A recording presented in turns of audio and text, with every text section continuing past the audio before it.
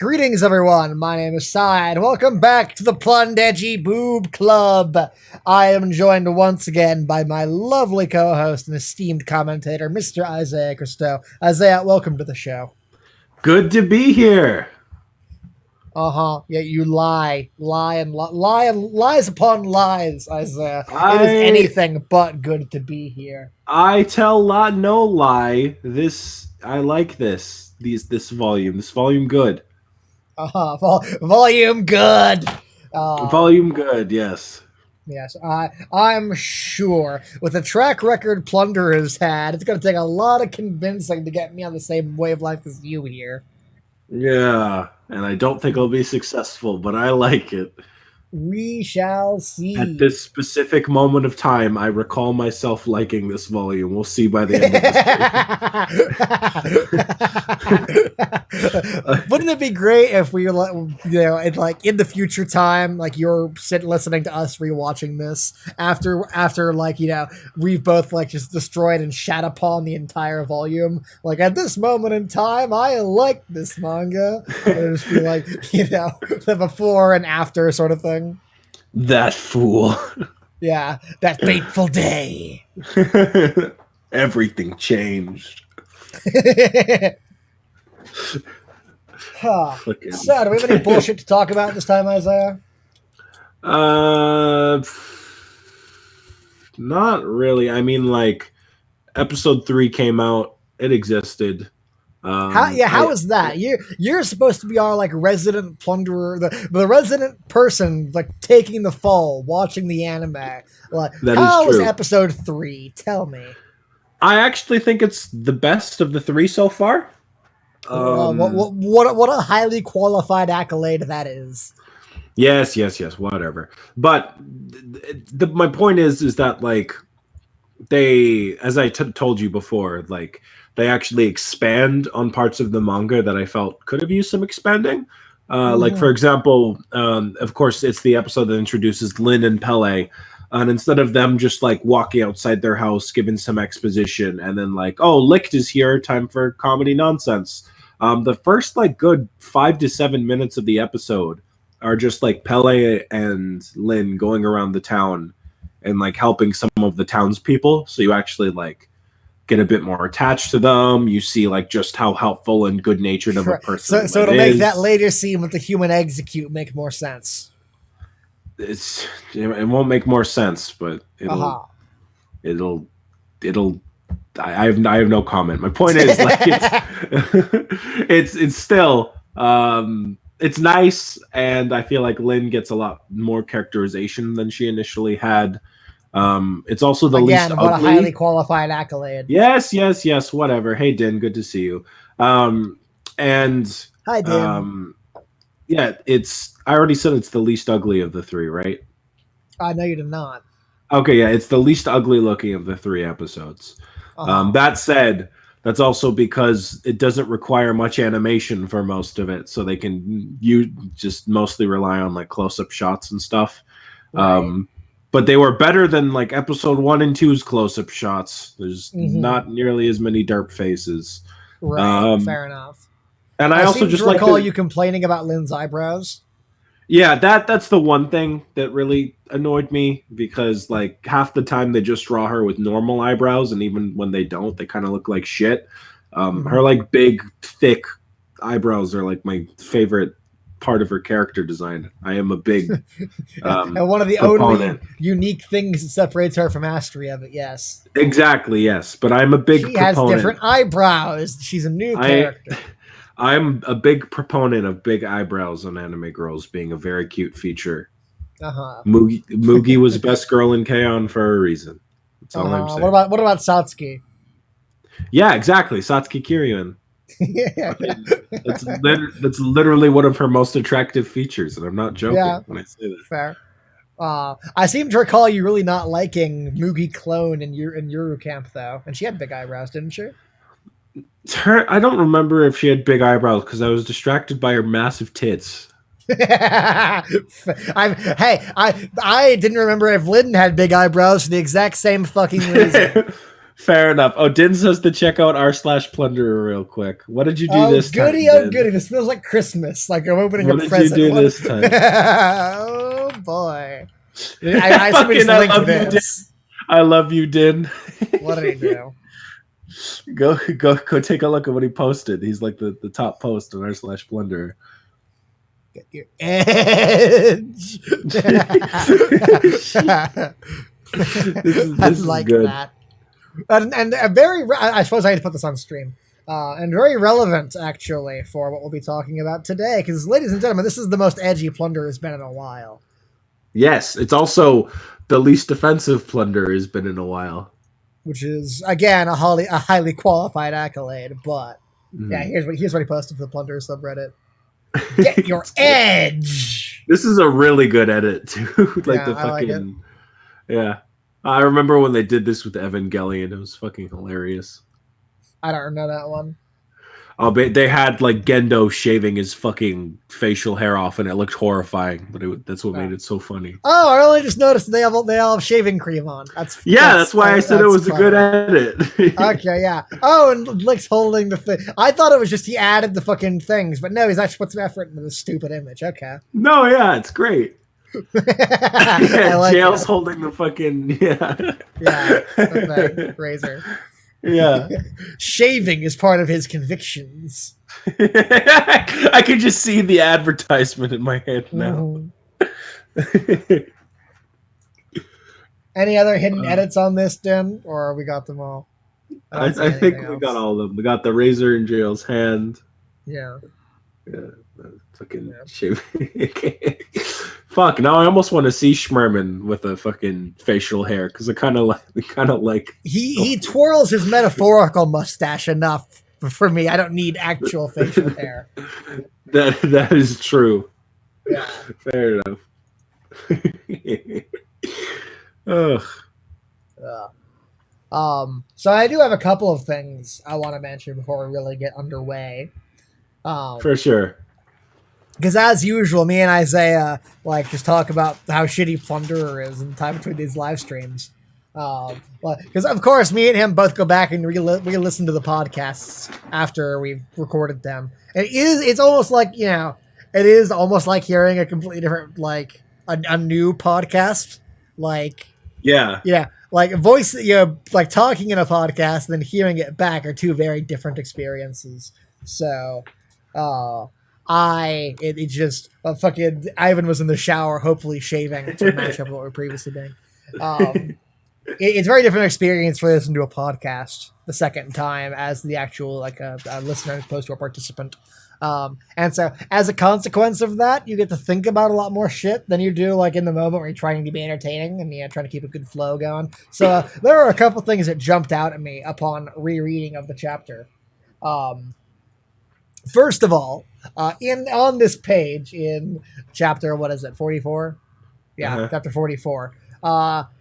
So the kids have this emotional moment where the kid runs out after the fucking family portrait. He's like, "No, my photo!" And somehow I didn't realize he has a fucking photograph. How did we miss that? How the fuck does he have a photograph? I think it's just because the series already kind of doesn't give a shit with what counts. It's because Alexandrov having a photograph, I guess, is a bit more justified because he actually knows about the old world shit. Right. But then there's people in this world just have porn mags, which you wouldn't have in a medieval setting. When? Pele had one when he meets Lynn. Alexandrov is reading one. You pointed that out back when we first read that chapter. Oh yeah.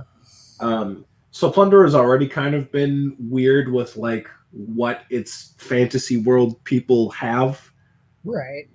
So I guess we're just whatever. Don't give a shit. Yeah. Yeah. We went in Minazuki brained on it. Yeah, pretty much. Also, something else I thought about, do you think it's intentional that his father looks exactly like Tokikaze? Exactly like he doesn't not look exactly, like but pretty goddamn close. I don't think his dad looks like Tokikaze. If anything, I thought he looked kind of like Alan. I suppose. I mean, it's why I just go back to Minizuki can only draw 5 character designs, but like. Fair, but Tokikaze's hair is like way more anime, messy, edgy boy. Well, yeah, hair. it This is now, kinda... but like back in the day, you know. No, I don't really see it. Okay, fair enough. Whatever. I was watching that and I was wondering if there was like some artsy bullshit thing he was trying to pull there, but nah. No, I don't think so. I think it's yeah, just he looks like one of the special service member clones. Yeah, that's true. And then the other thing was what was it? Where's my notes at? Oh, we wanted to check out that weird comment about Hertz being born without a count. And we did investigate that, as it turns out. So in the last chapter, we had a big emotional sad moment out of fucking nowhere where he was like, hey, do you know what Hertz's count is? In the middle of an action scene that had nothing to do with her. And then he was like, back when she was tiny, before she even had a count of any kind or obligation, her parents got sent. So it was like, wait, before she had a count? I thought if you didn't have a count, you got sent to the abyss. That was a thing. So what did we find out about that? So I translated it, and I attempted to. Granted, again, keep in mind that I am still not like a super professional guy, and I did have some trouble with one of the kanji. But to my understanding, yeah, that was a correct translation, and they did say like before she even had a count, which doesn't make sense because we're told in the very first chapter that people like are given their count at birth. And more to the point, everything we've heard since has reinforced the idea that if you don't have a count, you get sent to the abyss. Yeah. Again, that would be why the helicopter hands were chasing the helicopter. The hands were chasing the helicopter. So this doesn't make any fucking sense. Also, to Vapor Weeb's comment in the chat, we get to see Ikaros in this volume. She does come and destroy Alcia this volume. Looking forward to that. Very much so. And with that being said, those are the notes that I have. I have Mirror's stream lagging a little. Yeah, my internet's like crapping the bed right now, and I can't really do anything about it. Rip. Which sucks. I do have one last piece of stalling, if you would want to. Okay, yeah, no, go ahead. All right, it's. I just want. We're only at 13 minutes right now. This is like amateur hour stalling my archive. And we were actually on time as well. Yeah, so. It's weird, right? Okay, I want you to go semi-professional now. I want you to go to this link, and I just want you to go down to this section that says "Why should you watch it?" And I want you to try and read. I know what you're gonna say before I even look at it. Yep, it's that. I saw this on Twitter. So this is a thing Funimation posted about what's your count? The world of Plunderer explained.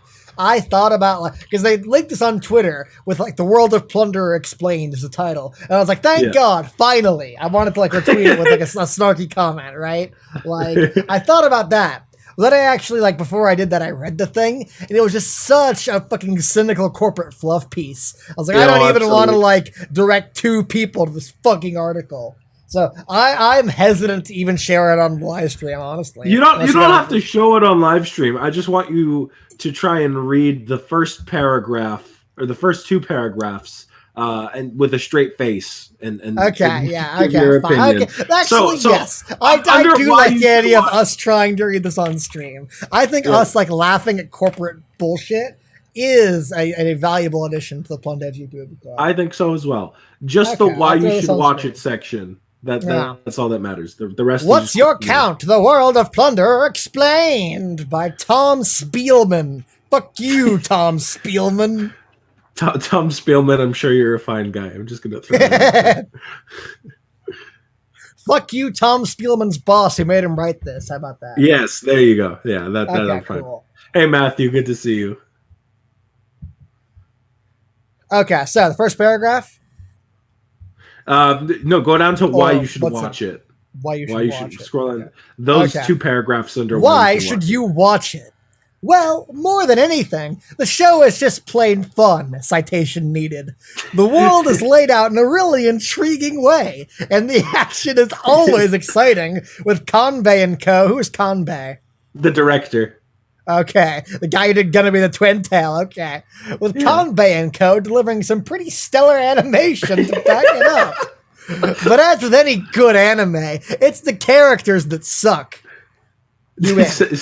Well, we don't know much about Hina yet. Some very generous reading there. She's a compelling heroine, apparently.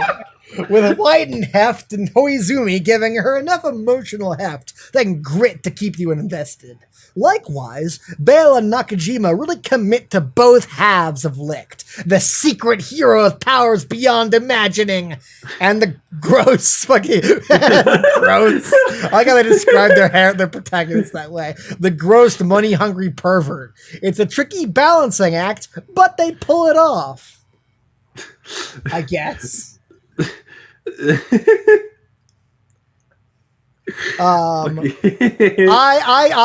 really liked it. Like Hina's a compelling heroine. Like, yeah, that's literally the one line. That and stellar animation. Yeah, I was like, okay, I need Sai to read this.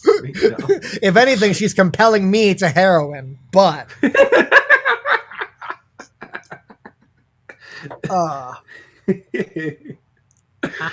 Also, again, they post the picture that spoils the goddamn helicopter reveal. No, yeah. I don't know who the fuck okayed this like preview art, but like, no, yeah, that's the thing. Like, this is the one decent poster for the anime. Like they fucking it does look halfway decent. Yeah, like they got everyone in like a cool action pose. You know, Lick looks ripped. They have like Lin actually doing something. I mean, the proportions are all fucked if you stare at it for too long. Well, yeah, but it looks, on first glance, at least, it looks okay. But then they fucking spoil literally the fucking twist of the show. Yeah. Well, I mean, okay. Before I say anything, it is just funny that the corporation itself would do this. Like, it's like a funny, incompetent sort of thing, regardless of which way you spin it. But I mean, no one's going to watch the show as is anyway, and so you might as well spoil shit, and maybe that'll get them interested, right? Fair, I guess. That's always been my policy on spoilers. Like, if it's like a decade past when the thing came out, or even a couple years, honestly, past when the thing came out, then I think you're pretty much got carte blanche on spoilers. And because if they haven't watched it by now, then they probably weren't going to, or you're giving them like the kick they need to actually do it.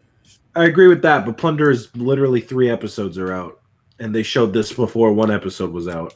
Well, yes, but like I said, the strength of the first episode isn't enough to keep you fucking invested. So maybe knowing there's a twist coming will do something for you.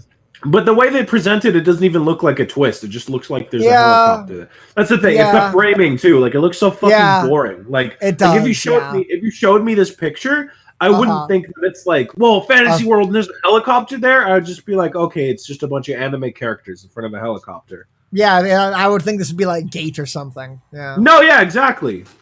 Yeah. Helicopter got isekai to a fantasy world.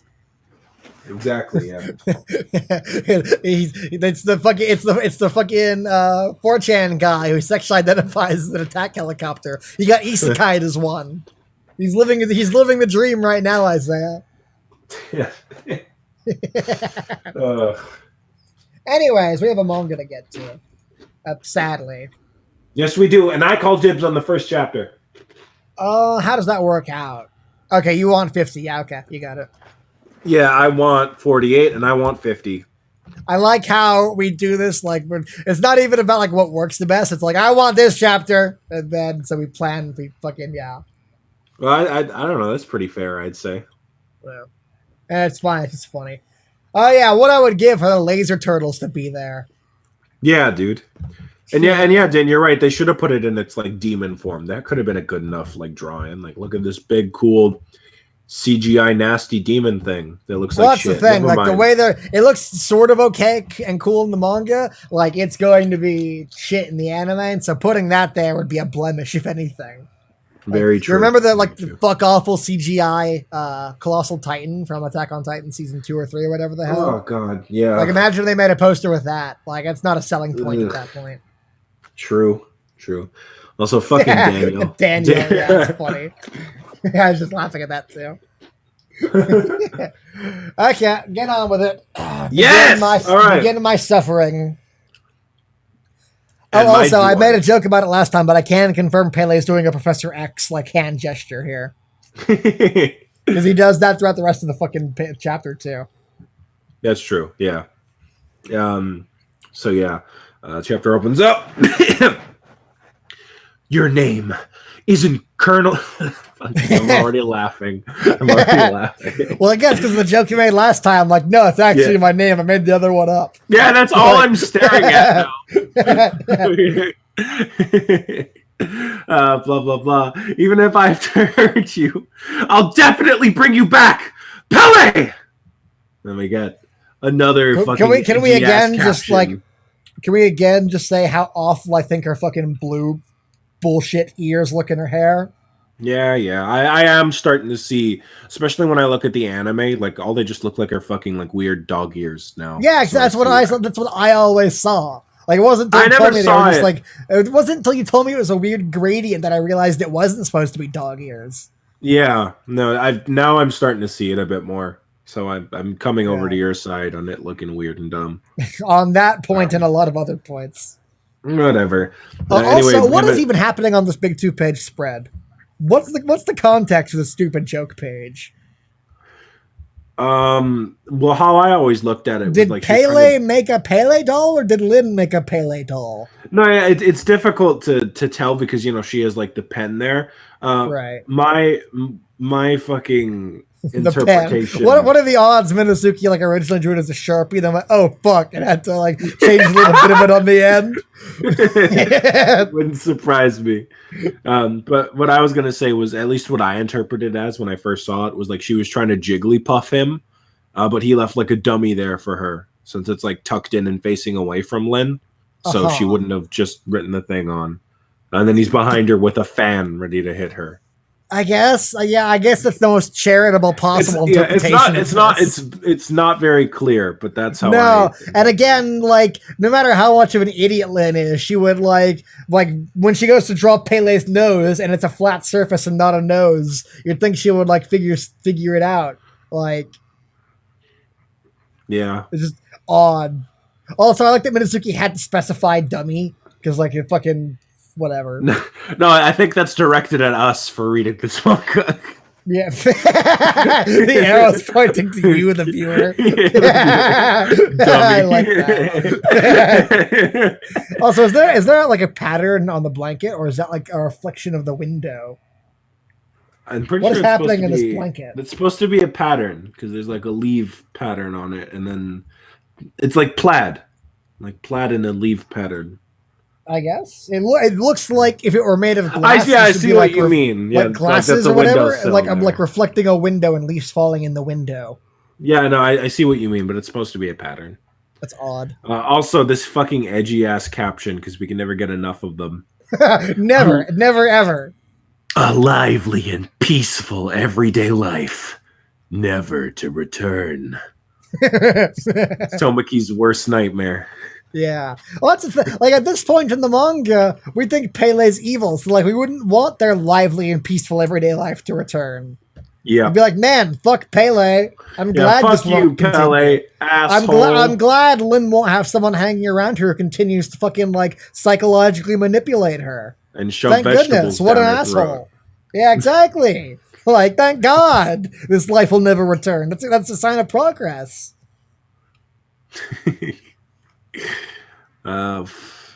It's you, fucking Daniel. This 2-page spread is up to interpretation, like Neon Genesis Evangelion. This whole manga is like the anti-Evangelion. Like, it's really artsy and terrible in a way you have to think about for a long time to really get.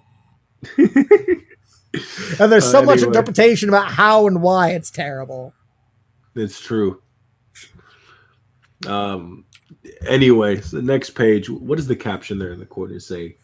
Time to show one's mettle. I don't think that fits in this situation. Yeah, well, I mean, I guess Lynn is okay. Well, Lynn is proving herself to the viewer, I guess. But like in universe, they already know she fights well, so she wouldn't be proving anything. Yeah, she's proving to us that she's not just fucking tits. Which is the only thing we've seen. But again, in fiction, they all just know. So like, Yeah, well, Pele is like, oh knows. man, what a weakling. Pele's like, oh man, she's really strong. Like, so she's not proving anything to anyone except the fucking viewer who's not actually there. Ergo, the caption makes no sense. And the dumbass clones, I guess. Yeah. But anyway, get to the helicopter, Shinji.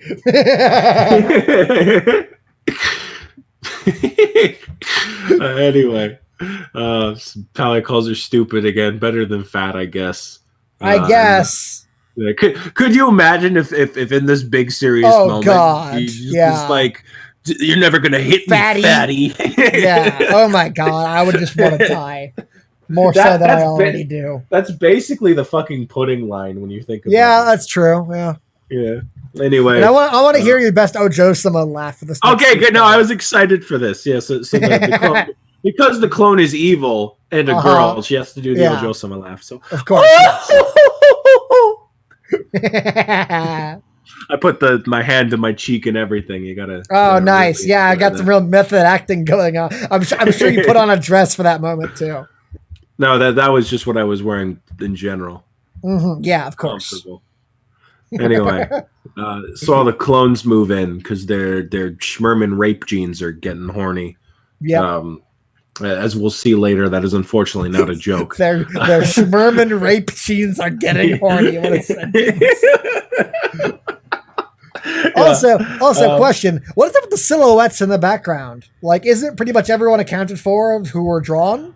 Well, no. As we see, Minazuki does not make it very clear half the time. Surprise, surprise. Yeah, I know. Yeah. But it's not just the 7 characters that actually have memorable designs that got cloned. It's literally the entire class, and so sometimes you see like random blonde dude in the group. Or, like, random the standout character of the manga. He's gonna be a real big hit with the toys this Christmas. Yeah, I don't know why Minazuki didn't just keep it as why'd he bother?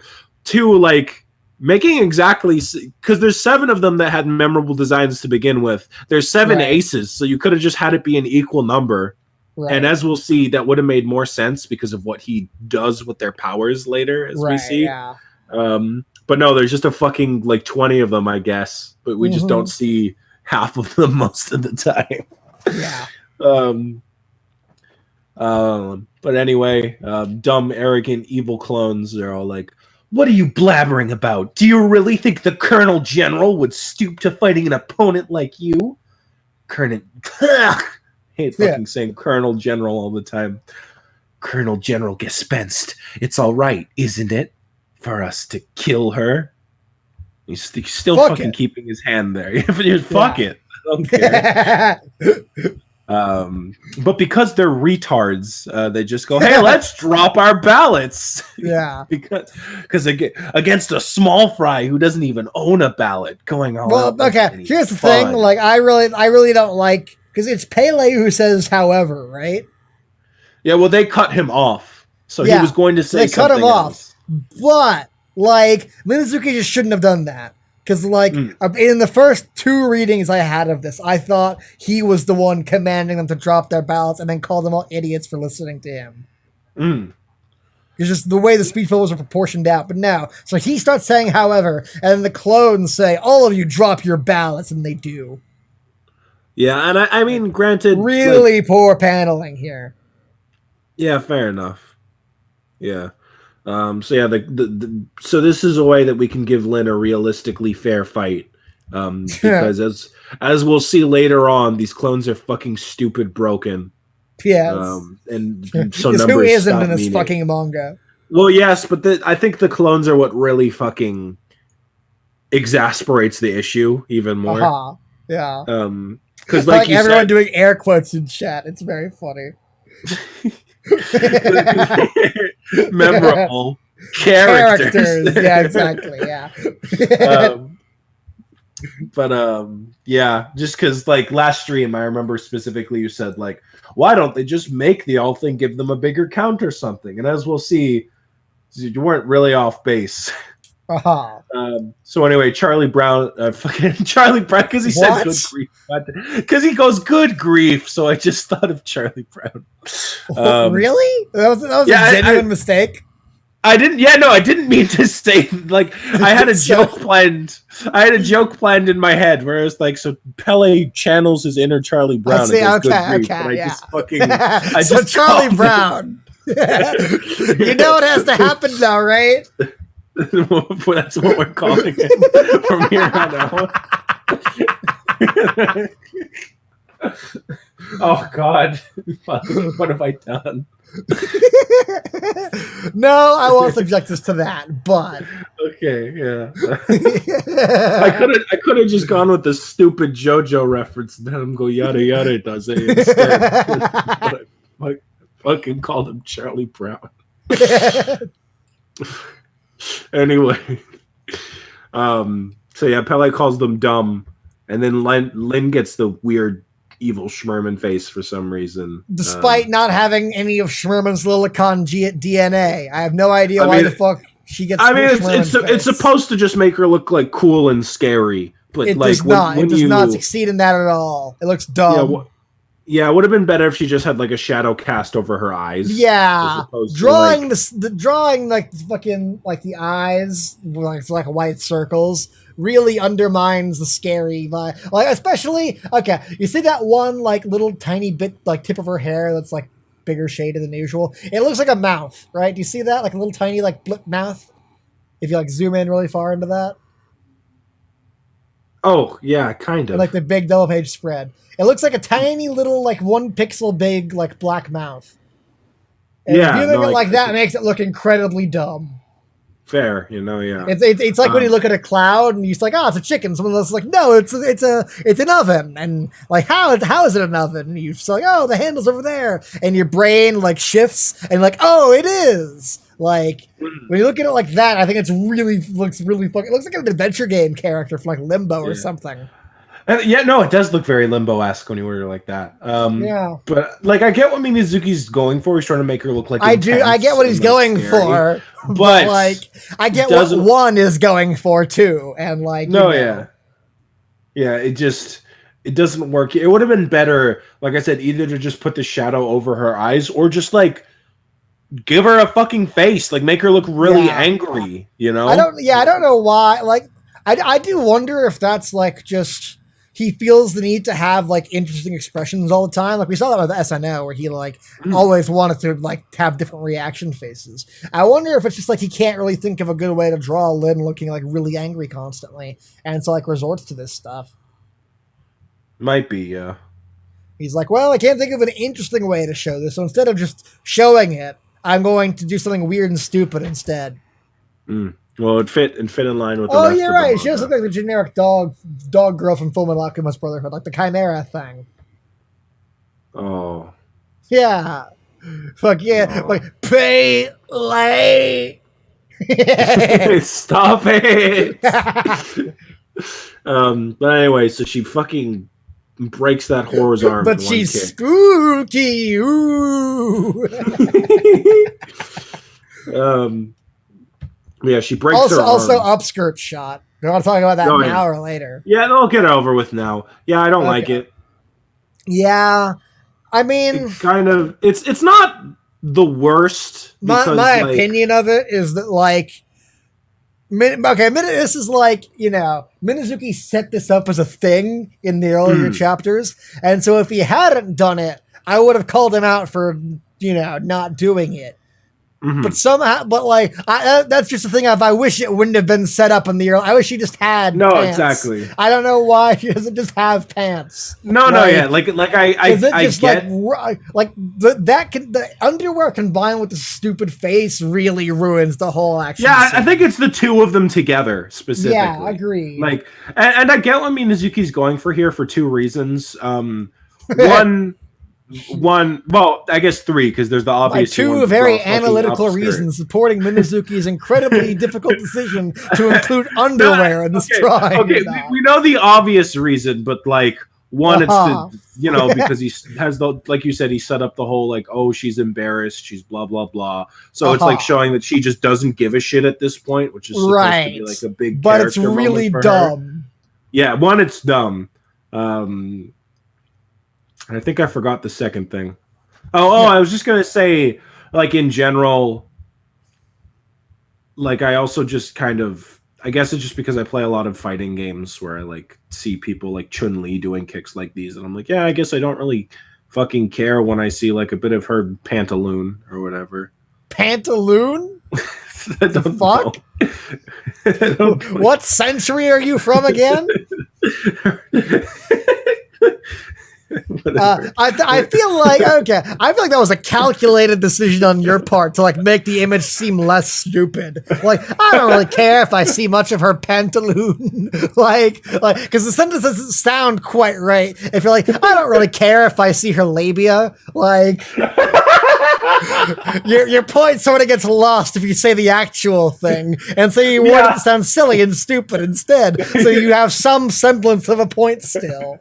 You saw right through me. Yes, that was I was running the numbers of like knickers set like sounds bad. Knickers. I don't want to just say underwear. You know? But again, that's not quite dignified enough, right? So we need to do Minazuki's work for him and like reword it so that it sounds less stupid than it is. Yes. That's more or less my entire defense of the manga. Thank you for summing it up. Yeah.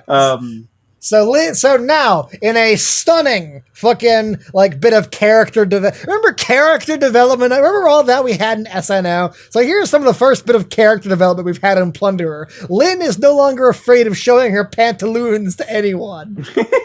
What a great character development for great characters. Exactly. But yeah, so she breaks the crazy chick's arm, and Pele gasses her up. He's all like, "Oh, guys, remember in like chapter fucking 19 or whatever, she hit Schmerman. That means she's really good, guys. That single kick means she's a crazy good fighter." But okay, can we go? I want let's take an internet field trip back to chapter 19. I want to find this. Like, where is this bullshit? Be fair. Because I didn't have time to go look for this again, but it sounds stupid. I don't think it's that dumb. Honestly, like, I'm just kind of exasperated, which is why I said it like that. But the whole chapter was just all the students training the entire time. When does this happen, though? I want to see it. When does Lynn kick him? Yes. Like land a kick on him? Yes. Let me see. What page was it? I don't think it's in 19. 17. It is in 19. No, it is. Page 17. Okay. Yeah. So like they trained together for like a month against fighting Schmerman. And she learned specifically was how to chain her kicks together. Is it 17 you said? Page 17, yeah. Page 17 of chapter 19. Yes. I have it open right in front of me. That doesn't look like she like landed a hit on him. That just looks like he like let her hit him. He blocked it, but she got a hit. The point was because he was dodging the entire time. I guess, yeah. To me, why I wanted to go look for this is because I don't remember any big deal being made about her being the only one who actually hit Schmerman. Like, and I can see why now, because it looks like she didn't. It looks like he just let it happen. And so, it's like, oh, well, whatever. Then we move on immediately and no one makes a big deal about it. But now Pele's like, she's the only one who did the thing. It's like, wait, did she do the thing? I guess. Yeah, I guess. Well, to be fair, I remembered it quite well. And like you even see on the previous page that like everyone else is like just on the floor. So Lynn's the only one like left. Uh-huh. But yeah, it would have been better if they like you said, highlighted mentioned it at all. Like everyone around her went like wow, she did it. Yeah, like you did it. Yeah, instead of and then maybe at this shot of lunch where Lynn is sad, maybe everyone else was like yay, Lynn, you did it, and they were all like happy for her. Maybe that would have made it stick out in my head more than like just us moving on immediately from it. No, yeah, I agree with that. Because if it's going to be a thing you're going to reference later, this is, by the way, the crutch of the supports this entire dumb plot line of Lynn's actually a super badass, is that she's the only one who managed to land a hit on Schmerman in the past. And it's like, I guess, yeah, but I had to go looking for it to remember that bullshit, and it wasn't a big deal back then. But apparently, her Schmerman letting her land a kick on his fucking notebook is evidence for why Lynn is a super badass who can take down 20 clones with 100,000 counts. Well, they're not the point. Also, the point is that they're not using their ballots right now, so they're supposed to. Well, when they do, she fucking chumps. like, yeah, like they're no match for even when they have their fucking ballots.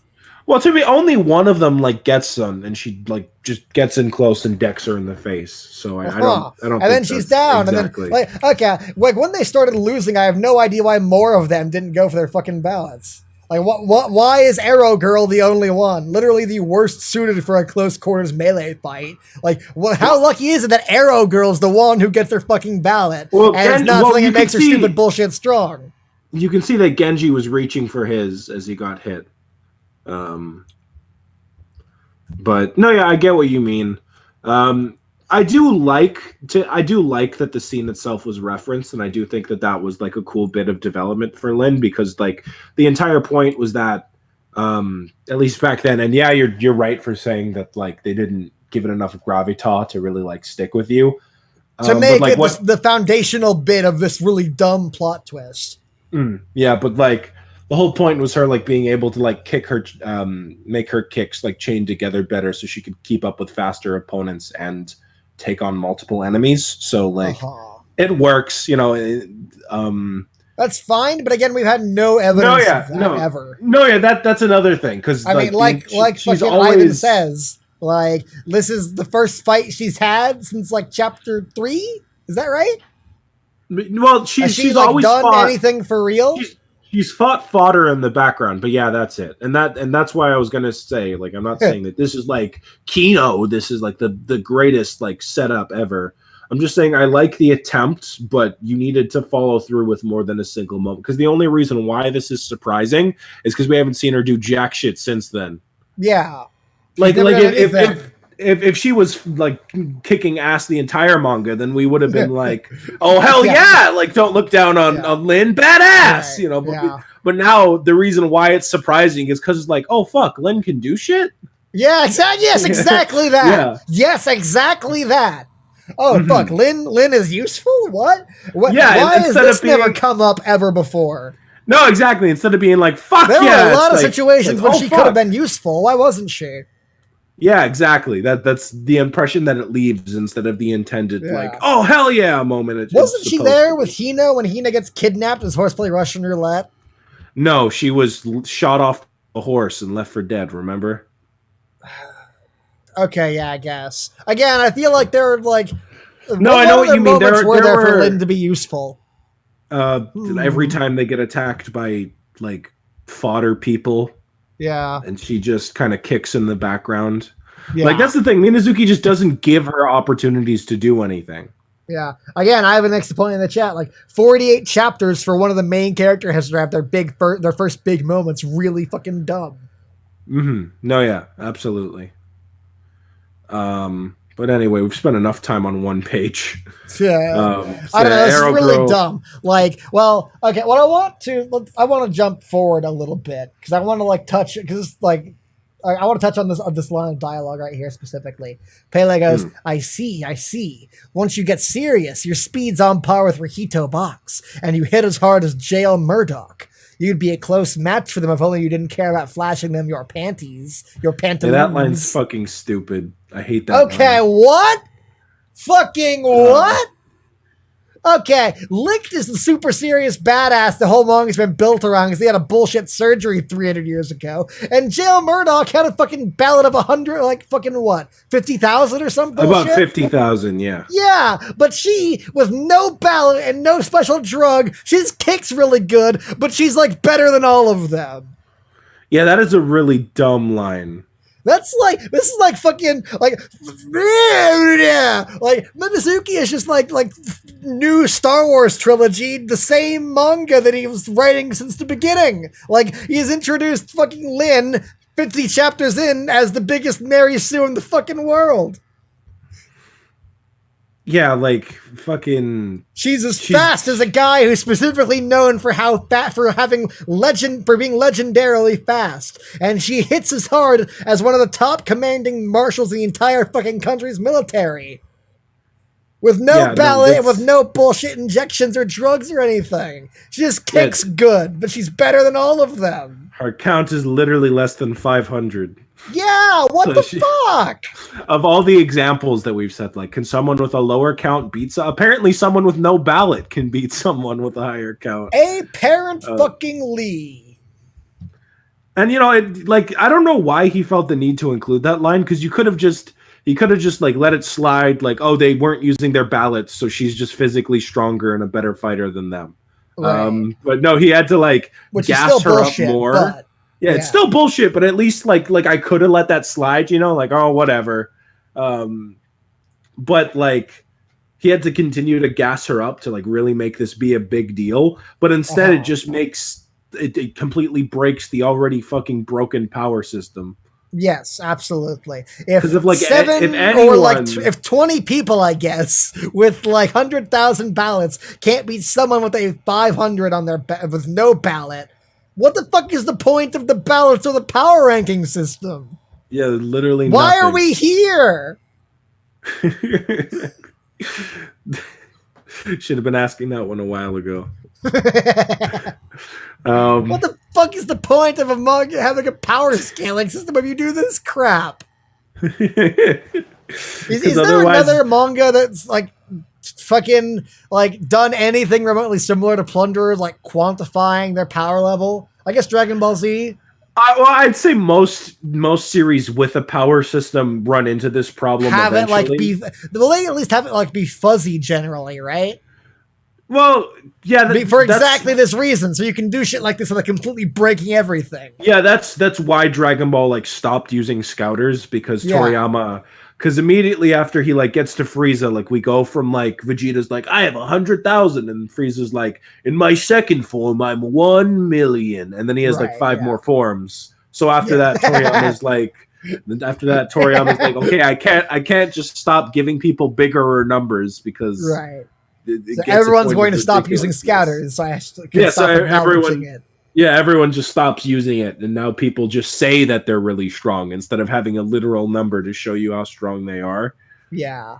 But Minazuki can't do that, because that's literally the fucking premise of this manga. Yeah, exactly. Yeah. So this world is ruled by numbers. Instead, people are just really strong for no reason whatsoever. Yeah, what the fuck? And like, and here's the thing: we kind of like justified this for jail before, because there are cases. Can you imagine if this is the best example I can think of off the top of my head? Can you imagine if it's like a random person like punched Midoriya like fucking harder than Midoriya because they're just like really strong and they trained for a long time? Like, Deku's got bullshit superpowers and training, but like, no, this random Mary Sue we introduced in this one chapter fucking like knocks him out with a single hit. What, like Mirio? Like, I don't know who Mirio is. Who's Mirio? Mirio's the fucking Lemillion. This is why I didn't want to reference My Hero Academia, because I'm not good with the fucking series continuity. Granted, I think Mirio is a good example, because like, he's he's phasey guy, right? Yeah, he's phase man. Yeah, that doesn't count. Like the anime goes to great lengths to show why he's a badass. Just the way you phrased it, like a guy just shows up and then knocks Deku out in one hit. He's better than him just because he trained for him. What if a girl showed up who could like fucking like punch stronger than Deku, who has all for one and has been training for God knows how long? Like she has an even stronger punch because she does. Because she's the villain of this arc, and like we needed someone who is on par with him. And that's the reason. She doesn't even have a quirk. Like, actually, I don't even think you're phrasing. This is like, it's not like just some new character got introduced, because at least then you can justify them being a new character. Yeah, it's like if Ochako is stronger than Deku now. Yeah, it's like if Ochako was just like, and then I used my gravity punch to increase the force 1,000 times fold, and now I hit as hard as Deku. At least in your stupid example, she at least tied it in with her actual power. She didn't just pull it from literally nowhere. Oh yeah, you're right. I don't know. I'd believe it if you told me like she can master gravity to create like a black hole punch or whatever that actually did shit like that. Well, I love that in our attempts to write something as bad, we can't write something as dumb as this no matter what we do. You're right. It's too dumb. We can't even set out with the goal of making something worse. Minazuki's just sitting in the corner with a smile on his face. Amateurs.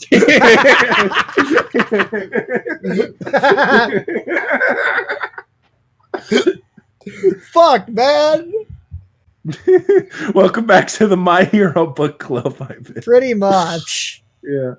Okay, I'll back up and we'll go through the rest of this bullshit. Do we have to? I mean, she just hits him. She just hits her. There's not much to read. So she takes out the clones somehow, and then Pele goes, do it. Yeah, before they can actually try fighting her, Pele's just like, I'll do it. Yeah. And then he says the line, like, blah, blah, blah. If you didn't care about flashing your panties, you'd be better than them. But even so, you won't be able to even touch me, given that you're merely human. That's right. In these 300 years, there hasn't been a single human able to land a hit against Colonel General Spence. Were we just talking about how in 300 years, not a single human was able to land a hit on Schmerman, except for her. Now, in 300 years, there hasn't been a single human to land a hit on Colonel Spence. And guess what happens? He lands a hit on Colonel Spence. Have you played Shenmue before? I have not. There's this one fucking great line. I think it's in Shenmue 2. Basically there's just this scene with Shenmue getting this shit kicked out of him, and the guy just goes, "It'll be years before you're ready to stand in my way." Yeah. And that's all I can fucking think of. What is it from Pokemon? Like, you're 2,000 years earlier to challenge someone like Brock. Yeah. Yeah. But didn't they say light years or whatever? I don't know. Something like that. I'm not quoting it exactly. Anyway. So, what's in the chat now? Yeah. It's been 300 years since I've experienced the touch of a woman. Because no one's been able to land a hit on him, unfortunately. He's like, God damn it, I just wish someone would land a hit on me. Also, this is disproven by the fact he got punched in chapter 8 by that one dude. Yes. I didn't even think about that. What the fuck? Fucking, we just cut to that dude like getting a cup of coffee, like sneezes and like suddenly feels really good about himself. God, can you imagine how much better a fucking Plunderer would be as a comedy at this point? Like, a minute that he set out to do this shit, I just turned it in SNO, fuck it. Like, and on the next page, we cut to the guy sneezing, right? I gotta be such a good fucking punchline to that shit. he's like fucking like I could picture him like with fucking crutches or something. Okay, no. Here's what I want, right? Yeah. Because in that chapter, it was the rapey special service guy that hit him. But now they've been retconned to be good. So what if, like, one of the guys lying dead on the floor was like, achoo, just, like, fucking face down. And then cut back to the fight. Like...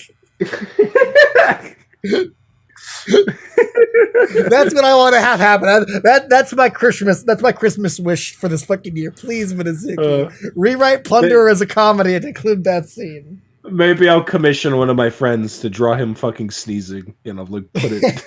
I'll make an edit of the chapter. Anyway, so the clones, they're like, even we don't know what his power is, because then we'd spoil it to the viewer. Yeah, there's no reason for us not to know. There's no reason for us not to know. I mean, we know about Pele's 300 years, apparently. As Daniel says in the chat, like, how do they know? Like, I guess they were told, and they just, like, fucking believed it. Like, can you imagine, like... That's like, not the kind of thing he would lie about. Like, yeah, what if he's actually lying to them? Like, oh, yeah, I haven't been touched by anyone in 300 years. And it's like he, like, has, like, a Vietnam flashbacks to getting hit every, like, fucking 2 days. Like, no, I'm badass. Not a single person. Not one. I'd like to imagine Pele just, like, randomly bragged about that. Like, they're just eating their lunch, eating their fucking cucumber sandwiches. Hey, did you guys know in 300 years I have no one's been able to let a hit on me? And they're just like, whoa, 300 years? Man, Spence is the bomb. 300 years?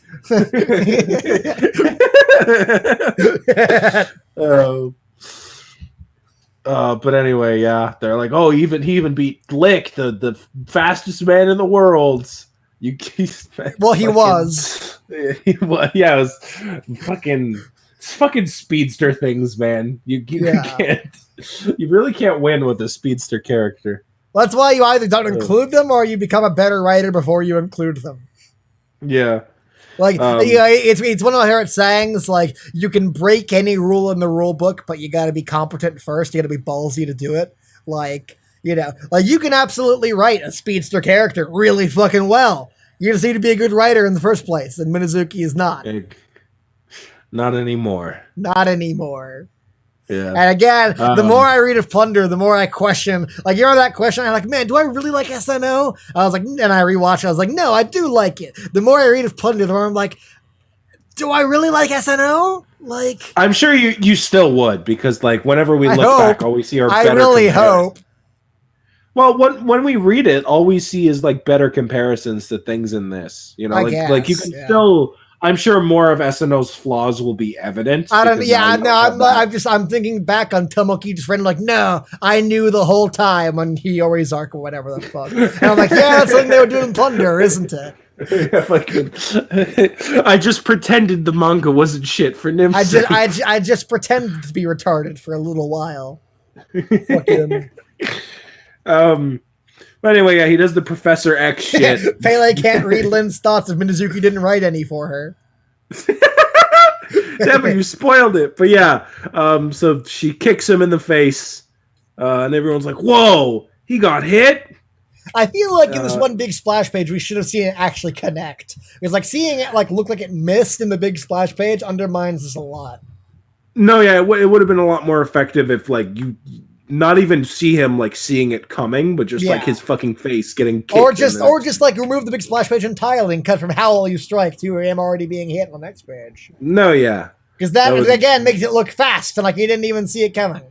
No, exactly, yeah. But he got giving him time to react makes it look not fast. Mm-hmm. But yeah, everyone's surprised. Like, oh, he got hit. But 300 years! 300 years! They're all like, oh, damn it, your streak got broken. Gespenst. Start all over. My count is the number of years it's been since I was last hit. And he gets sent to the fucking abyss. No! Oh no! Damn you, Lin! You found my one weakness. Physical violence. That's my one weakness too. As he fucking like falls into the abyss, they're like, we still don't even know what his power is. And now we never will. As he falls to his death. But Lin decides to fucking dox him, and she goes, "You're reading my mind, aren't you?" Earlier when I kicked him, like she's like everyone's like, "Oh, I don't know his power," and she just says it out loud, like in front of everyone. What do you mean dox? What? Like DOXX? Like a denial of service? No, like what fucking. What the fuck word did you say? Thing, right? When you like leak someone's information online, that's what doxing is, right? No, doxing is a denial of service, isn't it? The fuck no! I've heard that doxing. That's where you spam a website with like a billion different chat bots to try and like have it crash. No, here we go. Doxing is the internet-based practice of researching and broadcasting private. No, yeah, I was right. Okay, no, you're right. What am I thinking? Yeah, just DOS attack. Yeah, it's probably DOS. Yeah, I guess DOS attack and docs are different things. I just assumed they were the same thing. Yeah. Okay. I'm the dumb one here. Never mind. Well, unfortunately, my joke still isn't funny now. No, it's not. We had to Google the meaning. Well, it wasn't funny in the first place, but... Whatever. Okay. It would have been funnier if you were like, unfortunately, Lin reads his mind and announces to everyone his fucking bullshit power. Okay, whatever. You know, go on, fucking... Make better jokes than me, I guess. Yeah, we've gone from rewriting the manga to rewriting my dialogue. Great. It's equally as bad, honestly. You know what I hate about myself? Like, when I make a joke... Where to start?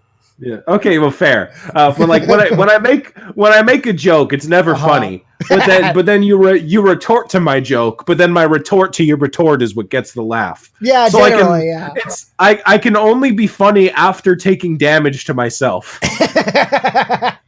Well, I have to throw the pitch, and then you occasionally hit the ball really well. Yeah. Fair. I guess after I fucking whiff it when I fucking. Anyway, it's fine. I love you anyway, even if you're not funny. Aww, don't worry, I'm not funny either. I just like fucking memorize jokes from people. That's who true. are You funny. just steal other funny people's jokes. At least it works. At least I am a form of funny, unlike some. Yeah, well, at least I don't try to pretend I'm funny. I never do. I say that to everyone whenever someone. I just announced it just right now. Whatever. Fucking. My argument's dumb. Moving on. That's fucking all of my arguments. Isaiah used double edge. He hurt himself with recoil. Anyway, fuck. What was I gonna say? Oh yeah. So yes, she continues to explain like, when I kicked away your gun, I was actually surprised. If you can see the future like Nana, you would have known I'd been coming back. Although that is like again this weird. Yeah.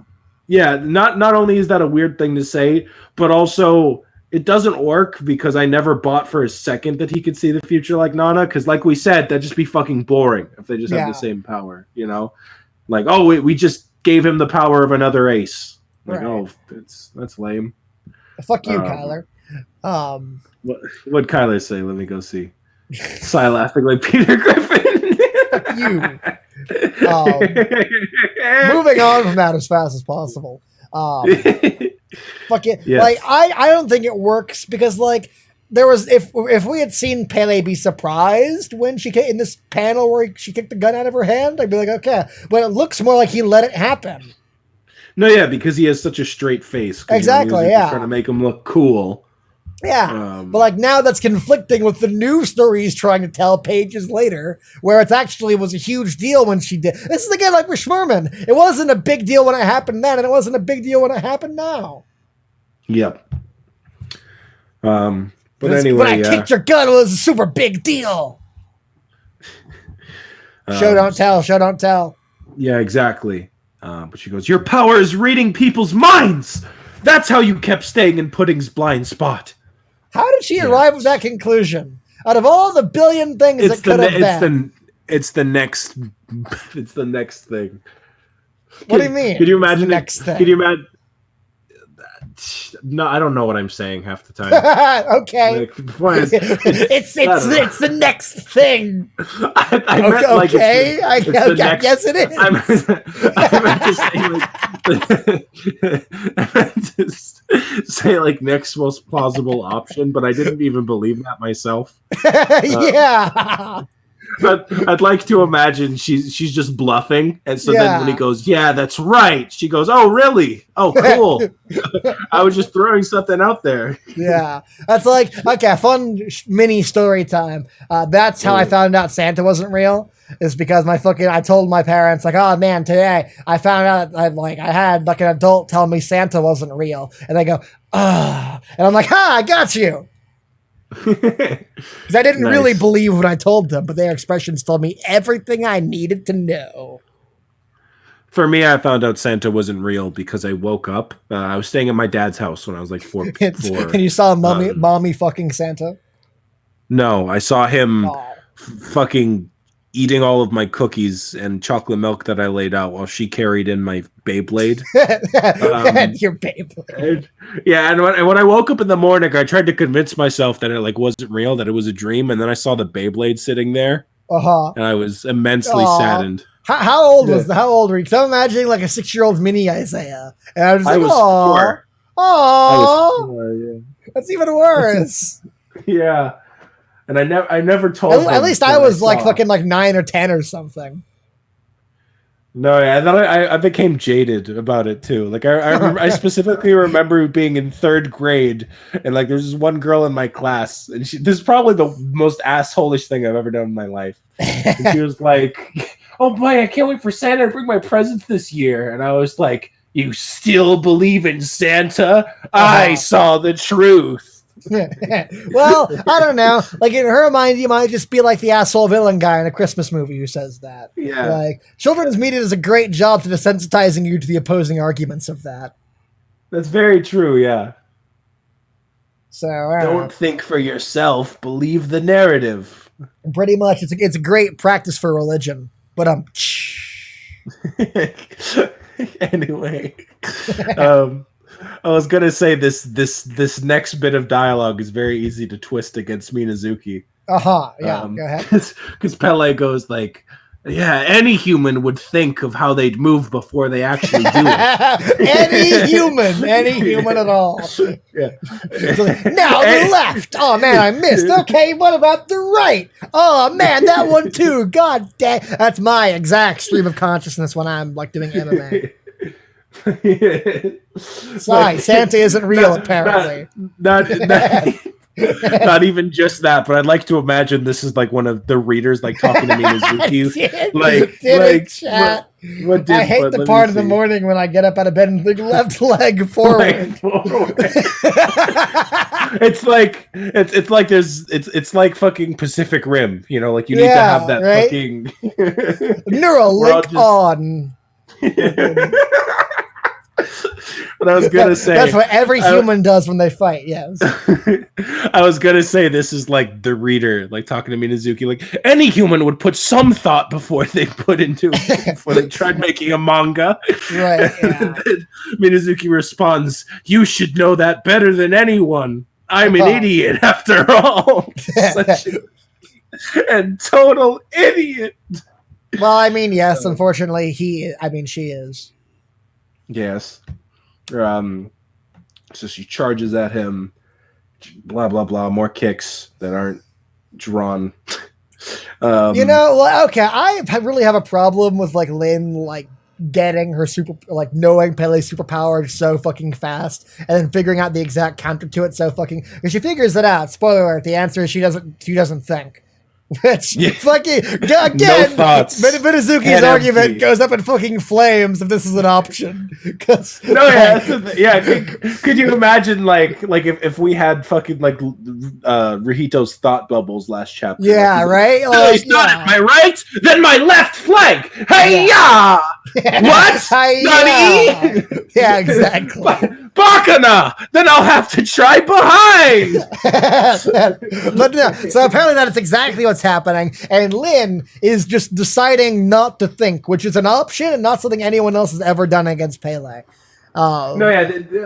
But it just reminds me, like this whole thing just reminds me of that bit in Kill la Kill where Ryuko fights Inamuta and she like displays her genre. Like the fight starts and she like is genre savvy and she's like, I know exactly your type. You're the kind of guy who analyzes everything with theta. And so to win, I just have to do unpredictable shit. And then she does that and it works and she wins like in like 5 minutes. Like, I like that so much in Kill la Kill. She's like, hey, I'm going to save us a bunch of time. Or like, Nani? He's predicting every attack. How could this be? Wait a minute. I know what I have to do. I love that she just jumps to like, fuck you. And then it works. Like, it's such a good moment in Kill la Kill.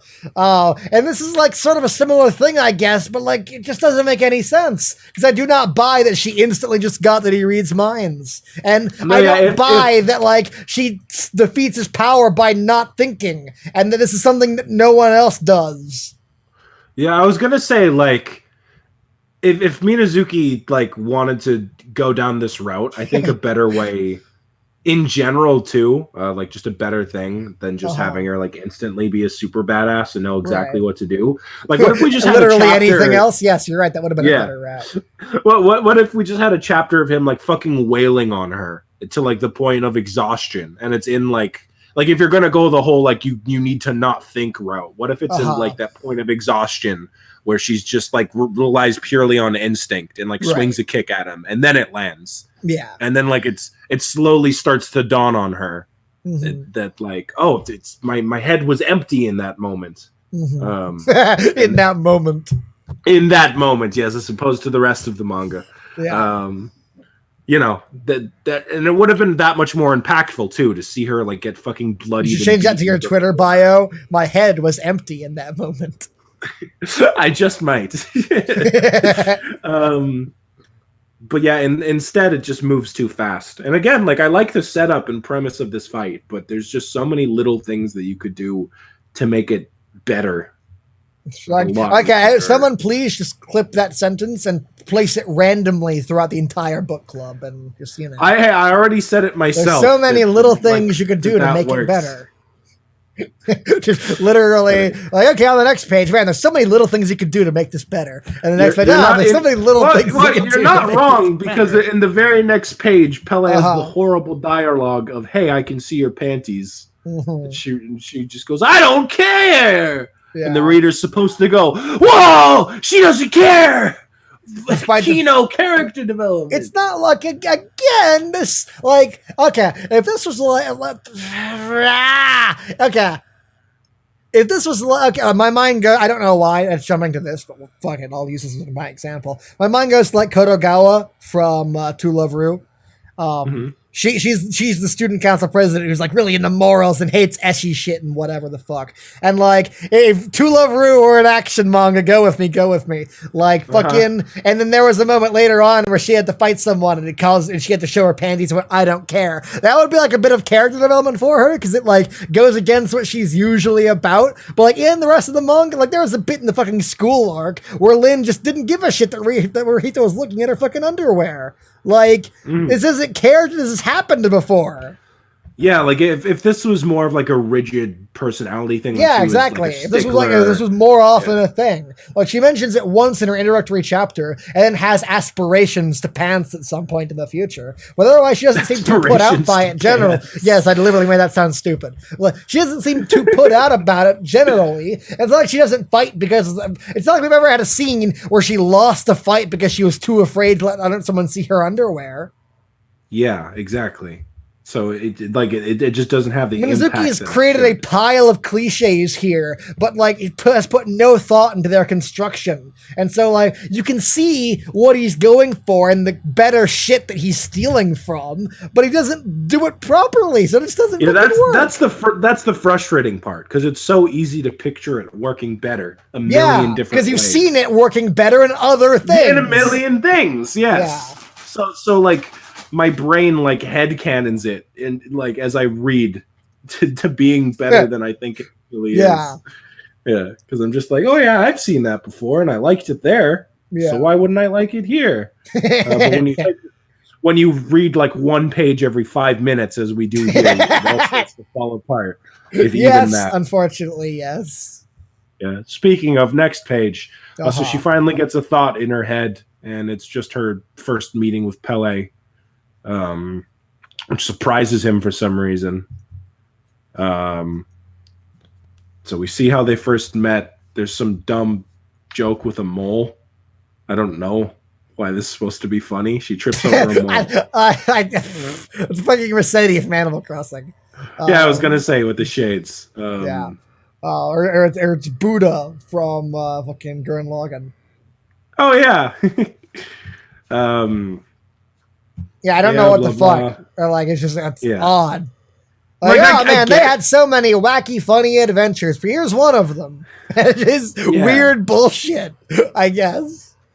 No, yeah, it's just weird. Like, it's not particularly charming or cute. Yeah, it's just like she tripped over a mole when they met. It's like, okay, I guess. I do kind of like the gag in the next page where like. She's like, oh, you saw my panties, that's sexual harassment, and then he cuts her off and he's like, hey, stop harassing me. But like he takes offense to it. I kind of like that execution, but I didn't even get that was the joke. I just thought it was weird. Yeah, it's because the setup for it doesn't work. Yeah, like she trips over a fucking mole. Yeah. Oh, yeah. I guess these two scenes are supposed to be contiguous, aren't they? Yeah. She trips over the mole, flashes her fucking panties to him. She's like, "Hey, you can't stare at my panties. That's sexual harassment." And he's like, "Don't flash your panties. That's sexual harassment." So, yeah. What a weird, terrible joke. Yeah, I didn't realize this was supposed to be a contiguous scene. I didn't realize that was supposed to be what the joke was. It really doesn't flow well at all. No, at all. I like the sort of gag itself at the end. Like I can see what he's going for, and I just find Pele's general annoyance with life funny. I suppose maybe I relate when reading this manga. Yeah. Just someone please put like black outlines around the rest of the sentence. And just please stop. Please stop. And then just cut out Pele in the bubble and then just send that to me and I'll use it. I can do that for you if you want. Okay, cool. Anyway, but yeah. Also, in the context of the discussion we just had, we can view this flashback as Minazuki trying to retroactively justify the cool character turn here. No, I was going to say, she did get embarrassed in the scene that I just made up. She did care. fucking fix the story just after it's all happened. Fucking Ivan in the chat. Lynn gets less clothes than the slave shop worker kids. Well, yes. Also, Daniel in the chat. Looking back at the good times we had, like, speaking of which, what? Like, you're horny, but you make me ugly is one of the times she flashes back to. Oh yes. You know, he really should have just kept. Wait, did I say you're horny, but you make me ugly? Yes, you fucked it up. Congrats! This is your new pantaloon moment of the That's stream. funny. No, I'm embracing that. That was good. That was an accident, but I like it. Fair enough. Accidents go together, I suppose. Anyways, she starts crying. Like, no, I don't want Pele to be gone. Again, you can take that sentence and just randomly splice it to the book club, and it'll probably be accurate. So how she many starts characters? Crying. Yeah, exactly. How many characters can we pin that to? Literally every female character. Yeah. That said, I do like the climax of the fight here because she just keeps thinking like, I have to bring him back. I will for sure. And she kicks, and I don't know how to describe it. I guess it's just the emotions of the moment, like make me a sucker. But like the fact that Pele is like completely unprepared to even defend himself because he's so lost in the memories and just the shit. She got me. But then she stops. I'm still laughing at him doing the Professor X mind reading. Yeah, that's still funny to me. Before I saw it as like the Goku instant transmission pose, but now that you call it the Professor X, I just get flashbacks to multiple like stupid faces he's made in the comics. But yeah, Lynn hesitates before her kick can land. I really like how Pele's face is drawn in the bottom panels there. Like it looks so fucking genuinely like entranced and frozen.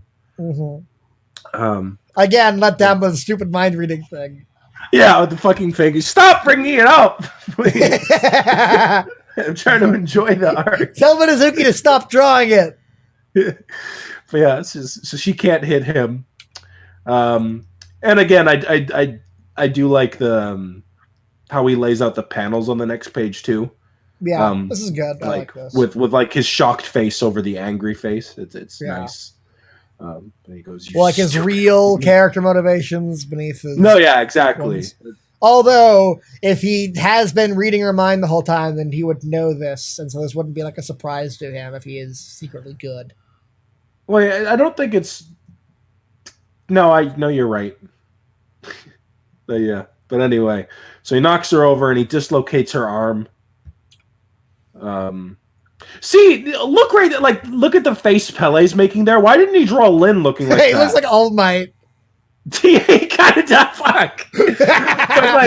but that's me. Sigh, ruiner of every single fucking page of this goddamn manga. But fucking my point is that like I am here.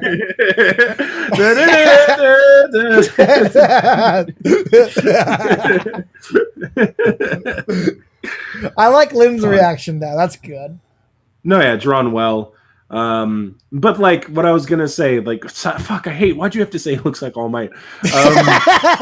Like if you're looking for like a scary, angry, intense face, like that works a lot better. Like just shadowing out the eyes, but like I agree.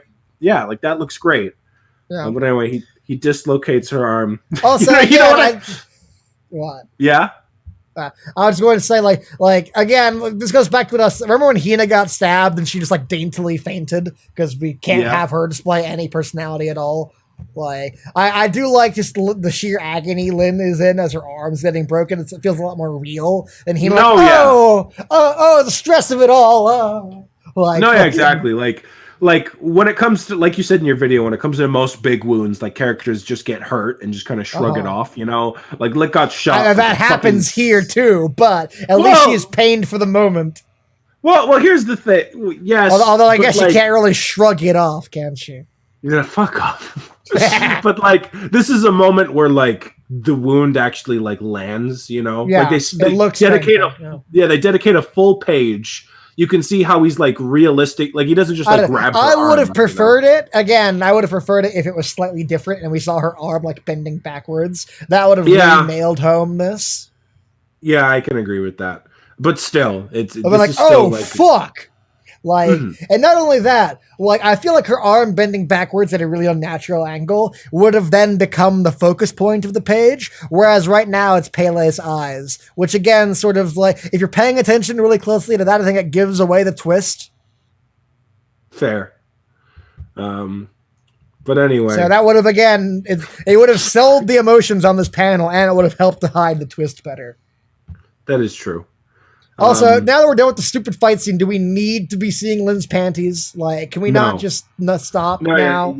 Yeah, that was unnecessary. You had your really dumb character development. Can we just not now? I feel like a fucking, like, 50-year-old who walked into a room of like a bunch of fucking girls and just like, God damn, put some clothes on. Like, please stop. Fucking.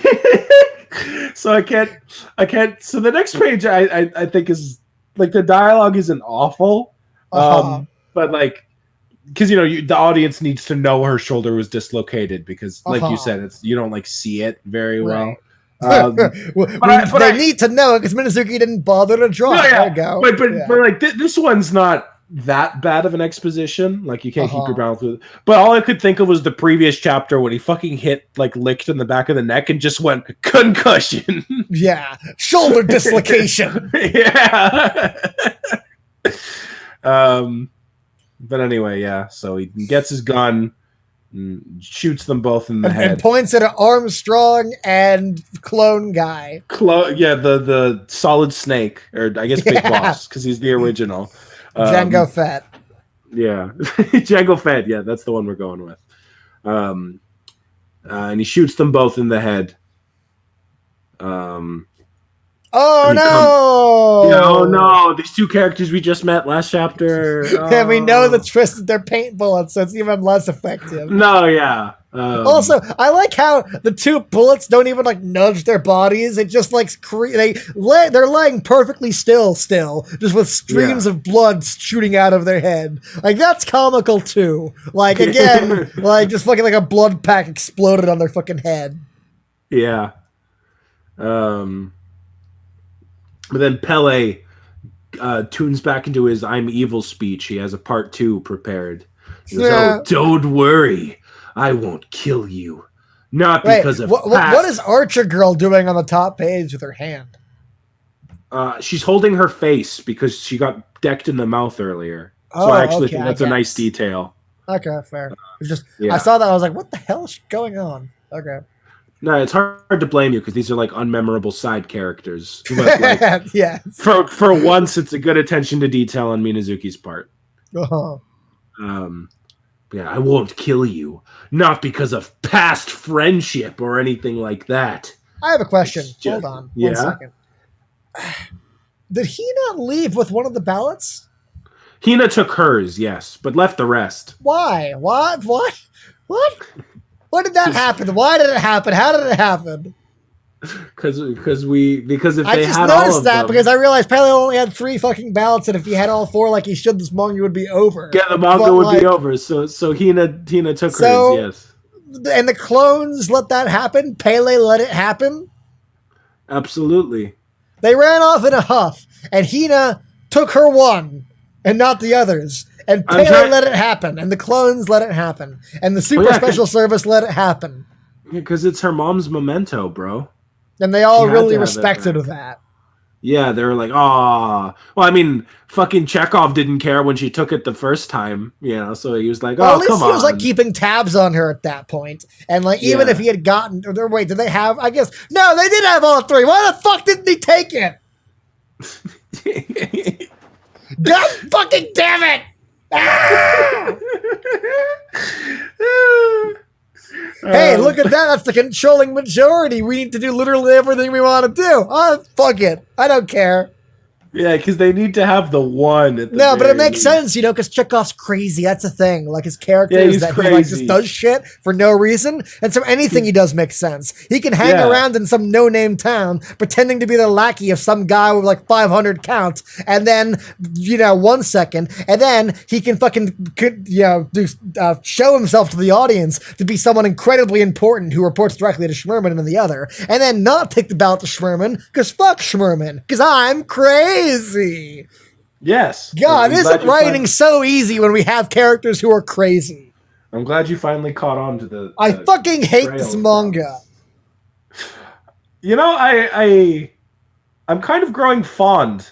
You know, Of you saying Ivan, that, at least 'cause- Tokikaze knew she didn't have anywhere to fucking go. Or did she? Did he know that she was was- going to take the fucking plane? Was that Yeah, after he told that? her to take the. He told her. Oh to my take god, the- you're right. That is dumb Yeah. too. Yeah. Anyway, I was gonna say I'm growing fond. I'm about to go to war, but take the god device with you, I guess. This manga gets worse the more you think about it. I was gonna say I'm growing very fond of your "I hate this manga" moments because there's always one thing in every stream that makes you go, "I hate this manga, Isaiah." And they used to make me really upset, but now I almost get like a little nostalgic smile every time I hear it. Like, aw, this is the thing.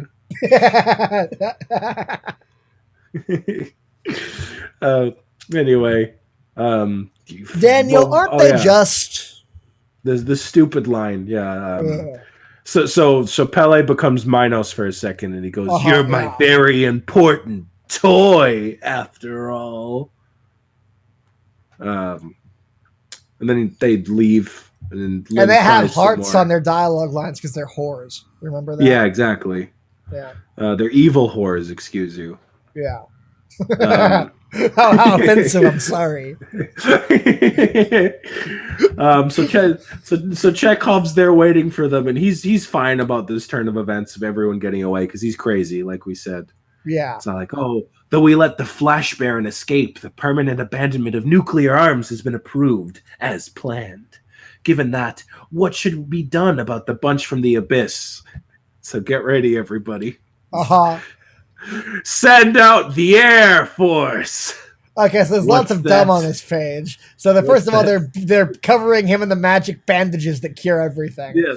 So they put the magic bandages. Second of all, Hertz's clothes are magically better. And third of all, send out the Air Force. Also, they're just putting leaves to his nose because that's how you cure. That's how you wake someone up. What? I guess from a concussion. I mean, yeah. Yeah, that's the thing. If he was just knocked unconscious, I know that there's like things that you can do, but he's got a fucking concussion. It's not really gonna help. He's been stabbed in the abdomen. He's probably dead. Like, I'm pretty sure when you have a concussion, you're not supposed to go back to sleep because you die. Isn't that a thing? Like, no, stay awake, stay awake. Can't go to sleep. Can't go to sleep. That's true. That's true. No, he's probably dead right now. And Hertz, being the brilliant fucking tactician that she is established to be, decides to wave some smelling salts in front of him to try and wake him up from his death. Fucking Lin can do it by banging on his chest. This is the next best alternative. Anyway, so send out the Air Force. I this isn't even smelling salts. It's some random fucking leaves they found in the grass. Yeah, you can see Hina was picking some in the next page, actually. Oh my god. You're right, she is picking some random leaves to wake Lin up.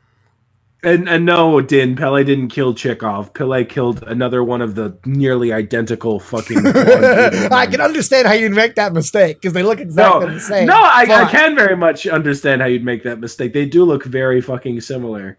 Yeah. No, Chekhov is not killed. Chekhov is basically unkillable, as we'll see next volume. So before we go to the next page, I want to stop here because this is important. Yeah. Now that you've pointed out to me that Hina was going around looking for random grass, in a better manga, I would like that. Like, oh, hey, they sent the survivalist out to go find the one specific flower they presumably need to wake Licht up. Smart. Yeah. But, like, fuck that. This is dumb. No, that's the thing. No, yeah. there's so many little things in this manga that make you go, if I like this manga, that'd be really great. Yeah. Then you remember cool, smart little detail. Oh wait, it's a dumb manga. Never mind. And then you remember that you don't, so it doesn't fucking Yeah. matter. Speaking of Also- dumb manga, let's show off the Air Force. Okay, now what I like about this, before we get to the Air Force, again on this one page with Hino looking at this guy. So like the people from Home are down there, the human execute are down there looking up at the sky, as are random mom and random one of the perfect families, the infinite supply. Yes. And again, now I'm paying attention to the fact that they have glass and buildings that look fairly modern in Alcia. Yes. And the fact that, surely the fact that the people in Home are seeing this implies that there are thousands of these ships, right? It's like the nukes again, or like everyone in the world is seeing it, so there must be like a shit ton of them, right? Well, we see that Tokikaze sees them later as well, so. So there's like thousands of them. Yes, they're the Star Destroyers. Yes. From Rise Thousands of what, you say? Why? Thousands of really fucking dumb spaceships. Okay,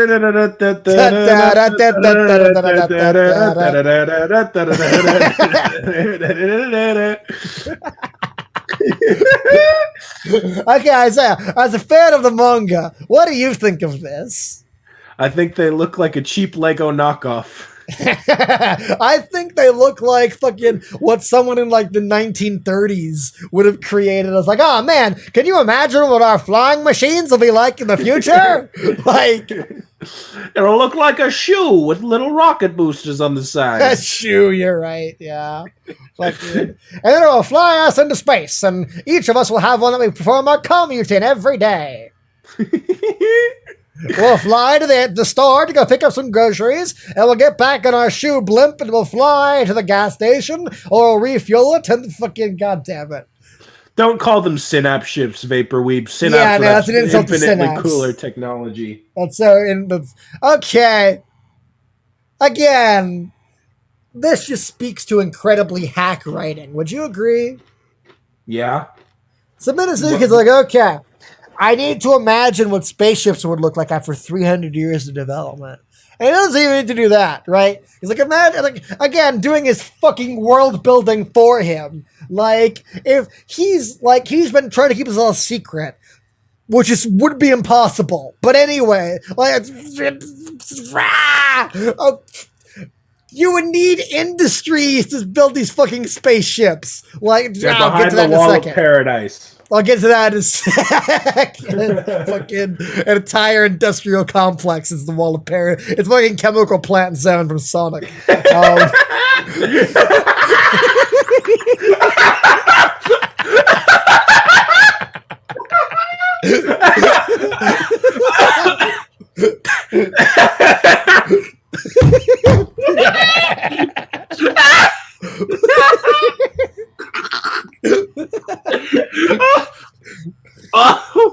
My face is red.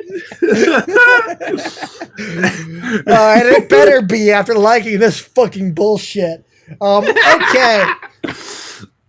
Okay, first of all, I want to address the hack writing first of all. Like, Minazuki could have easily had it. Like, it's a secret. Not a lot of people are working on advancing technology. He's got, like, some small labs. Like, technology wouldn't make as drastic a jump as it would have done if the entire world continued as normal in 300 years. It'd be a lot smaller. So we could have easily just had this be like, SR-71 Blackbird style bullshit. Like, just like a really cool advanced for our time sort of airplane. And like, okay, we get it. Like, it's a cool future airplane, right?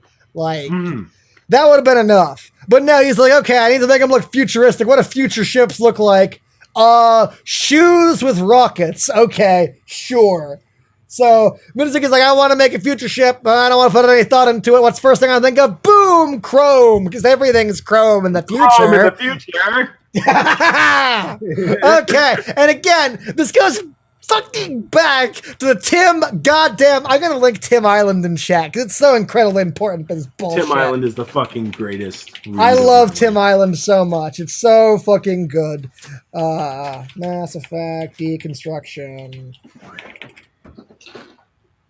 The Elusive Man Island, Tim Island. I'm gonna link that in chat for everyone. Please go read that. It's one of my favorite things ever. Like, it's one of the best like examples of world building. In that article, he's specifically talking about why Cerberus in Mass Effect 3 is a fucking terrible antagonist for a series like Mass Effect, and how they pull infinite amount of resources literally out of their ass. And in that article, he talks about how much effort you would have to go to create a single, relatively standard like warship used by the U.S. Navy. Not something crazy, not like a fucking like aircraft carrier, which like a floating fucking, just like a basic standard destroyer, right? Like, and he goes into the insane amount of detail you would have to do to build a ship like that. I want you to read that and then come back and look at this. So, in fucking Plunderer's fucking society, where everything is like fucking medieval level technology, Schmerman somehow managed to employ the thousands, if not hundreds of thousands of people necessary to build flying fucking future spaceships. Now, he probably just had Feren to do it, because she's real smart. Yeah, that's how that works, right? Yeah, just the one smart person. Yeah, you just need one smart person. Like it's like when Albert Einstein like fucking tripped over fucking some like cords and wires and accidentally made the atomic bomb all by himself. Like, you know. Yeah, that's exactly how it happened. Yeah, exactly. Word for word, I think. That's God, this is so fucking stupid. They look stupid. It's hack writing. There's no way this can fucking exist. Fucking the Wall of Paradise is chemical plant zone. This is all fucking terrible. Oh, and there's thousands of them. Let's not forget that. Yes, they're everywhere. Why would they be everywhere? Why are you known to everyone? They're in like this middle of a random forest, and you're chasing down these one specific guys, right? Why not send 3 of them out after them? They're sent for the Abyss kids, not just licked. What? And they specifically say, what should be done about the bunch from the Abyss? And he says, okay. What? That's even worse. What should we do about all the kids? Fucking send the fighter jets to destroy them. Yeah, send 1,000 fighter jets to blow them up. Aren't the kids like literally this moment surrounded by the really special services? Isn't that like 5 minutes from now? Not all of them. They need to. Fuck you. He's got a lot of sweatshop kids, bro. They're all over the place. There's like 100. We decided on that last time, and they're all surrounded by the super special service. Like, and Pele's like, no, go blow them up with our stupid shoes. Anyway, speaking of the stupid shoes, Tokikaze sees them. He's like, oh man, like what a great design. I should show it to my kids. Yeah, very. No, I think his reaction very rightfully, or what the fuck are those? Yeah, I know, right? Yeah. And then Chekhov shows up, and he's all like, "Oh, howdy, King of the Abyss. How's it going? This is a message from Schmerman. You've been a real dickhead these past few months, so we're gonna kill your kids, and you're gonna watch." And that's how the chapter ends. And Minazuki very tastefully just captions it, "Injustice." Fucking the fighting games, evil Superman. Yeah, that's my favorite. you sang that in the deep voice made it way funnier than it would have been. That's my favorite. We're finally through one chapter. What are your notes on this one? Fucking dumb. I hope that's just what you wrote verbatim. No, it's not. But it's what I'm feeling. It's what my soul is thinking in this moment. What's the point of only sometimes inking out Lynn's panties? Why do it some of the time in this chapter and not others? Like on page 6, he inks out her panties despite not bothering the rest of the fucking chapter. Yeah, it's weird. Also, to answer Ivan in the chat, they're forcing Erin to open her Skype windows. That's how they're communicating. How does she know where he is? Like, how does... She can broadcast to all of Alcia, apparently. She can just talk to anyone. Okay. Bless you. Thank you. Fucking, like, how does she know? Can her Skype powers just let her talk to fucking anyone? Is that a rule? Anywhere, apparently. No matter what? Well, she needs. They later specify that they need to connect with their mind. That's fucking Find their dumb. mind, which is fucking why dumb. Yes, it is. So conveniently, Aaron's Skype powers can find you no matter where you are, and conveniently, Aaron decides to go along with this plot. That's something in my notes. Like, surely wouldn't it be like fucking such a dramatic scene for Aaron to be like, "No, kill me. I'm not showing him that because I know what'll happen." Well, she does do that later After she's already shown him it. Yeah. She does do the smart thing after she did the dumb thing. No, yeah, I just wanted to specifically highlight that. I'm not defending it. Okay, yeah, cool. Fucking, how is Lin this good at fighting? This is the problem of Mizuki tying his world down with strict quantifiable rules. In any other manga, you could probably get away with this. Like, you know, if there was like a background character, then we wanted to have a scene later to show they were secretly a badass the whole time. It would fit way better in a series that didn't show you constantly how powerful characters are. Yep. There can't be a fucking secret. Like you're faster than Licht and stronger than Jail. We have to announce this because otherwise the audience would have no way of knowing.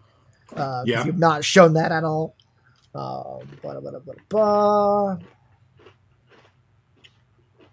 Oh yeah, I wrote down like, so as he walks out of the room, Lynn's like, you know, like lying on the floor. And then like, but surely they would like wake up in like 30 minutes or whatever the fuck. And it would be like, oh man, Jig is up. And then like, so Pele has got like an incredibly brief window of time to get to from wherever the fuck they are to the Wall of Paradise and get the ballot before like the guys wake up. And it's like, oh man, it was just paint. And then he's fucking revealed to be a traitor. Yep. Okay. So I guess he just gets to the Wall of Paradise in 30 minutes. Yes, mailman. Oh wait, he's dead. Well, I mean, they're like near the Wall of Paradise already. Are they? That's not established.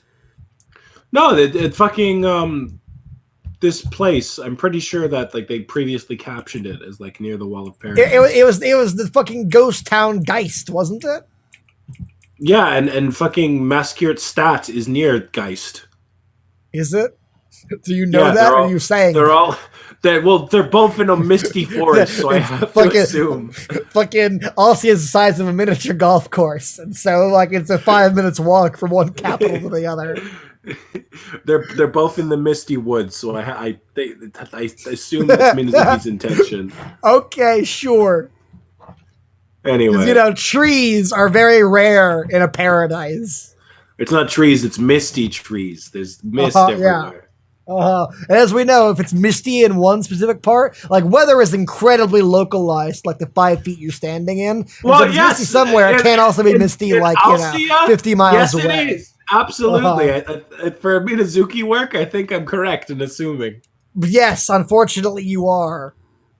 It's like a Pokemon fucking region, you know? There's like the fucking desert area. There's the big chunk of water that you got to learn surf to get through. Yeah, then at least Pokemon like separates them a little bit. Like fair. It's like in Minecraft with like random biomes where like fucking you can find like a random desert in the middle of like a fucking like ice biome. True, yeah, that's a better comparison. Yeah. Any other notes? Those are my notes. That's it. Okay, cool. I hate this manga. Okay, well, I'm really scared for chapter 50 because going into this, I was like, all right, 48 and 50 are my bread and butter, and 48's already mostly ruined. So I'm hedging my bets, and I'm putting all my chips on chapter 50 because I remember liking that one. So, a nightmare that won't end. I couldn't agree more, Minazuki. I couldn't agree more.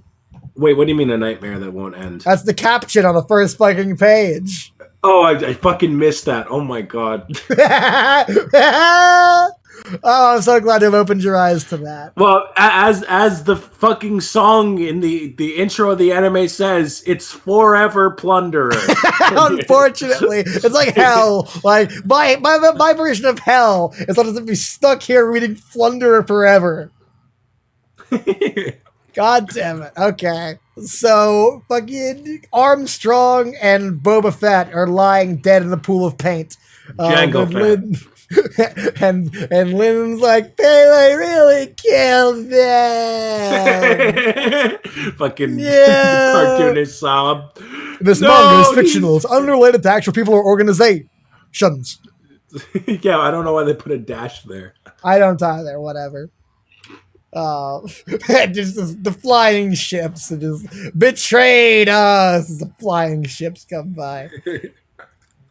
And Tokikaze sees his sweatshop kids, and they are all being held at knife point. And he hears, "Oh, hello there, Hello Lieutenant there. Colonel Sakai, a General merciless Kenobi." blade." Like, I like how we have a fucking incredibly edgy caption every 2 pages now. Yeah, I kind of love Also, them. the title chapter is Betrayal. Presented by Betrayal! Betrayed me! Yeah, that's a better joke. Okay. Betrayal! Betrayal! You betrayed me! Da-na-na-na-na-na-na. Betrayal! Love that. God, I miss when Spoonie was good. Me too. New and Turbulent Volume 12 is on sale with great Why do they keep reviews. using turbulent? Because they know it's shit, and they're trying to disguise the fact that it's shit. Well, it's getting great reviews, apparently. Apparently, Tokikaze and Plunderer is getting great reviews, apparently. Apparently.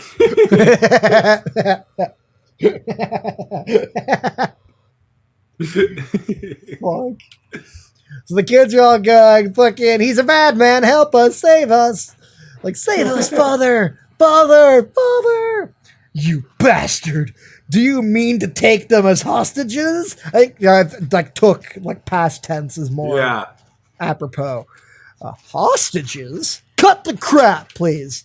Just kill me. I know, right? I feel great. him so hard right now.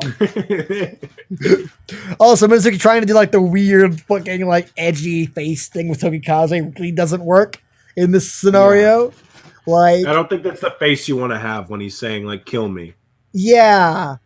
Like, it shouldn't be like a terrifying moment. Like, he shouldn't be like, oh man, scary. It should be like, oh, defeat. Oh, like, they just fucking gives up. Like, the second it happens, like, fuck it, I'm dead. Kill me. Yep. Like, all his conviction. Like, and that's the thing, right? Like, had he not come here, like, there's so many, it's like an ogre. There's so many layers of goddamn stupid to this. Like, first of all, I should have brought the kids in the goddamn first place. Especially shouldn't have brought the kids in the goddamn first place. If having them captured or like harmed at all is like would mean endgame is like something he's willing to like die to protect, like just to give up everything for. So he especially shouldn't have brought them. And like even if Tokikaze brought the kids, he would have been prepared for them to die, and even if he wasn't, they were going to die anyway if he did nothing. So, like, it's sad, but, like, if he had done nothing, they die, and if he does something, the worst case scenario, they die, but at least they have a fucking chance. It's like, why is he giving up? Because what happened anyway is happening right now. Mm-hmm. It's because it's the edgy thing to do. I guess, yeah, I guess. It's edgier if he wants to die, but he's not allowed to. There's so many layers of dumb. I hate it. I don't care if you bomb me with those airships or whatever they are. I don't know either. I won't resist at all. So in exchange, let the Child-Ren. Oh, okay, Child-Ren. Okay, I read Child-Ren. Fucking. I do believe you've misunderstood, Tokikaze-kun. I don't recall us ever having taken hostages. Those children are simply a warning. And Schmerman appears. I do like this page of him, I will say. Like, he's looking very smug. Do you know how much effort it takes to direct a live stream, Isaiah? Because I do, because I'm doing it literally right now. But, like, can you imagine? I like to imagine there's, like, a fucking, like, a special service agent holding a gun to Aaron's head. And meanwhile, some nerd like me standing beside them. And like, okay, Aaron, like, okay, Schmerman goes on in 3, 2, 1, go! And, like, then his fucking Skype window appears when it would be most possibly dramatic time. Like, effortless, like, God, I hate this. I was gonna say, I'm not saying that this idea is good. I just like how he's drawn, like how smug he looks. Yeah, it's fine. I don't. I was gonna say, speaking of like having convenient windows up, do you think the lick window is still open in the background? Like, there's just a screen of him fucking passed out behind. No, on the floor, just lying face down. It's like licked cam live stream. Like, what I'm imagining is we fucking introduced the idea of there being a lag previously. So I like to imagine the licked live stream is stuck on a permanent loop of "Wake up, Tokikaze! Wake up, Tokikaze! Wake up, Tokikaze!" Like his fucking. Like Sherman tries to get it to cut to the kid. Like, look what we're doing to your precious Wake children. up, Tokikaze! Wake up, Tokikaze! Like, hey, can we turn that one off, please? Like, it's really ruining the movie. It's not working, sir. And the fucking our Skype powers blue screen. You got to restart the whole thing. He has a special man for holding his walkie-talkie. He can afford a full-time production team. I guess so. Walkie-talkie man. I know. I miss Walkie-Talkie Man too. He was a standout character of this fucking manga. I want an action figure of him. He didn't say a word. And holding a walkie-talkie.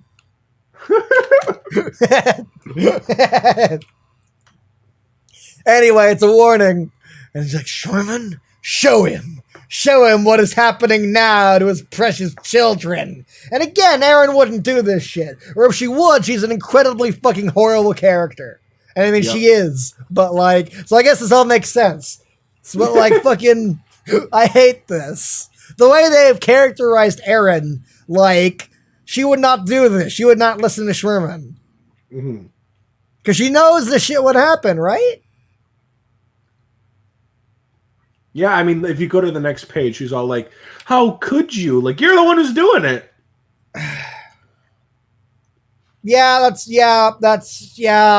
fucking terrible, and I hate it. Like, it's not like they're gonna stop killing the kids. Like, you're not saving their life by leaving it on, you know? Well, that's the thing. She's not, I didn't even think about that. She's saving her life right now.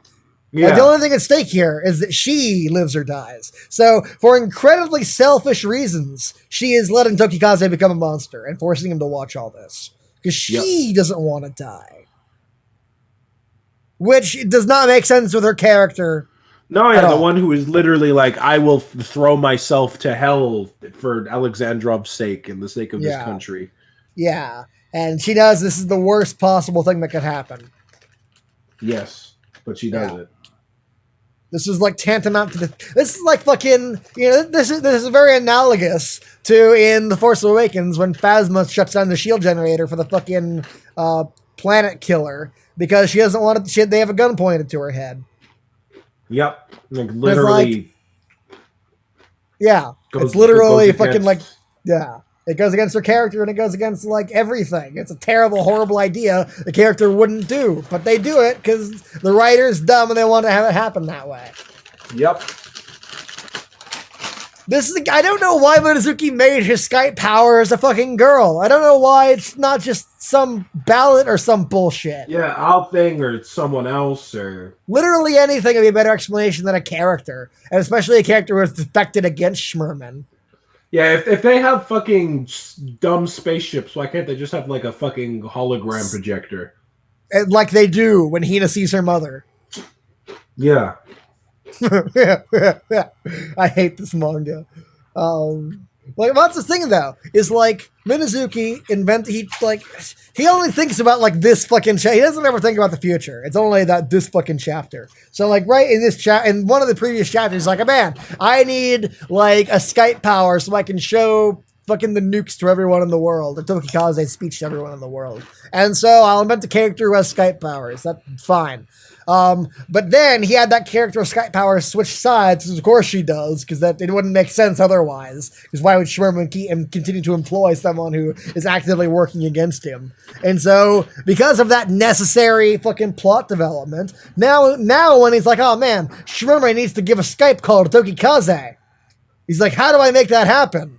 Like, I guess I hold Skype girl at gunpoint, I guess? Like, man, it's convenient Robert didn't kill her 10 chapters ago. It's convenient she values her own life more than the lives of everyone here, including her, when Tokikaze goes on a blind killing rampage as a result of her actions. Yep. Man, writing sure is easy when every character is a fucking idiot. It's just like Lynn said, you just don't have to think. I guess so. God fucking damn it. So Tokikaze sees all his kids being hurt and abused and shit and comically tortured. Let's go through this, right? So in one panel, they are stepping on the kids. This gets gradually more absurd as we go. So right here, we've got 3 clones stepping on fucking kids. Like, haha, and they're all happy to be evil. Just wait 20 chapters from now, they'll meet the really, really special service leader, and he'll be like a really nice guy. And like, yeah, there's some people in the really special service who like to kill, but like there's people here who are inspired by Licht too. Like, fucking... And here we see them getting their hair pulled, and fucking here we see them again getting stomped on.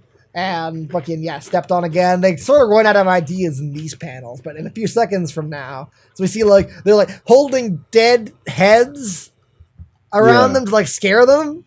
Whose head is that? Where did he come from? Who are they? Just a random townsperson, and they're like, we'll give bread to any good kid who picks up their heads. But they're already full. They've already had food. I don't know. And like, why would Tokikaze station his kids inside a town? Like, what? And especially if it's one of the towns he's taken over. What happens if the adults are like, "Hey, fuck this and fuck Tokikaze," and they kill the kids for him? Why would he leave his kids in the middle of a conquered town, defenseless? Yeah, it's really stupid. Why did he bring his kids here? First of all, why would he do this? Mm-hmm. Like, surely they would be at, like, a fort or something, or someplace camping out, like, away from civilization, while he went off and killed everyone. No. But they're not, because in this moment, we need to have heads to drape in front of them, and that doesn't make sense if they're doing that, so they're just in the town, and who cares how it happens or what makes sense. That would be the smart thing to do. You need to stop thinking that way. I guess. Then in the next panel, they're shooting with their incredibly valuable ammunition. I guess it's not valuable for them because they have chemical plant zone, and they're just fucking like, and they're just like jumping up and down, like, "Father, help us!" And thankfully, they don't get shot at all, not even in the foot or anything. Like, you know, none of those bullets hit. And then, Lieutenant Colonel, please tell us who you like from least to... Oh, no, it's got a song note. Lieutenant Colonel, please tell us who you like from least to most. Fucking, because we'll kill them in that order. As the kids are crying and fucking guillotine cutters. It looks so stupid. Was that necessary? Was the guillotine thing necessary? Was the chopping block... Could they not just have been on the floor? Yes, this is necessary because it looks So do dumber. they bring child-sized guillotine handcuffs with them? Yes. Who made them? Why? I was going to say Tokikaze had those kids make them themselves. They just found them lying like fucking, hey, aren't these useful? No, these were some of the punished kids that weren't exactly who asked for food. Tokikaze left them. Yeah, and so he brought the things with him to Austria. Yeah. So and fucking the really special service found him lying in a box and they're like, hey. You know, it'd be great if he like opened up the cast and he's just like, "Yo, Tokikaze, what the fuck, dude? Why do you have these?" Yeah. Like, look, I know we're like the bad guys here, but this is a bit much, bro. Like, this is kind of fucked. Like, this is like what the really, really, really special service would do. Also, does he have a mole on his head, or is that like just a weird scan thing? I honestly can't tell from first glance. I'm going to assume mole this time, but it could very easily be like a scan. I guess. Just odd. So yeah. How's this chapter holding up? You thought it was good, right? I said 50. This is 49. Okay, cool. Okay, so it sucks. Yeah, okay. Yeah. Isn't it great to know that your father didn't love you before you die? Doesn't this, like, again, like... We already knew that. I mean, Yes, but like, wasn't there like a whole? Didn't I call out how much I liked it? That the like he didn't really like. He had a whole thing in the abyss, like I can't have a like I've never been able to have a mother figure to my kids, and they're all sort of scared of me, and they're all like, we're not really on good terms, really. Like, wasn't that just sort of like a cruel taskmaster sort of situation? Like, Yeah, I don't. like Because he had a whole thing like I can't find a mother to my kids who really connects with them. no, yeah, like he could never grow attached to them because he was always afraid of losing them, and like just had to basically use them as assets. So they were a lot of them were scared of him. Yeah, and so this whole thing where he's just like crying over them, the kid's like, "Please save us, father." Like, I mean, I guess, but like it doesn't really flow very well. No, yeah. Also, because they're so paralyzed in fear with the whole like thing. Like, why did you bring the fucking kids? We could just say that for the rest of the chapter. Yeah, and I will, believe you me. Oh, great. What were you saying? Nothing, I don't think. Okay, cool, like usual. Anyways, Tokaze gets mad and activates his Schmerman burst now, like, you damn bastards! Like, hey, you started it! Yeah, fucking Which he literally didn't. I have no idea why Schmerman's saying this. Makes him look like a fucking idiot. Fucking Schmerman. No, he means like it's your fault for bringing the fucking kids here, asshole. What'd you think I was gonna do? Well, no, he doesn't. He says you started this. No, I know. I'm making a joke. Schmerman started this. What the fuck? Makes me look an idiot saying this. Well, he says he continues to say by defying me and underestimating Alcia. Like, oh, it's your fault. That's fucking dumb. Yeah, I know. You started all this apparently by defying me and underestimating Althea and our shoebox hover ships and our clones dressed in white. Didn't see that one coming. Again. Watch this live stream to the end and engrave it into your heart. The consequences of your actions. That is, if you manage to remain sane until then. He's talking to you. I didn't even read it like that, but yeah, you're right. Sigh! Read this to the end and engrave it into your heart. The consequences of your actions. That is, if you manage to remain sane until then. That is good. I like that a lot. And Tokaze points out what I was saying. Like, wasn't it you who started all this bullshit? And I really don't. I'm going to jump ahead real quick. The fact that he's like crying as he says this, I really don't like that. Like in this moment, he goes from like crying, like oh no, to like damn you, and then like crying again, like please stop. And it's like no, that's not how emotions work.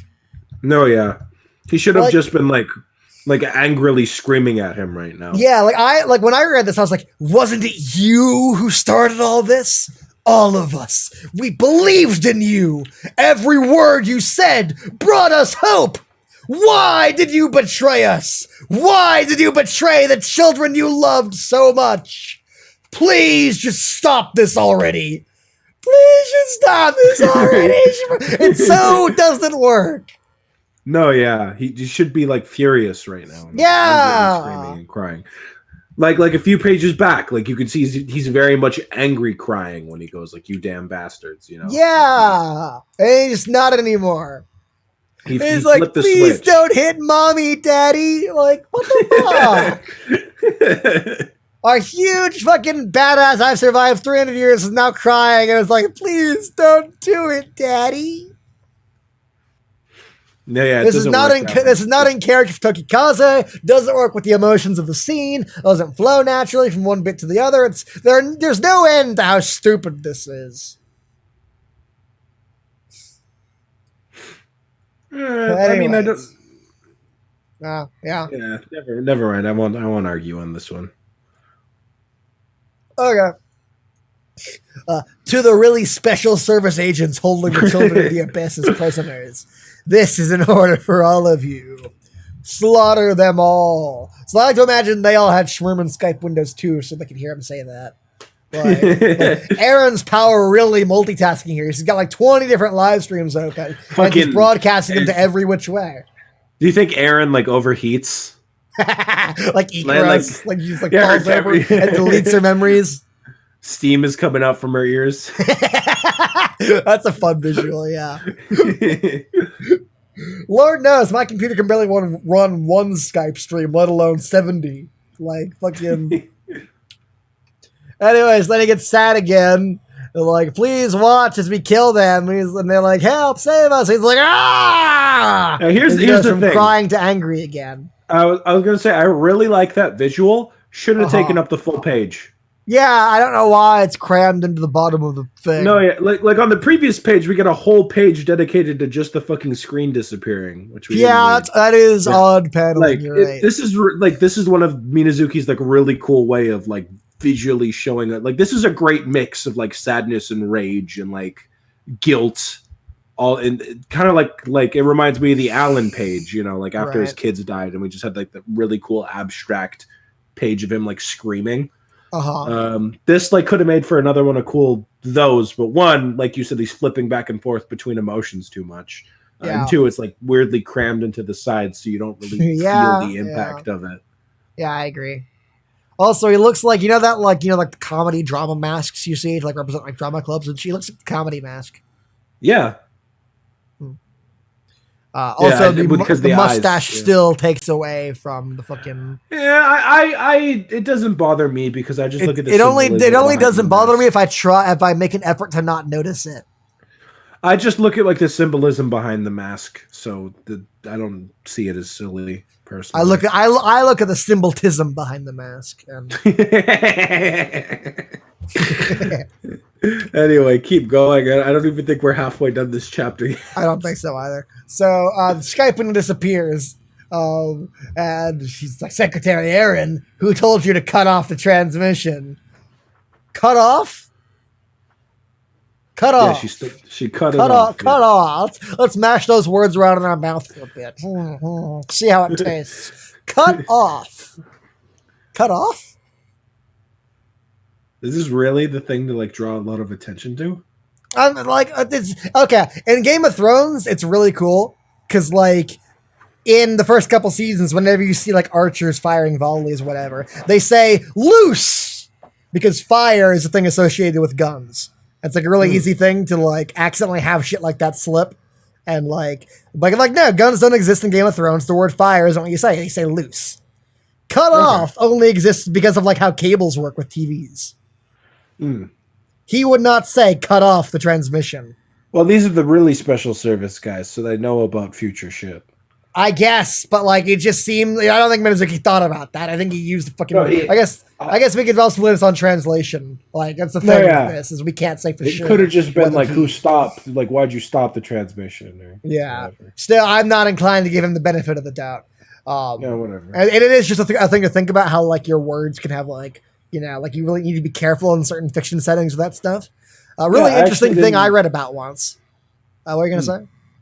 I was just going to say I didn't even consider the thing about like fire being a term with guns. Well, that's the thing. Yeah, but that's the thing is in season 8 of Game of Thrones, when the writing goes to shit, they do switch from loose to fire because of course. Of course, it's terrible. Yeah, it's funny. That's why I know that. It's something I read once. I don't remember where I read it. It was a couple months ago now. I think I saw someone who wrote like one of like the Star Wars extended universe books. He was talking about how things like this can slip through, and he was like on one of the planet or like on one of the pages he was like the character like reached the planet finally after a long journey, and the sentence like he fell to the ground and felt the earth between his fingertips, and his editor had to come back and they're like, hey, earth doesn't exist in Star Wars. I was like, huh. Right, like you wouldn't think of that, but like it's one of the challenges of like really good fiction writing is when they pay attention to like words' original meanings and what characters would say. And that actually, if you want a more concrete criticism, the gun looks fucking like a fucking like clip art that you just like fucking pasted in from the internet. Well, actually, like a 3D model. I'm pretty sure that is what it is because what a clip lot art? of not clip art, but what a lot of you got it from Microsoft PowerPoint. This actually is a thing that a lot of mangaka and illustrators will do. There's like this 3D program in Japan that you can use to like basically like create 3D assets of props, which they'll usually do for like desks and stuff in anime, just so you don't have to draw a million desks, and then they just draw over it. So I'm pretty sure that's what he did with the gun here. I think it looks more like he just like left the 3D model in. It doesn't look like he drew over it. Yeah, the shading is so out of place. Mm-hmm. Yeah, looks so out of place.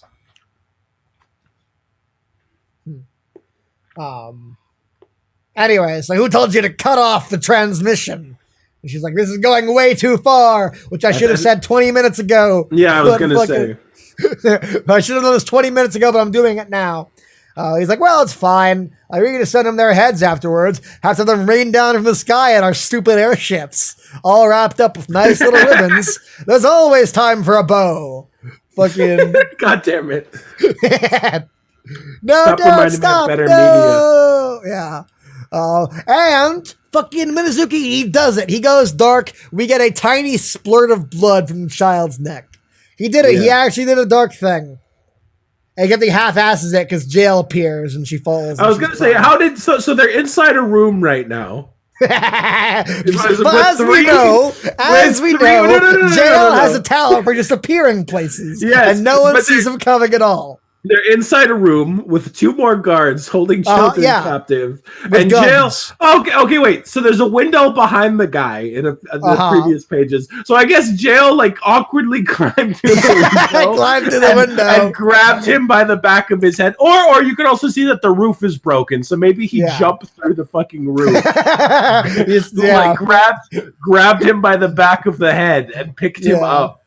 I feel like that's a thing in like Megamind where like fucking what's his face, dude, like fucking ginger character, ginger nerd, whatever the fuck, is first learning how to use superpowers. He comes in through a building and just like instead of landing on top, he actually fucking falls through it. Yeah.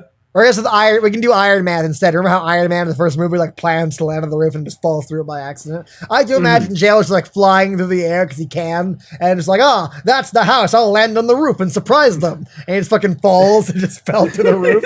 He's like, I gotta make it look cool. This. Yeah, and yes, Ivan, Jail does still have like a count of 1 on each of his gloves, so he's 2 right now. Yeah, I will say also, yeah. I was going to say that, this is a nicely drawn page. I do like how Jail looks. But when you, again, it's one of those things where it's like, wow, that makes for a really cool double page spread. But when you take the moment to think about it for more than 2 seconds about would it look cool and would it function, immediately, like, it's stupid. Well, that's what I was going to say. Everyone at home, I want you to take your hand and try and wrap it around your head to the point where you think you can get like a solid grip to lift you up off the ground. Because my hand does not go that far. Like, there is no possible way I can get a firm grip on my head. Now, I do have a really big head. But okay, well, let's be fair. I am pretty sure Jail's hands are not fucking big enough to accommodate that. It's not the fact that he's picking him up by that, because, like, anime characters are super strong. Whatever, I get it. That's fine. I get that, but like his hand would slip off. True, fair enough. If you were holding it by the hair, that'd be better, I guess. Well, I mean, like, I'm not going to use SNO as an example. Never mind. I feel Don't like that's blemish dirty. its holy name. Yeah, I feel by like that's invoking dirty. it here. Do not invoke the deep magic to me, Isaiah. I was there when it was written. When it was written. Yeah. How dare you stand where he stood? That a lot. Yeah. So Jail appears from nowhere as he tends to do, as is a thing. Fucking. And he just punches all these dudes. Yeah. And then just like, Lieutenant, and then just boom, and fucking kicks them all. What is their count, and what is his count right now? We will never know what their counts are, because if we were told, then we wouldn't believe him beating them right now. Which is why none of the special service or the really special service ever show their counts, because if we see that these guys are all popping 1200s and Jail just one-shots them, then we'd be like, hey, that's really stupid. But if we can't see It's fine. You know, Yeah. even though all of the members, like all of the members in the regular special service, are supposed to be ballot holders. So imagine how strong the really special service guys are. You know, like Right. even like the grunts from these guys, I imagine would have to be sporting like 10K ballots at least. Oh, right? absolutely. I wouldn't believe it if they didn't. But it doesn't matter because jail hit him Considering really jail hard. has about like 50,000 on it. Like, Yeah. I would believe it if you told me everyone here was like 100,000. I would have too, but Of course, then you get into the realm of like, are they faking numbers, or do they pick people who have already high numbers, or and then your brain starts to itch and you just like want to stop thinking about this. Yeah, it's not worth the effort, unfortunately. Yeah, I guess they have a count of 1. Like, fuck it. Because he has a count of 2, he's able to beat them really, really easily. Everyone in the special service is a count of 1. Maybe that's why they don't wear them, because they're so fucking ashamed. Like... And it works with the hers joke we had last stream of like fucking her count is the number of times she's wanted to kill herself, and it's just 1. Yeah, no, we mentioned that in the fucking Facebook chat. Like, because I was thinking about that afterwards. Like, we were like, oh man, Hertz's count is the number of times she's wanted to kill herself. And we're supposed to think, oh, how sad. But like, we don't see her number, so what if it was like 1? And we're like, oh, well. Good for you, I guess. Congrats. Like, but yeah, jail beats the fodder because that's all they're there for. Yep. What is even the point? I mean, I guess the only point of introducing these newer, stronger guys is because we made the old guys good, I guess. That's literally the only point because now how are we supposed to tell the good and bad ones apart? Because they all just wear a black uniform and look identical, right? Yeah. So if we just make the ones that are actually evil dress in white, then we can tell them apart. And all blonde, yeah. Yeah, and all blonde. Well, I guess there's one single character on this page who is not blonde. I want to point that out. Well, Jail has gray hair, but I know what you mean. Fuck you. and the little girl on the right has brown hair. That's what I was saying. That's the one character on this page who doesn't have blonde hair. There are 1, 2, 3, 4, 5, 6, 7, 8 characters on this page. One of them isn't blonde. Yeah. So I guess Elsia is just Germany. Fucking. We have obviously Schmerman had some like Nazi in him when he created Elsia. Like, a 1,000 totally random selection of people. Well, I'm pretty sure that's supposed to be the fucking implication, even though that doesn't work because Schmerman's like a nice dude and not a racist. Well, but that's a parallel to Hitler, though, isn't it? Because he was a nice dude. Oh, shut up. And then we haven't thought of a title yet. We'll come up with it later. Yeah, I haven't. If we see something really funny, fucking poke us and give suggestions as you watch. I'm sure we've already passed over something really good because we're too busy focusing on the dumb. Chemical Plant Zone. I might do that if we don't have anything better. I'll do Chemical. That was the hardest laugh in a fucking few streams. So. Yeah, that's fair. Oh, well, at some point with that, I was laughing at how much you were laughing rather than laughing at the actual joke. Fair. And Ivan's got a point in the chat. Like, please don't complain about the blonde hair. We know the alternative is having really dumb gradients. Yeah, everyone just comes out fucking with clown wigs on. We should just have like the fucking like Enter the Circus music playing in the background for the entire fucking book club. I would if it wouldn't drive me crazy. Sorry for the wait. You can let loose now, Gafangus. They're here. And then Ikaros appears. I still don't see the Ikaros compare. Well, wait, no, it's because that one panel of her later. No, she's got big tits. She's got the same like eyes. Like she's got the same like when Ikaros is in like basic mode. Oh wait, it's because of her fucking. It's because of the brown. She's got the black bangs and like a similar sort of. Yeah. If she like cut her hair, she would look exactly like Ikaros. I didn't notice that until they pointed out the black bangs. She looks exactly like fucking Ikaros. She got the same eyes, same black bangs, same general hairstyle, except just longer. Well, I like that her hair like is kind of like I don't know, curly. Like it swirls around. I don't mind that. I'm talking about how she looks with Ikaros. I'm not like fucking whatever. Also, the fact. Okay. What is it? What her dress. Well, remember, she's a commissioned officer, so she's that's the thing, right? Like, Minazuki's like, okay, I want her in a dress because that's what this archetype's all about, right? She's like a princess. She's free in a dress. Like, no, wait. It would be really dumb if we had a military commander walking around in a dress, as Ryan Johnson coughs awkwardly. And so he decided to make a dress that is also a military uniform. And it looks like shit. Like, the way the fucking military uniform turns into a dress as it goes down looks terrible. It looks like a fucking blanket.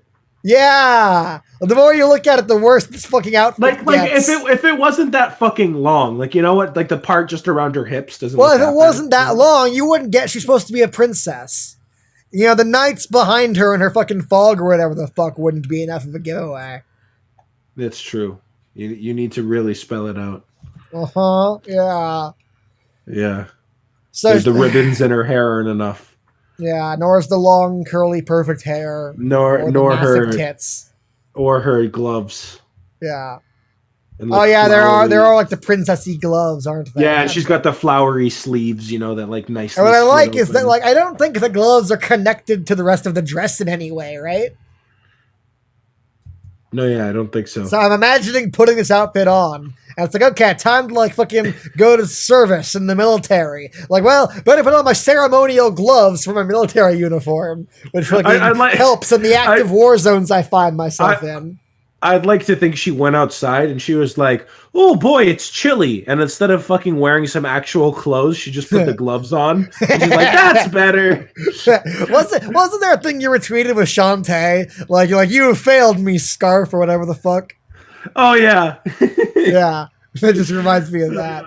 This picture of Shantae, like, in the incredibly skimpy genie outfit with the scarf she wears in the winter level, is freezing her ass off. Like, Scarf, how could you do this to me? Like, I really like. I should have retweeted that. That was good. The writing in the Shantae games is great. Yeah. Well, that's not. Was that an official thing, or was that? It was probably fan art, but like, I'm pretty sure it was fan art. It falls very much in line with the writing in the actual games. Like, there's a lot of jokes about her outfit. Yeah. Ivan in the chat saying she looks like she would constantly step on her dress and hair. Yeah, she would. Yeah. Like, she's supposed to be in the fucking military. Like, okay. Like, in this occasion, luckily her enemies are so stunned that they stop and let her walk up to them.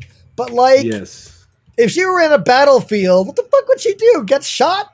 Well, she just drops poison on them, so it doesn't matter. From where? How does she control it? How does she do that? We just see it come from this... presumably it just comes from above because we never see where it. Would that work if she was outside? Would it like rain? She is outside. Wait, is she? I thought they were in a fucking building. You can see that they're. This gets dumber. She's in a different area than jail, so you can see that she's outside. I thought they were in a building too. No, these guys are outside. You can see that. There's like a hardwood floor where she's walking. What are you talking about? Look behind her in the background. There's fucking buildings.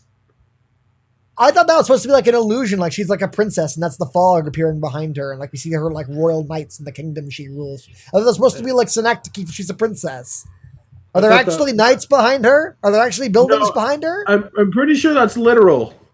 Is it? What? What? Okay, that's really fucking dumb. Where did they come from? How did an army of fucking knights sneak up on the really special service? I don't know, dude. Oh my fucking god. Also, yes, the kids should also get the acid because they're like right there. But thankfully, the kids teleport away when the acid starts. So they're fine. It's okay. Ah! So Ikaros comes and she does some fucking fan service. She's like, ooh, my nectar of love. Remember that meme, guys? I feel gross. I feel gross right now, Isaiah. I don't want to be here. I don't want to read this. Well, too bad. We're not even 2 chapters down yet. Oh, God. So she's like, oh, my sweet, sweet nectar. How sweet it is. And then fucking like acid starts to fall from nowhere, and such like, oh man, I better take a look at this. And he holds his gun up to it. And it's like, huh, what is this sweet smell? Honey? And then his hand starts melting. He's a fucking idiot. I wish that instead of just screaming in pain, he was like, "Oh no, it's not honey, it's acid." Oh god! I like how like it takes him a while to realize his hand is melted. Yeah. By the time the fucking bone is showing, what? What? Yeah, like it takes him so fucking long. Anyways, then the acid falls around the really, really special service guy. She goes, shh, worry not. You too are cordially invited. What the fuck is this character? So she's like a lieutenant in the army, but she's like melting people with like a sweet innocence, I guess. Cause is she like unaware of whatever? She's like mentally disassociated from reality. So she very clearly knows what she's doing because in the next page, look in the next page. She literally says like, "I just want." But she's like crying as she does it. She's not crying. Yes, she is. What the fuck is his face? What do you mean she's crying? Where is she fucking crying? On the page, they're pristine white skulls. No, look at she's fucking crying. There's no tears. She's not crying. Fuck you. And either way, she literally just said they're pristine white skulls. She's saying she wants them there fucking dead. So she's supposed to be like a psycho. A psycho who would be let into the military, though? Who would rise to the ranks enough to become a general and like the most respected battalion in the army? Because psychopath. They were never the most people. The Fangus were never the most respected. They were the strongest. Like Alexandrov specifically called them the problem children of the army. Okay, this is okay. Here's the thing, right? Like, I'm not defending it, by the way. If in an alternate manga, like these guys were introduced as like the Suicide Squad of Plunderer, like the bunch of fucking crazy criminals who come in to like do justice occasionally, it would fit way too well. But Minazuki wants us to think these are all fucking army generals. No, and they're all just fucking crazy, though. They're all just crackheads, yes. Yeah, what the fuck? Fucking Ivan, I can't wait to find out she has bright purple hair. and the bangs are actually orange. Oh god, gross! That looks fucking nasty. Fucking oh my god. Fucking vaporwave as the guy's getting melted. Nectar of love. Melted by acid. Nectar of love. Rolled by numbers. Yeah, as he's fucking being melted, he goes wedding. Yeah, exactly. Ruled by numbers. Pristine white skulls. Stop it! And then he dies. I love that. That's literally what he says. Is having his fucking skin melted. Like, stop it! Hey, no! Oh, hey! It is like a dimple or fucking whatever the fuck. Yeah, he still has it. A mole. Yeah.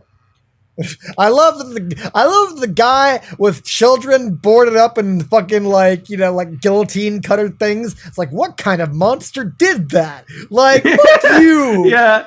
No, you see, this is the nice one. Like, remember fucking he called out Tokikaze earlier. Like, why the fuck you guillotine these guys? He's just the observer. He's the one nice guy in the really special. And again, all these guys have Skype windows to each other too.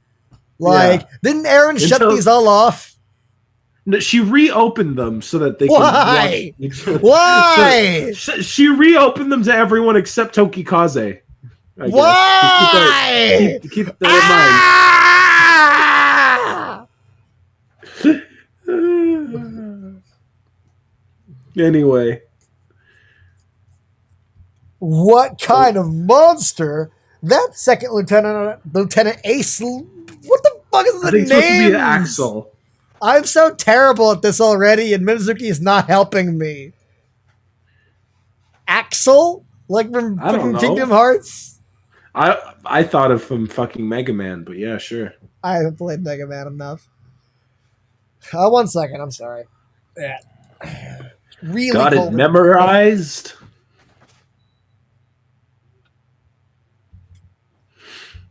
Yeah. The Knights of Jail. That's a very good comparison, Din. That is a very good comparison. Yeah, you're right. Yeah, they do just appear randomly, and we're told how awesome they are. Yeah, we're told how awesome they are. Yeah, and then they're just there. Yeah. Fucking goddamn it.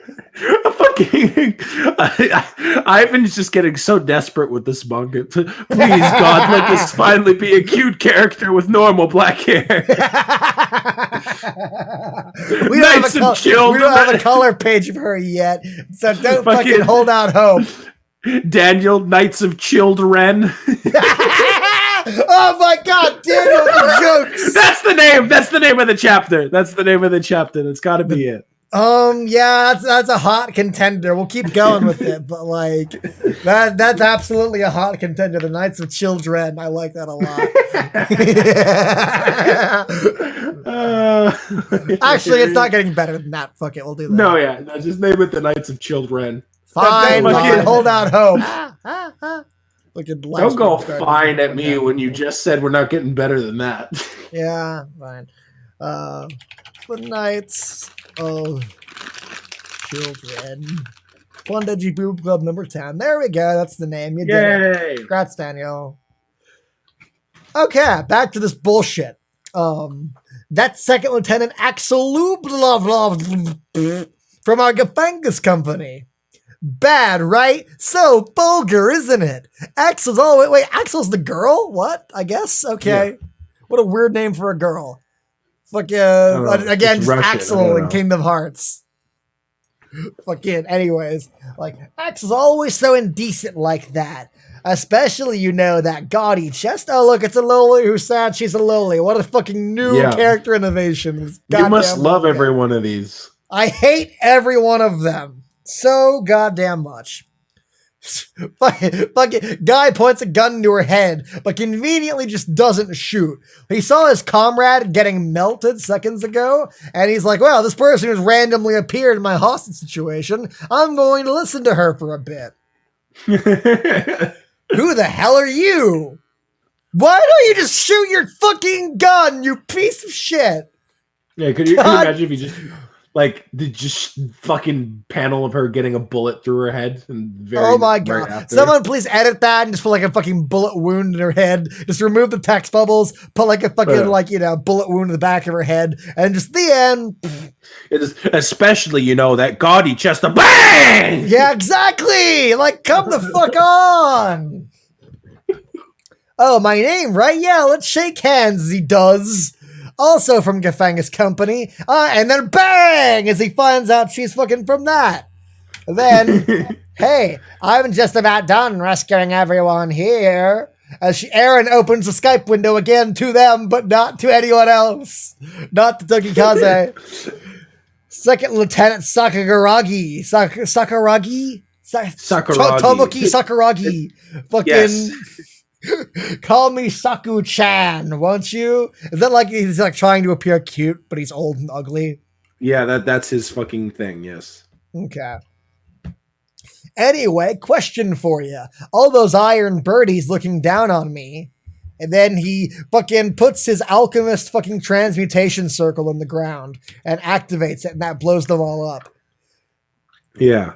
So he writes slash, the kanji for slash, and they all get slashed. He's playing Okami, I guess. So yeah, it's that. I was just struggling to think of a comparison too, and you did it. Like, God fucking damn it! Mitsuki introduces goddamn future spaceships, and the first thing we see them do is explode because they're dumb and bad. They don't even drop bombs or anything. They don't do anything. They show up and they blow up. That's it. That's all we ever see of them ever again. Who the fuck wrote this? I also love this stupid fucking really special service guy. Like he's like, You just did it anyway. Like he's playing along with all their bullshit. Yeah. You didn't wait for me to answer if you could take him down. But it reminds me of the bit in fucking Batwoman where like Alice is playing Eeny Meeny Miny Mo with the fucking guy she's captured, and she goes Eeny Meeny Miny Mo, and then she turns her finger from the Mo to the other guy, and he's like, "Hey, you chose him! You like, hey, you didn't respect the rules of Eeny Meeny Miny Mo!" Like, I fucking forgot about that. Oh my it's so God. good. I love it. Like, you just did it anyway. Also, bang! They have a gun to her fucking head. Yeah. God damn it. Well, I just hate being looked down on, you know. God, I hate everything about this. If you look down on me, look, you'll be able to see my most delicate spot. Huh? By delicate spot, do you mean your butt? Just... What the fuck is this manga, Isaiah? These are the goofy guys. We need all this. No, here's Minazuki's line of thought. Right, he's like, okay, well, I just showed a 7-year-old girl almost get her head cut off. I need to lighten the mood. All right, what can I pull out of my autopilot state? All right, boobs. so one of them's gonna be a boob girl. Funny old men, because everyone loves Tomoki's grandpa. Right, yeah. And lowly, that hates being a lowly, because everyone loved Nymph.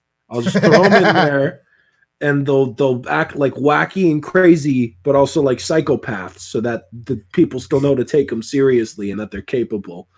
I guess they're in the military as well, but fuck it, I don't care. Yeah. The fucking old dude isn't even dressed in a military uniform. Yeah, no, he just gave up at this point. He's like, I'm just gonna put it in like the fucking cliche costume. I'm not even gonna try and make a cliched costume version of the military uniform. No, yeah. God damn it. Anyways, so like he's like, I don't want you to be able to see my ball. Yeah, bargain bin Tomoki's grandpa, you're right. He's even got like the cane as like a fucking woman, but it's horrifying because it's got just a cane sticking out of its head. And I'm like, what the fuck? Like he could have just like had a normal. Yeah. Well, it's not normal, but like you know what I mean. He could have had a normal woman cane, but no, he just had the weird one.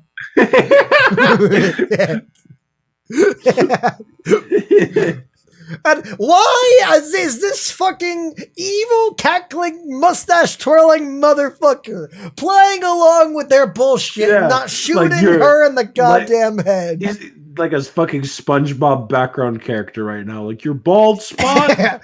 Bald!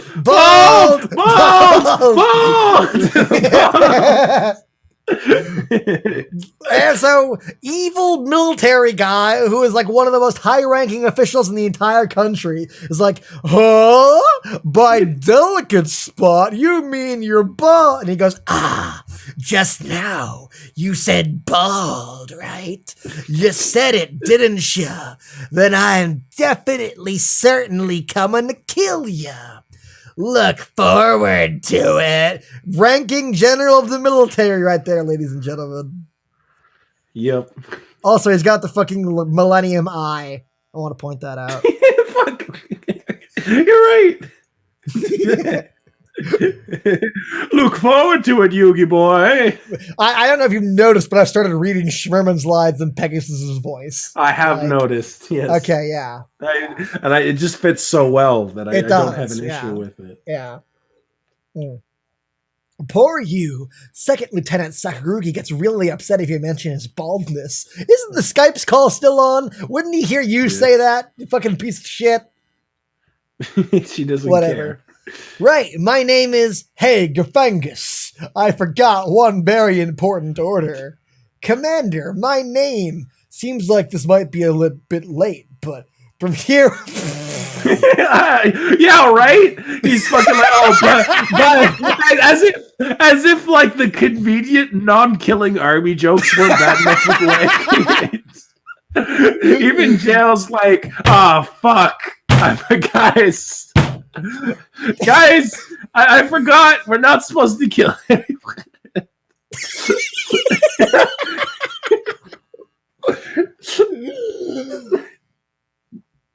I hate this manga, Isaiah. I fucking like imagine like fucking jail just like, oh fuck, Lick's gonna kill me.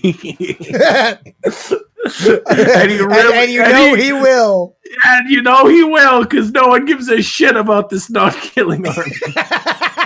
Literally pages ago, we had a girl melting skulls, and you want me to be like, oh man, they're super serious about their non-killing army bullshit. And we had the guy blowing up the future military fucking helicopters, and God knows how many people were in them. And now Chell's like, oh, by the way, I forgot, because it's really not that important, but like, don't kill anyone, please.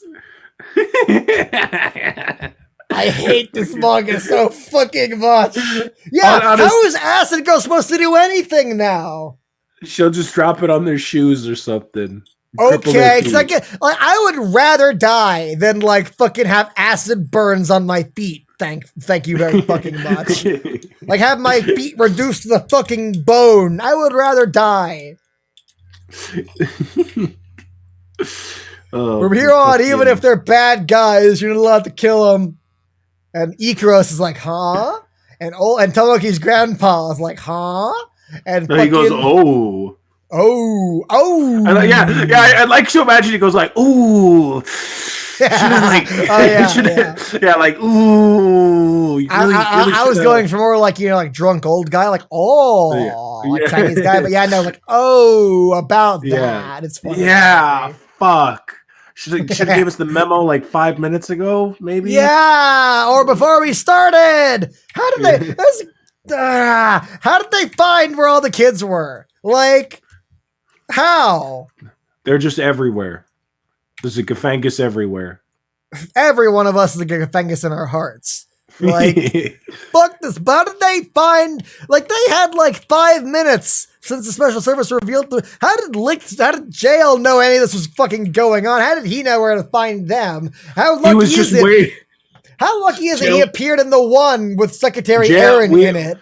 We already made it clear. Jail was just standing on the roof of the building, waiting to jump in. So he was watching the whole time. And how did they know where everyone else was? Were they just like fucking like all within like 10 feet of each other or what? They were all standing on roofs waiting to make their entrance. I guess fucking so. God damn, it's so dumb and I hate it. Also, again, this goes back to like we've had starving children in this manga and you can't have silly comedy characters and guys embarrassed about their bald spot and fucking... You also can't do that after you show people get burned by acid. Pages away, yes. Like even if these are like the 2-bit villains, that is a very brutal way for someone to fucking die. Yes. And you can't just have them go like, that's just Axel Lupov, am I right, ladies and gentlemen? I hate this so much. I was like, hey, by the way, we're a non-killing army. And so fucking Loli smashes on the guy's face like, the hell we are. Like, hey, Four Eyes, the hell did you just say? You know I'll kill you, right? Activating her Sherman personality. Fucking, yeah. I guess she has the Lolicon genes, right? So I mean, she's happy with anything. I hate that joke so much. It's great. I love that. The manga did it. It's not even a joke. It's a quote. It's a fucking quote. Yeah, but the art side. Thank you, Vaporweave. Yeah, knows how Isaiah's given up on that shit really fast. Yeah, don't turn against me. I'm your friend, guys. Lies. And he goes, say, what do you think you're saying? Or no, she goes like, Ikuro says, say, what do you think you're saying to my dear commander? I might kill you for that.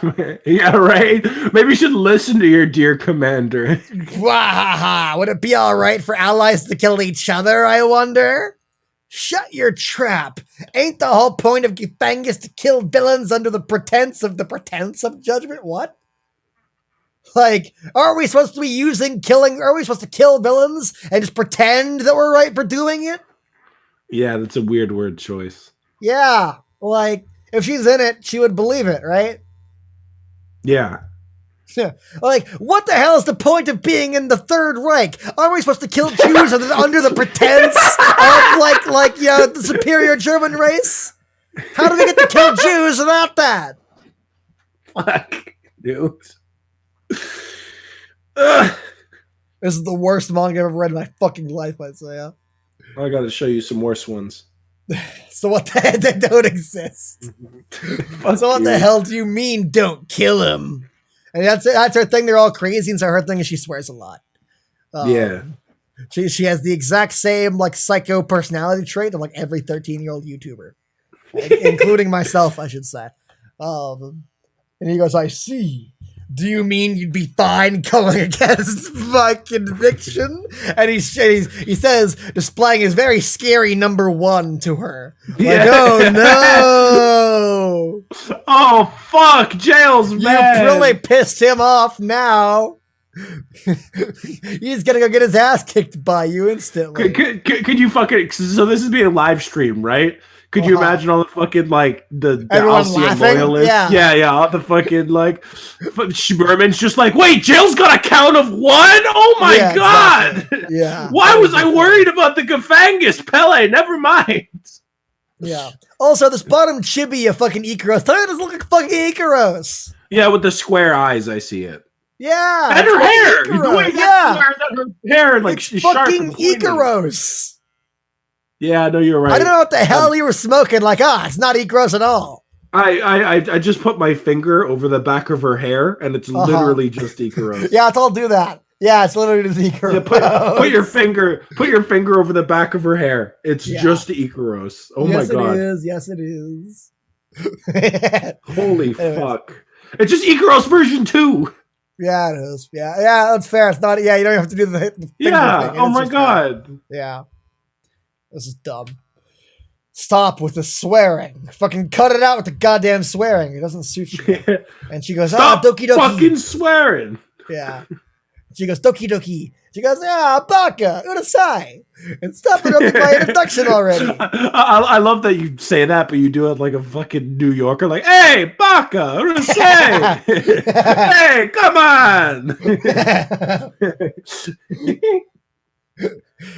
Secretary Aaron, that's enough. Cut the transmission. Cut the transmission again. Fucking, yes. Will things be all right, I wonder? Don't worry. All other areas should be secured at this point. Wasn't this girl like bleeding from her throat previously? Why is that just disappeared? He's holding a thing to her neck, you can see. Okay, fair. Okay. We have secured area to area. We have secured area to area. Moving on with the situation with Rahito's group. About that. Yeah, just fucking no space at all.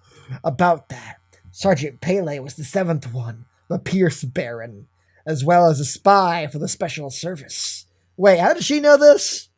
Well, she just didn't like see his fucking power. They cut it off before then. Okay, fine. Yeah. Pele, huh? I see. He finally feels like playing his hand, huh? So Jail knew the whole time, and he never said anything. Yeah, Jail knew. And fucking never came up.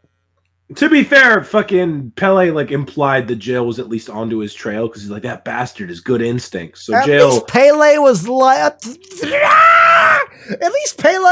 like, he had good instincts. He doesn't fucking know. He was like, this guy's bad news. I better send him away. Like now, this is recontextualized. Jail knew the whole time. And, like, how would Pele not know that he knew the whole time? Because he could read goddamn minds! Because Jail just didn't think about it around Pele. Fuck you! This is so bad! It's like, we need a twist in this chapter. Who cares if it contradicts the twist in the last chapter?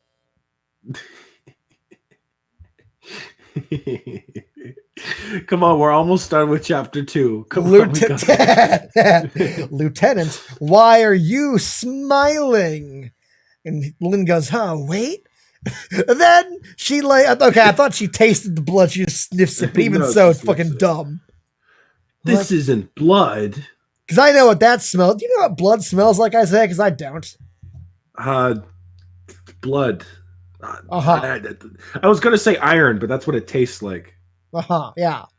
What is blood? Have you ever smelt blood before?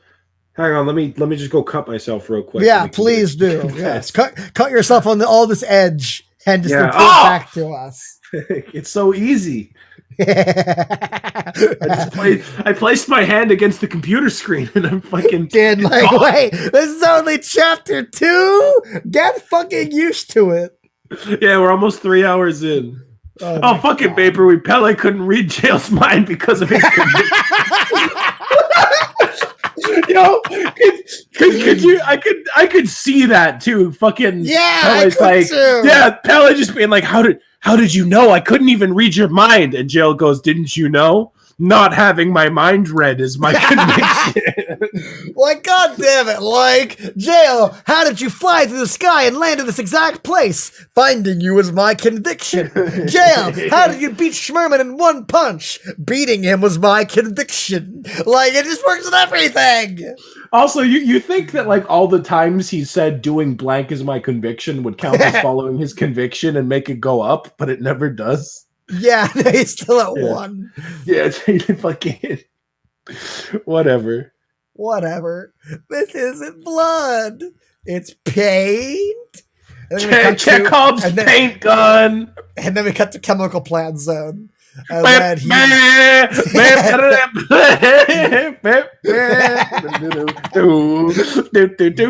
Sonic Radio's trash. So we cut to this place, and then he opens the container that has the sword in it, which has no security or guards or anything. Well, why would you need that? Because no one can enter this place unless you're allowed anyway. So who needs security? I guess. Fucking. But it's fine because Schmerman personally is security for it. He stands here all the time just watching. Yeah. Can you imagine if Schmerman was just in the room and Pele just like walked past him like knowingly? Just like, hey, I'm just going to take this. Yeah. Schmerman's like, how does Pele not know Schmerman's here? Because he's standing there in the next panel. Yeah, so I like to imagine Schmerman is like 5 feet walking behind Pele the whole time. Yeah. He's just like he's tiptoeing really gently. he's doing a Tom and Jerry routine where he's like tiptoeing behind him, and as Pele walks, he like stops, he looks around, and Schmerman like dashes behind him, and he like tilts around to get the other way. Like, I'm gonna look to the left. That's what humans think. And then he looks to the left, and Schmerman goes to his right? And then it's a fucking Tom and Jerry scene before this. Then he gives it up. He's like, I see now, a perfectly executed betrayal. And Pele, instead of going, oh fuck, just keeps the exact same expression. The ones well, I mean, to be fair, he should be trying to have a poker face in this situation because, as we see with the next chapter, he tries to like bluff him on it. I guess still. If Schmerman just appeared out of nowhere, I'd go, oh fuck! I don't know that I'd be able to maintain my cover. Well, it's Pele. He's the best. He's the best spy ever. Apparently, he just got caught. Apparently, fucking not. The ones you betrayed weren't Rahito and his friends. The ones I like how like whenever Sherman gets mad, ice starts forming around him. Like fucking like it's like a fucking baby in My Hero Academia. He has no control over his power. It's just fucking like just like, oh, I'm mad, so it starts around me. Like, ooh, my shoulders are getting cold. I really wish my father was like a flame guy so I can melt him off. The ones you betrayed, it was us, wasn't it? Colonel General of the Special Service Gepenst, no. Sergeant of the Royal Guard, Pele Popolo. Treason. Ruled by numbers. So what are your notes this time? Oh, I don't know the way I have any. We haven't touched. Let me see.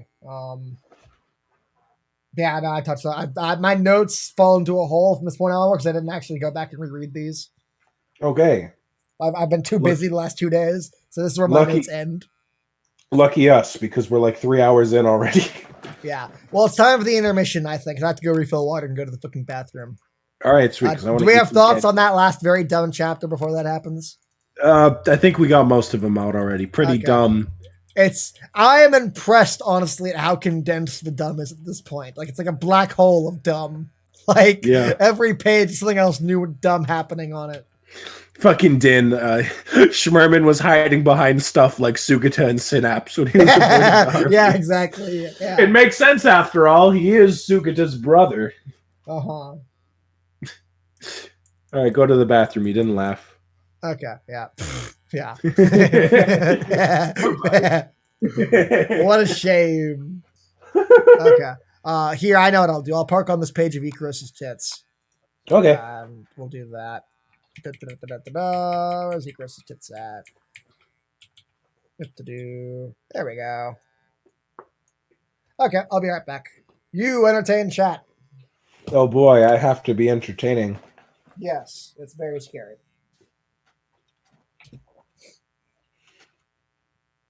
You guys have any questions or anything? You just want to make fun of me some more? Wouldn't blame me if you did at this point.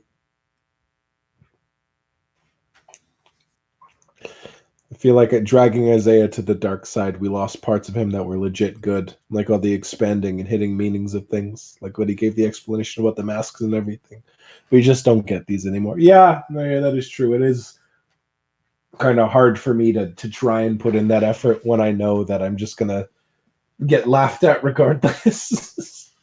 Because I do still maintain that there are a lot of things in Plunderer that I like. I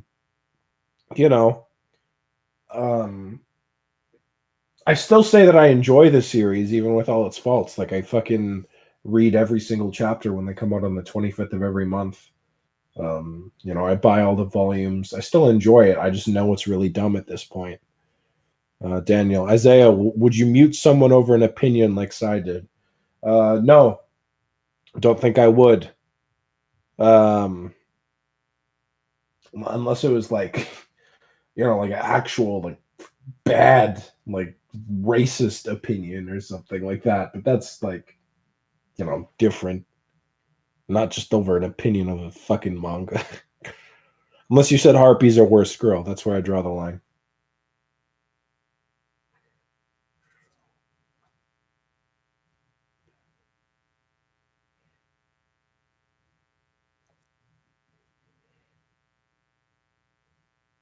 Mithra bat. Okay, Daniel, hold up. Actually, no, I actually like Pyra more than Mithra. Why did I say hold up? But that said, I do like that Xenoblade, like the Torna expansion kind of recontextualizes all of Mithra's annoying parts to be actual faults of hers. And that's why she like created Pyra as like a sort of better, more likable version of herself. Oh my god, are you really talking about Xenoblade Chronicles while I'm gone? Yes, I was, because they prompted it. Fuck you. There's no Xenoblade Chronicles or Xenoblade 2 at least in my fucking chat. Xenoblade 2 is fucking great. You suck ass. No, it's not. It sucks. The story is the just best, as bad as It's the best Xenoblade game. The writing is terrible. Fuck that. Shut the fuck up. No, it's not. Xenoblade 2 is great.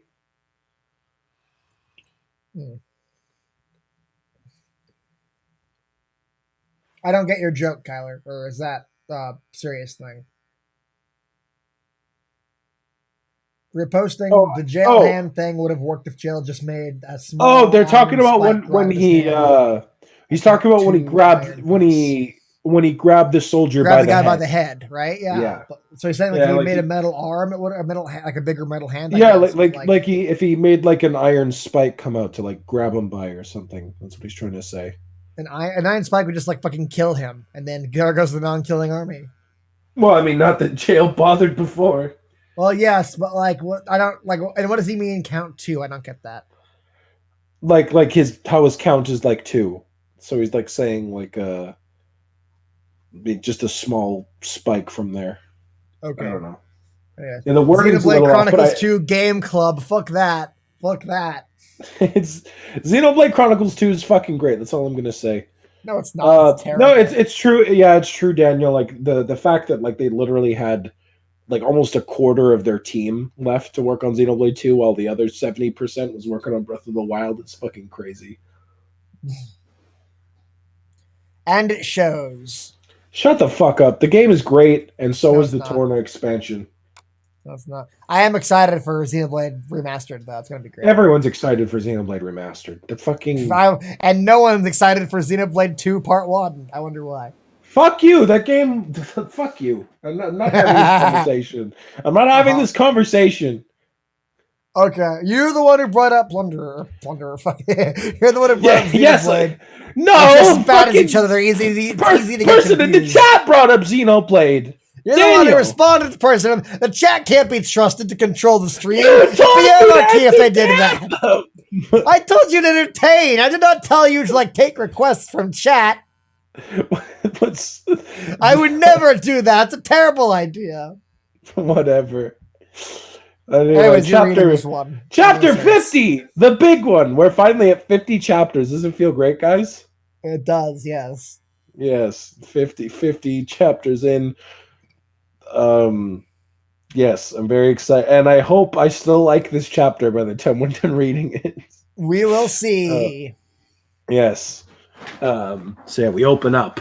What's the caption say this time? His true intentions? The ones you betrayed were not Rihito and his friends. The ones you betrayed were us, weren't it? Rihito's ballot. Unhanded at once, Sergeant Pele Popolo of the Royal Guard! An overwhelming power! Popolo! An overwhelming power closes in. Can you? I just like to imagine Sherman trying not to laugh as he says this super dramatically. Like, Sergeant Pele Popolo. Unhanded at once, Sergeant Pele Popolo of the Royal Guard! I would love to hear Schmerman's voice actor in the anime like have outtakes from him trying to say that fucking name without laughing. Yeah, yeah. Pele Poporo. Pele Poporo. So we see that. Also, wouldn't it be? I just love that. Like fucking, his hand is freezing over, but he still looks cool and badass. No, I was gonna say he's quite chill, isn't he? Very. Yeah. With a cold, calculating gaze. Yes, indeed. And we have a great reminder that this manga is fictional as we see ice cover a man's body. As we see ice covering the super sword. Yeah, I can't take it seriously ever since you called it the super powerful sword. That's all I see. Yeah. I do love how fucking the ice obscures the ballot number. Well, that I actually kind of like. How lucky that the audience doesn't get to see that because the ice was there. Yeah, I kind of like that. Although you could have just had like a shot of Pele looking like down at it, so we see like. Or we could have just had like just the star. Like yeah, I don't know like to show the audience the number. Yeah, but anyway, I do like how fucking like unhanded Pele, my boy. Yeah, how Pele is like, oh, I get it. You think I'm stealing it? No, well, that's not at all what's happening right now. I know it looks entirely like that, but trust me, I'm not stealing it at all. And then he expects that to work. Yeah, right. He's all like, no, I'm just checking, dude. Yeah. Come on. I'm not stealing. I'm borrowing. Yeah, and he goes, and to try and cover his track, he's like, oh, you know what would happen if Rihito were to get this back, right? The special service will lose. Is it really that black and white? Because it doesn't seem like that. According to Schmerman, yes, that is true. Yeah, you're right. Literally that black and white. So, do we have anything to worry about now? Like for the rest of the month, because we know he gets it back. So, like, is there any tension? Because he just he'll win, right? Everyone agrees. Well, we see that Schmerman elaborates on the next page. Like, it's not necessarily the ballad itself. It's what it represents. It's like the hope it represents and how it would bring all the barons together again, or the aces, whatever. But again, like, he's like, yes, we would lose with that. Happened. So now yes, but they just have evil drug, so nothing to fear anymore. Anyway. That which we feared was not the king of the abyss driven by revenge, nor a hero who has lost his hope. It was this. I feel like those two things aren't the same. Huh? What we feared was not the king of the abyss, nor Rihito being a lazy bum by a tree. It was the one of these things is not like the other. One of these things just doesn't belong. It was this ballot returning once again to Rihito's side, and with it, all of the aces as well. Therefore, I like how it's like, we didn't fear, like, fucking one of the aces driven by rage, nor did we fear Rihito. We did fear Rihito with the aces driven by rage, though. That's what we feared. But when you put them together, that's scary as fuck, dude. If we get them all together, they could summon Exodia. Yeah, what the fuck is Lynn going to do? Or Lynn, fucking Nana going to do in a fight against Schmerman? She's gonna use her 2 count to be like, he's gonna move right, and then Pele reads his mind, and he's Well, Pele can't read his mind. No, don't spoil it yet. We gotta save for that. We gotta save that line. I'm excited for that. Therefore, one was killed during the abandonment war. One had his hope crushed by guilt from that deed. One was made a slave to drugs. Fuck you, Minazuki. Just a PSA at this point. I was watching those. Do you ever see those old like Superman against like smoking PSAs things? Yeah. They were ridiculously well animated. Fucking not so fast, nicotine. Ones. Oh yeah. Anyway, and with that one as hostage, one was made to serve. Well, don't worry, Ivan. I'm sure, like, when Minazuki wants her to, she'll like reveal that she's been super badass the whole fucking time, and just like, wow, you're stronger than fucking Lin, who's stronger than Rihito, who's stronger than Jail. I mean, I get that, like, you know, Nana's supposed to be the prototype who's like not really a fighter, but still, it is kind of lame that one of the 7 is essentially useless. Yeah. Anyway, the most troublesome of them all was Alan, the Blast Baron.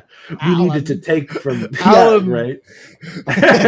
Alan. And how many belts does he have right fucking here? 1, 2, 3, 4, 5, 6. He has a belt for all of the men in his army, as we see. We needed to take from him the 20,000 and more belts that he held. More belts. For that, we had our mole get close to him over the years. Would have been nice if we could have seen him getting close to him. Yeah. Instead of just. And why did he need to get close to him? He just appeared behind him one time. Anyone could do that. Mailman could have done that. And saddle him with a false charge of regicide. Which anyone could have done. And that's not all. As fail-safes, we created a new type of ace using the clones of Class A. And why weapons the clones of powerful. Class A? We never talked about that. Why the clones of Class A? Why not just anyone? Why do they have DNA from Class A laying around? Because they were in the school, and it makes them be extra assholes for making them evil. Okay. And weapons powerful. Like, hi, welcome to day 2 after your introduction. Today is the DNA taking part of the fucking class. I also love. Why do we need to do this? I also love that he says, like, weapons powerful beyond our time. Like, if you can make them in your time, they're not beyond your time. They're not powerful beyond your time. By definition, they are weapons powerful at current time. Yeah. Also, using resources taken from the abyss. Yeah, no, they fucking like strapped together. They sent the all thing down and it just scraped the chrome off of everything. That was it's like the opposite of the SpongeBob cartoon. Like fucking one chrome flower spurts up from the ground and all thing comes down and grabs it and takes it up into the sky. Future.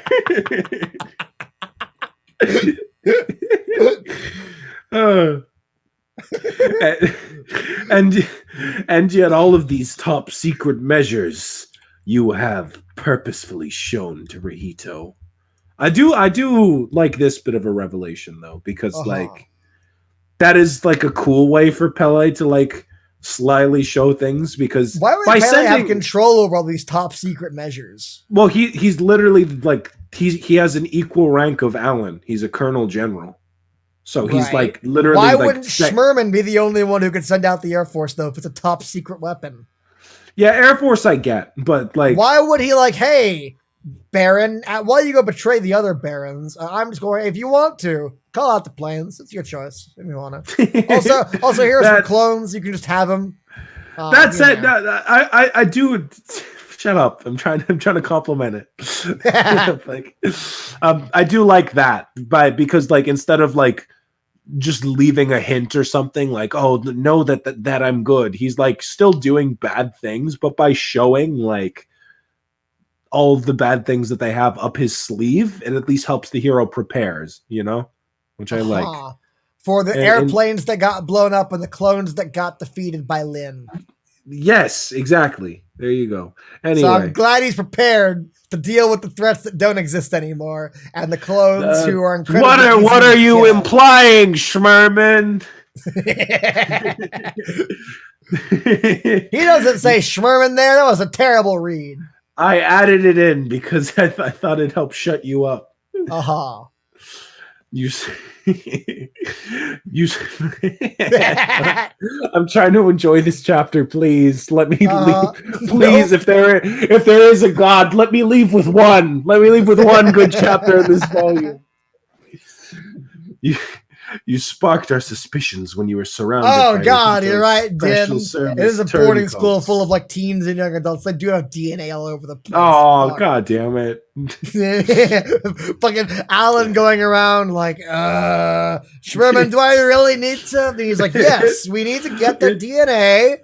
Go do it. And Alan's on his knees scraping sperm off the fucking thing. You know what I'd like to think, Sai? Yes. That all the dialogue on the next page is just what Suminizuki's editor told him. Let's see. Was there truly a need to send all the clones in that situation and sending out the Air Force in order to capture those children of the abyss? Did mere children require the use of our trump card for all to see? Okay, this again, like, this makes Pele look fucking stupid. Like, yeah, that's the problem. Yeah. Yeah. Like when Schmerman's just like, really, bro? Yeah. Like when that's in universe. This was a stupid idea. Like, this isn't us saying it, this is the manga saying it. Like, why the fuck do you use planes to capture kids? Like, and look, but he expected his defection to work long enough to get the fucking sword. So why didn't he not do this? Grab the sword, and then go back to Rihito and be like, hey, Rihito, they have a bunch of really stupid airplanes. And then Rihito could prepare for that then. Yep. Also, brings up the very valid point, which you constantly bring up, the fact that Pele can read minds. Yeah. Like in you, who would have read the minds of everyone in that situation. Well, it's only what's on the top of their mind, so you wouldn't necessarily know that. Fair. Well, here's the thing. I'm quoting you to discredit the manga. See how fucking. Anyway, while knowing that Captain Her's group would not kill Rihito, you deliberately gave them that very order and pushed them to mutiny. Captain Hers was charged with defense of the Wall of Paradise, as well as Special Service Headquarters. In other words, she is aware of the security measures for our most crucial strongholds. Wait, so Hertz is like the boss of the Special Service? She's charged with defense. I don't think that necessarily makes her the boss, but she's like, she defends the fort. But she's definitely high up. And she has a gun and not a ballot. Yeah, well, I'm sure she has a ballot. We just don't get to see it yet. I'm sure, like in another chapter. I'm sure in another chapter she'll like pull out a knife and it'll have a count on it. She'll be like, "This then I'll ask her why she didn't pull out that knife 20 chapters ago." Because she had a gun 20 chapters ago. And look how much good that did her. In a war, letting such information leak is tantamount to defeat. This was your specialty back during the war, after all. And so, as for what I intend to do with someone like you... Where did you come from? She came Why does everyone just appear when they want to? She came from the Can you imagine if fucking after fucking her appearing, we cut to a shot and one of the really special service guys walked in holding Mailman's head in the jar, Lord Genome style. And that was just canonized and everyone teleports that way because he's doing it. I would really like if instead of Pele just like doing like the eyes glance back, he's like, "Oh fuck! Yeah. Where'd you come from? What the fuck? What if she tapped the gun to his head and he like jumped, right? And Yeah. he got scared. Yeah. Like wouldn't that like break the cool badass? Yeah, break the cool beforehand? facade. Yeah. Yeah, like fucking Schmerman like continues the speech like, and on top of all that other dumb shit, you didn't notice 2 people follow you into this room? Yeah, right. Yeah. Pele, yes. master spy, fucking getting caught constantly. So get ready for the Pele nerf here, because of course we can't just have him like insta beat Schmerman. So, care to read my mind? As usual, your mind is the only one I can't read. How lucky! It's as if you had 2 minds in that head of yours. Fuck that. Yeah, right. Of all the explanations, just like, he's crazy. Yeah, why do all the guns look so bad? That's the point. But like, yeah, I'm pretty sure it's 3D models. Like I said, this is pretty awful. And for someone like Minazuki, who obviously prides himself on his fucking artwork, like it's a shocking inclusion. I imagine like Sonohara's like arsenal of 20 fucking guns, and it's like, oh, that looks pretty decent. Then you go to the bottom panel, it's like, what the fuck happened? Yeah, that's the thing. Yeah, do you know what I think it is? I think it's like a time constraint thing. Like he probably like saved the guns for last, like just drew the picture. And then he didn't have the time to finish the guns. So I imagine he drew a gun like a 5-year-old would draw a gun, like a little like pencil outline. Like, I'll fill it in later. I'm now imagining his panel with like little like tiny like shitty gun. Because if you go like one page back, like Harris's gun looks fine. Like you can tell it's drawn. Right? Yeah, it looks fine. Yeah. Anyway, you go back and forth between the one and the other. And I think this part here is either a typo or a mistranslation, because Schmerman goes, "Is that so? I can read your mind," which no, he can't do that. So maybe he can. Maybe that's a new bullshit power music he pulled out of his He ass. just has ice. Well, and he's really fast. The magicians are all about like different magic tricks. Like, it's not just the one. Anyway, so he's like, Sonohara. I assume what he's supposed to be saying is like, I don't need mind reading powers to know what you're up to. Yeah, that's the traitor. Thing. Yeah, that's what I assumed reading this. Yeah, that's what I assumed too. But when you read it, that's not what it says. Yeah. But yeah. Anyway, so she's like, Sonohara, shoot him. So Sonohara jumps 5 feet back to pull the trigger.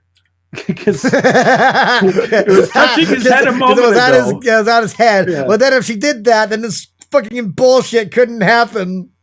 Yeah, so she shoots, and then the bullet curves around his head. I will say that's a really... no, fuck it. Never mind. They're all really cool double-page spreads. It doesn't matter. Fuck off. It does not. Well, welcome to my wavelength. That said, like the fucking. We want to point out how this is probably an even better fucking example of plot armor than Hina shooting herself 12 times. Like she fires a bullet at his head and it just goes around because he's got fucking plot armor. It's not. It's because she's using her power. I know, but come on. No, I would say. Finally, a main character got a bullet actually fired at them, and of course it goes right around them. Because they've got invisible fucking Mr. Mime walls protecting them. No, it's because... No, here's the thing. Hina's is way worse, because that's just fucking... You don't compare these two. You should feel stupid for saying that. No, anyway, again, so the bullet flies at Schmerman, and he goes, grrr. Grrr. So he freezes the bullet. Explain this to me, please. Yeah, no problem. What do you want? Yeah, so he freezes the bullet. And he goes, so use your power to cut the bullet's path. Yeah. But what do you think a single bullet can accomplish? And because he was so distracted by staring at the bullet, he didn't notice the flashbang thrown at his face. What the fuck happened? What do you mean? What happened? Who threw a flashbang? Why? Pele. How did he not see it? Pele threw it, but he didn't see it because he was too busy monologuing about the bullet. No, fuck that. He couldn't have frozen ultra powerful Schmerman whose like reaction speed is insane, and Pele can't think of a way to counter it, and he's badass and he's awesome. He's omnipotent, basically. How the fuck did this happen? Because they shot a bullet at him first, and he throws the bullet, and then he didn't see the flashbang go at him. Okay, when I first read this, I assumed Pele like fucking. I assumed it was gonna be like an Arnold Schwarzenegger moment, like Pele like teleported the bullet away, and it was actually a flashbang. That's what I assumed when I read this. It was like it's in the exact same part of the screen that like the bullet was in previously. So, like, where did that go? So I assumed, like, the ice just turned into a flashbang. And I imagined Pele walking away from the explosion, like, who's the magician now? Yeah! No, I expected that to happen, honest to God. That'd be too cool. And I have no idea what the fuck's going on right now, or how this worked, or how this happened. Well, let me explain it to you more simply, right? So they shot a bullet at him. And so Schmerman defended himself by freezing the individual bullet. Right. Schmerman then monologued about why the bullet went in his direction. And then he asked them, but what do you think a single bullet can accomplish? And they responded to his question very politely by throwing a flashbang. And he was too busy thinking about what a single flashbang could accomplish. Yeah, like a thrown flash grenade. You used your arm to toss a thing at me using momentum. And what do you think a single flashbang can bang? Oh, my eyes! What the fuck? Anyway, so Pele's like, get out of here. Take the ballot. Fly away. And Schmerman once again fly goes, away now. Fly away now. Fly away.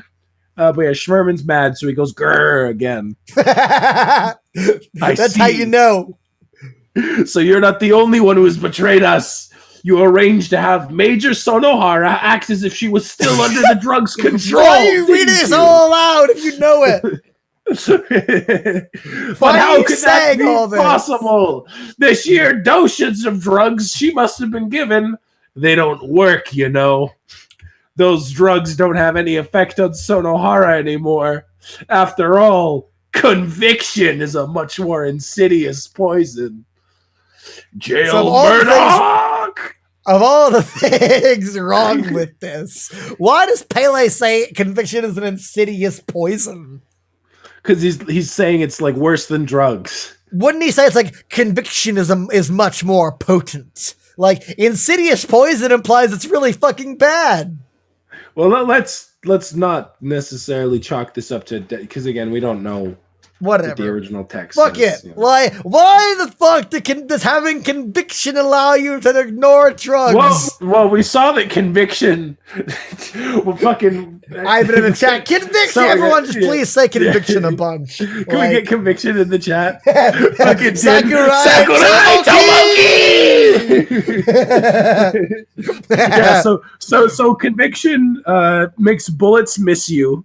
It lets you beat anyone. It lets you teleport anywhere. It lets you appear anywhere, and it makes you immune to drugs.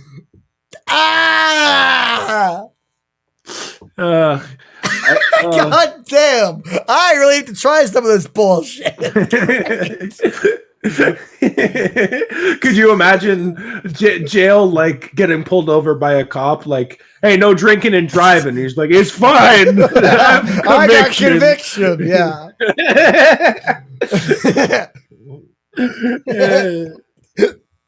And the officer's just like, oh, okay, all right, let him go, boys. He's got conviction. It's fine. Yeah. Anyway, so what Schmerman, the fuck? How did Minazuki think that would fly? How did he think anyone would buy that? Did you buy that? Yeah, because conviction is a more insidious poison.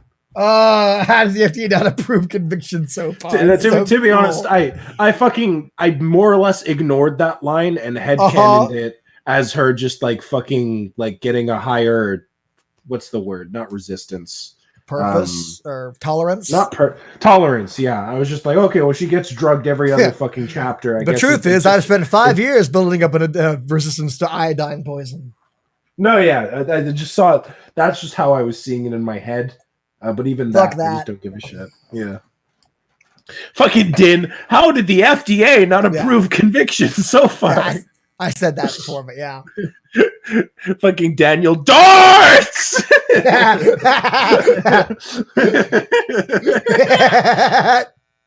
Oh my! I want to read fucking Jail's lines and darts' way because he's gonna look like him, doesn't he?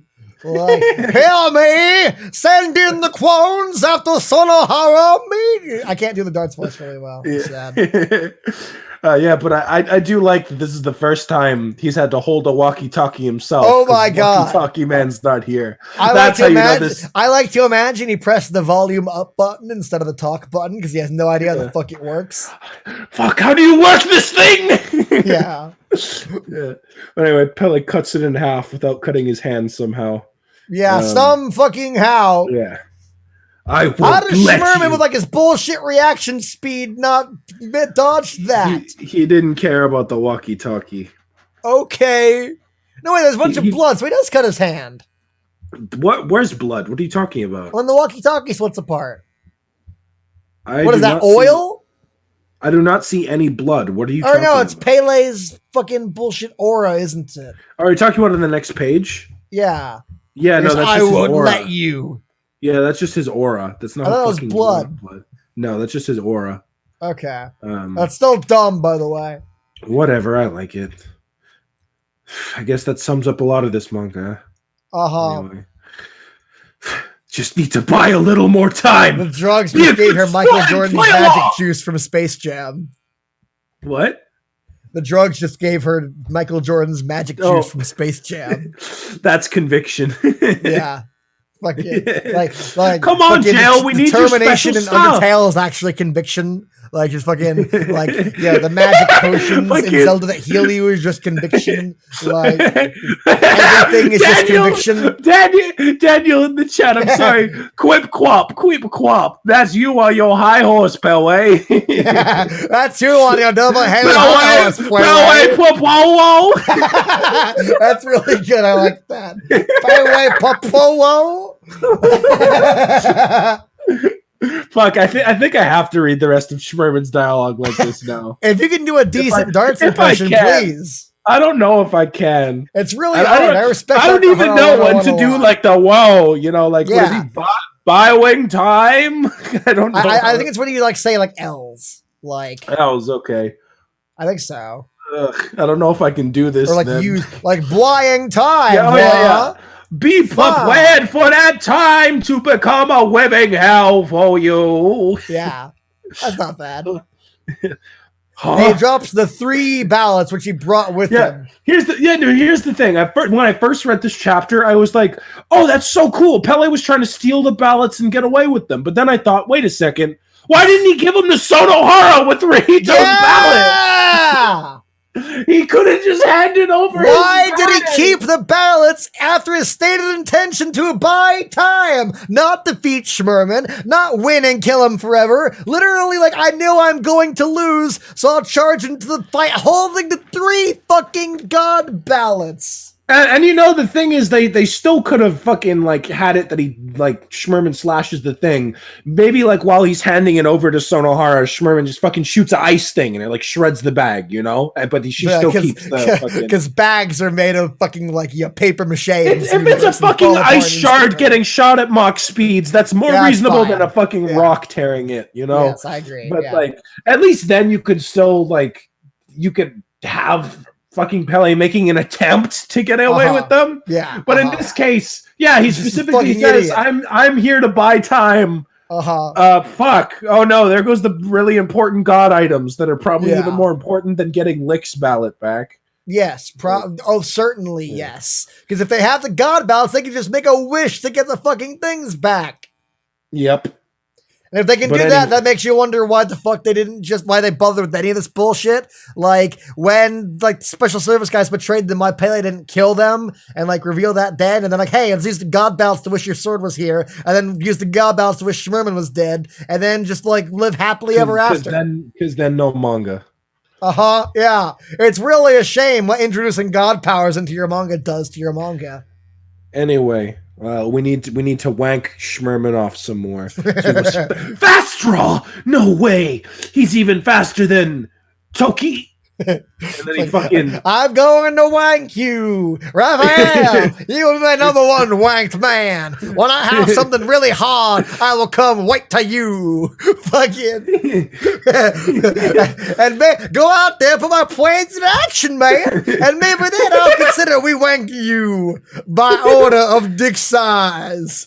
These meetings get really fucking weird sometimes. I will say, as fucking like cliche anime bullshit as it is, I do like the visual of him like fucking beating Pele with one finger. This is way better in Monogatari. Like, fucking, in the movie, there's a moment where Shinobu or I don't remember who it was, they like drag their head against the side of a stadium, like while moving really fast, and like the fucking like brains fall out. Like, yeah. But here, he just like gets a boo-boo on his head, and he like bleeds a little bit. It's still a cool visual. Because Plunderer is incredibly toothless. Yes. How heavy are the plot holes? You're right. So now they broke the fucking wall. Let me ask you one thing, guest Wentz. Why did you betray us? Why have you put your trust in Wahito? All right, so here I love it so much. You should know I don't trust anyone. Ever since I can remember, my parents have sold me to perverted old men for food. Like present company. Oh, fuck. And once I gained this power of mine, it only reinforced to me that people couldn't be trusted. Each and every one of them put on a nice face, but their hearts were full of nothing but filth. While pretending to care about me, they only thought about how they could benefit. How do you benefit from like an orphan? Because they sold him for food. When? Wait, what? The previous page. Ever since I can remember, my parents have sold me to perverted old men for food. That's fine, but after he gains his power, like, this is in Alcia, right? Oh, you're talking about like it only reinforced that people couldn't be trusted. Or no way, he would have gotten his power when he was older. He got his power later. What are you complaining about now? I'm confused. Like he's like he's 6 in this fucking flashback, but he's like, when I could read their minds, I realized how evil they were. He said, and once I gained this power, it only reinforced to me that people couldn't be trusted. So he's saying like, as if my old situation wasn't bad enough, after I learned to read people's minds, but then, like, surely him saying that, like, after I realized that, like, that would flash back to when he was real, or flash forward then. When he gained mind control. Yeah, they should have. But he's like 6, so he doesn't have his mind control powers here. They should have shown a different thing than him as a kid. But, like, I get the point. The visual is supposed to be showing, like, the worst part of his life, blah, blah, blah. Yeah. Rihito's no different. Even his killing for the sake of others was because he'd go insane if he didn't. Hold on, no, wait, what? So hold on one fucking second. So like, is the mustache guy Pele's like handler or father, whatever the fuck? And like, no, his sold them off to this couple, and like his parents are supposed to be the ones in the background selling him off. No, they're not. They are. The mom straight up looks like him. She even has the same fucking hair bandana. That she passed down to the generations and survived for 300 years. Yeah. Okay. And his dad looks like one of the fucking clones. So, but the old mustache guy was in the last panel. So is it sequential or not? Yeah. It's very clearly unsequential, unless this is supposed to be just like another time, like the same guy. Why is this not sequential? Why do we flash forward? Why do we have a flashback and then we flash back even further from that flashback? I was gonna say this could also just be like a different time of him coming back. Like it could be a repeat. Hey Dorothy, fucking, how you doing today? Like. Same shit, different day. Gonna go ask fuck your son now. Potato. Here's the bread you ordered. Mamma mia. Anyway, so we get stop. So we get it's the reveal. Mario. We get the same fucking mustache. We get the reveal of Pele's count finally. Do we? What's count? My count is the number of times I've. Okay, yes, but like, what's the number? Oh no, we don't know the number yet. Yeah, of course we fucking. Because obviously, yeah, obviously 100 whatever is fucking fake. It's gonna be like Right. 500,000 guaranteed. Yeah. Because if he's like my times the number of times I've doubted people, it's like 40. It's like, oh, okay, Pele. Yeah. Anyway, So also the fact your count within the times you've doubted people, like fucking. Yeah, this is really when she wants to one. die, and his is like the times I've doubted people. Like, hey Sarah, on Monday can you bring me some butter? Oh sure, Pele. I doubt she'll remember to do that. Like he just a panel of him like glaring at her while his count raising. And again, it's a really funny panel from a comedy version of this fucking manga. Yeah, you know what I'd really like? Like when like if we cut to you bringing up the whole like sneezing joke earlier, the special service guy, but just earlier where Jail's like, oh, by the way, guys, I forgot, no killing. We just cut to Pele and his count goes up by 1. Anyway, I hate this. As if I would ever trust them. Okay, I'm tired of this bullshit of like Minazuki like saying my count is this really sad thing I do a lot. Like, especially if we're not going to show the fucking count to Kikaze's the number of kids he's murdered that he loved. Fucking Hurts is the number of times he wanted to die. Pele's the number of times I've doubted people. And he was like, oh yeah, mine's the miles I've walked. Kind of not. How convenient that all of their accounts are so specific and sad and bullshit to be edgy. Like, how fucking convenient is that bullshit? They need to learn to get some conviction, am I right? Oh god. Could you imagine if at the end of the manga everyone's just like, could you imagine my counts the number of conviction? Can you imagine if Pele is like, my counts the number of times I looked at rainbows? Like something not sad, or even as my count's the number of miles I've walked. Which Roman's like, kind of a boring count you got there, not really apropos or fitting the situation at all. God, how will that make the viewer cry? God, you're just making me really wish there was a fucking Plunderer bridge now. Yes, we are making it literally right now. More or less. Yeah. fucking Schmerbert's talking like darts. Fucking Tomikaze has sweatshops. The fucking city's chemical plant zone. Like fucking the really special service are all clones. Like, and we're literally making the abridged of Plunderer right now. You got a point. I never looked at it like that. Yeah. Anyway. Now why? However, there was one complete and utter idiot. Literally one good person he ever met in his entire life. Yeah. Only one. But that was the only one that mattered. Especially in Alcia, where like everyone's living in a paradise. But one who did nothing but believe in others. Thanks for waiting, Sergeant Pele. Right, the flyers are all done. Help me hand them out. It's volunteer time. Nonsense. Nonsense. Oh my god. Yeah, nonsense. I just imagine she has like a paper clock on the wall and all the fucking times there's volunteer time. Oh, that'd be cute. Look at the clock, Sergeant Pele. It's volunteer time. Nonsense. God, you make me want to commission so many things in these streams. I said this is nonsense. I came here on an assignment. Ruled by Umbers. I came here on assignment. I'm proud of that one, not gonna lie. I'm very proud that you did that as well. I came here on an assignment from the Royal Guard, not to play house with you. I like Lynn's little drawing of herself and the happy sun. That's cute. Yeah.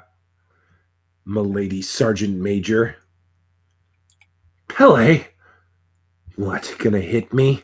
I also like that as like a little one-off line. It very much like, that's a good like show not tell sort of line where you can like imagine his sort of upbringing where that's his first reaction. Well, I mean, this comes after all the showing we just did, but I guess there's one bit of you know what I mean. Like as its own line, like that's a really good way to show his fucking mentality. I don't like that. Yeah. Jeez, you're such a handful. Give me a minute to remake them. Don't worry, you'll get it in no time. How much fun this is, I mean. How sad. He does Professor X thing again, like, Yeah. Let's see what you really think, Lynn. with my Millennium High. Aw, how many Yu-Gi-Oh references could we possibly make? This whole manga will just turn into Yu-Gi-Oh by the end. It's already there. Fucking Schwerman's darts, the counts of the life points. Fucking... I miss when Hina was Tristan. Those were the days. Yeah, Hina was Tristan. We're already bringing Yu-Gi-Oh. We've been Yu-Gi-Oh for a while now. I need someone to be Joey, but I don't know who would make for a good Joey. That's one of my favorite voices. Nya nya.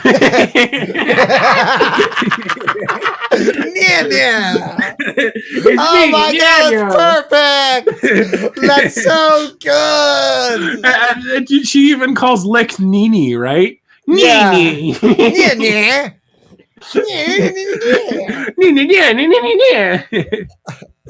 is the best. I love this. Anyway, I work so hard. You can do it, Isaiah. I believe in you. Well, have conviction.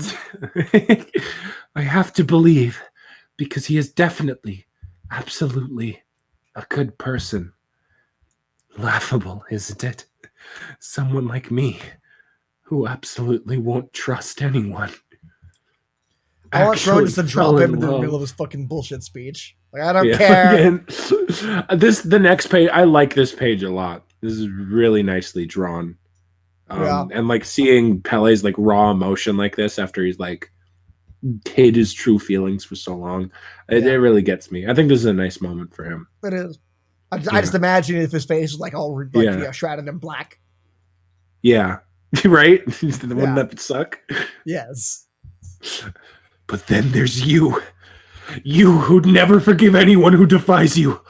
Without a doubt, you do horrible things to her, like shoving phallic objects in her mouth. Or call her fat all the time. Not or like torture me. her. Or toy with her. Which literally he did. Not like me, who dislocates her arm and calls her fat. Yeah. I won't let you. I won't let you steal that smile of hers. That stupid, foolish, crybaby smile of hers. Also, this is another like really well drawn expression of Minazuki. He's so angry, his blood is just like. Yeah, that's a thing. Come on, it's his blood pressure is going up, but very literally. I like this page as a whole. Like I like the going the on like layout a of hose. Like I just imagine Schwer with like 3 streams of blood like running down his face. It's like when Ryuko like ripped off Junketsu. Yeah, exactly. Yeah. It's covered in blood. Yeah, it's all red. But yeah, I do really like this moment. I think this is like one of my favorites in the whole manga. Even just the layout of this page, like him like getting his footing back after Schmerman's like been holding him in the air to like show his literal last stand. Right. Well, I mean that's very basic symbolism you see in everything. Yes. I'm not. But point. And then Schmerman just at the bare minimum. Woo! Woo! Yeah. Whatever. Then Schmerman just stabs him. Fuck you. Fuck you. Did you actually think you could escape my grasp and meet that person again? No. I've already settled for never seeing her again. As he falls from Cloud City. Living like a star, you can't stop my shine.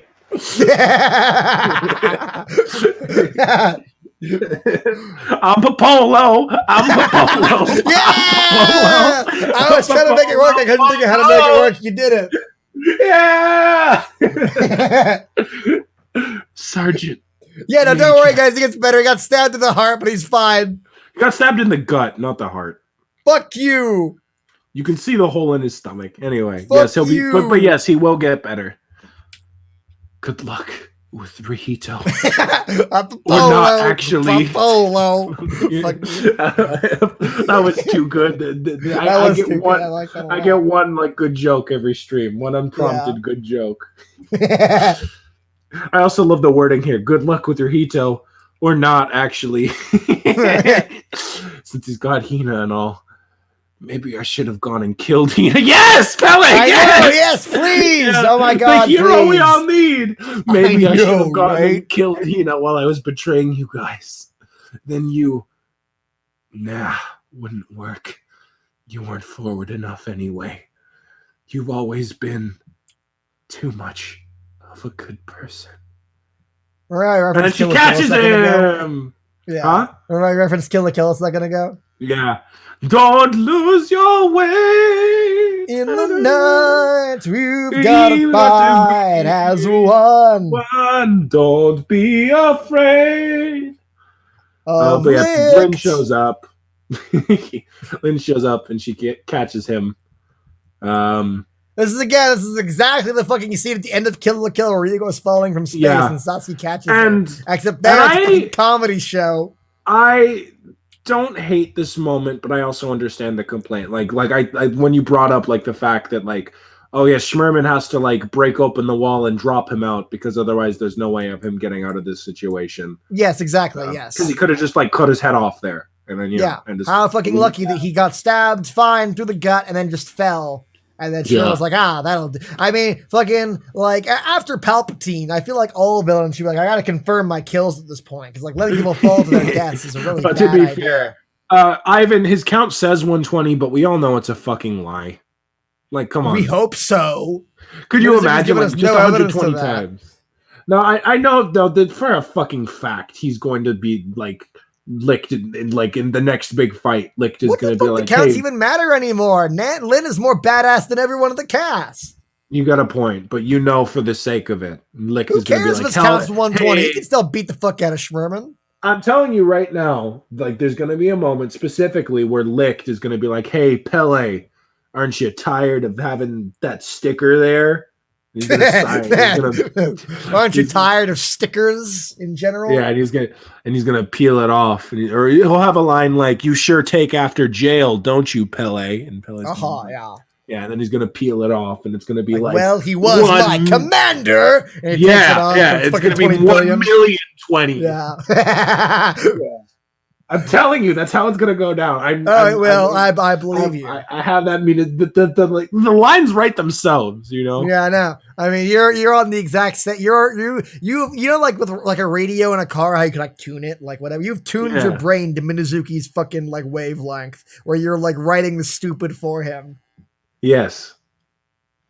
Anyway, so this scene would be great in a better manga. You're right, Baber Weeb.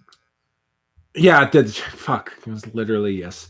Where did Lynn come from? How is she down here? Well, here's the thing. We know, like I said, they were already close to the Wall of Paradise because they were. Used hope.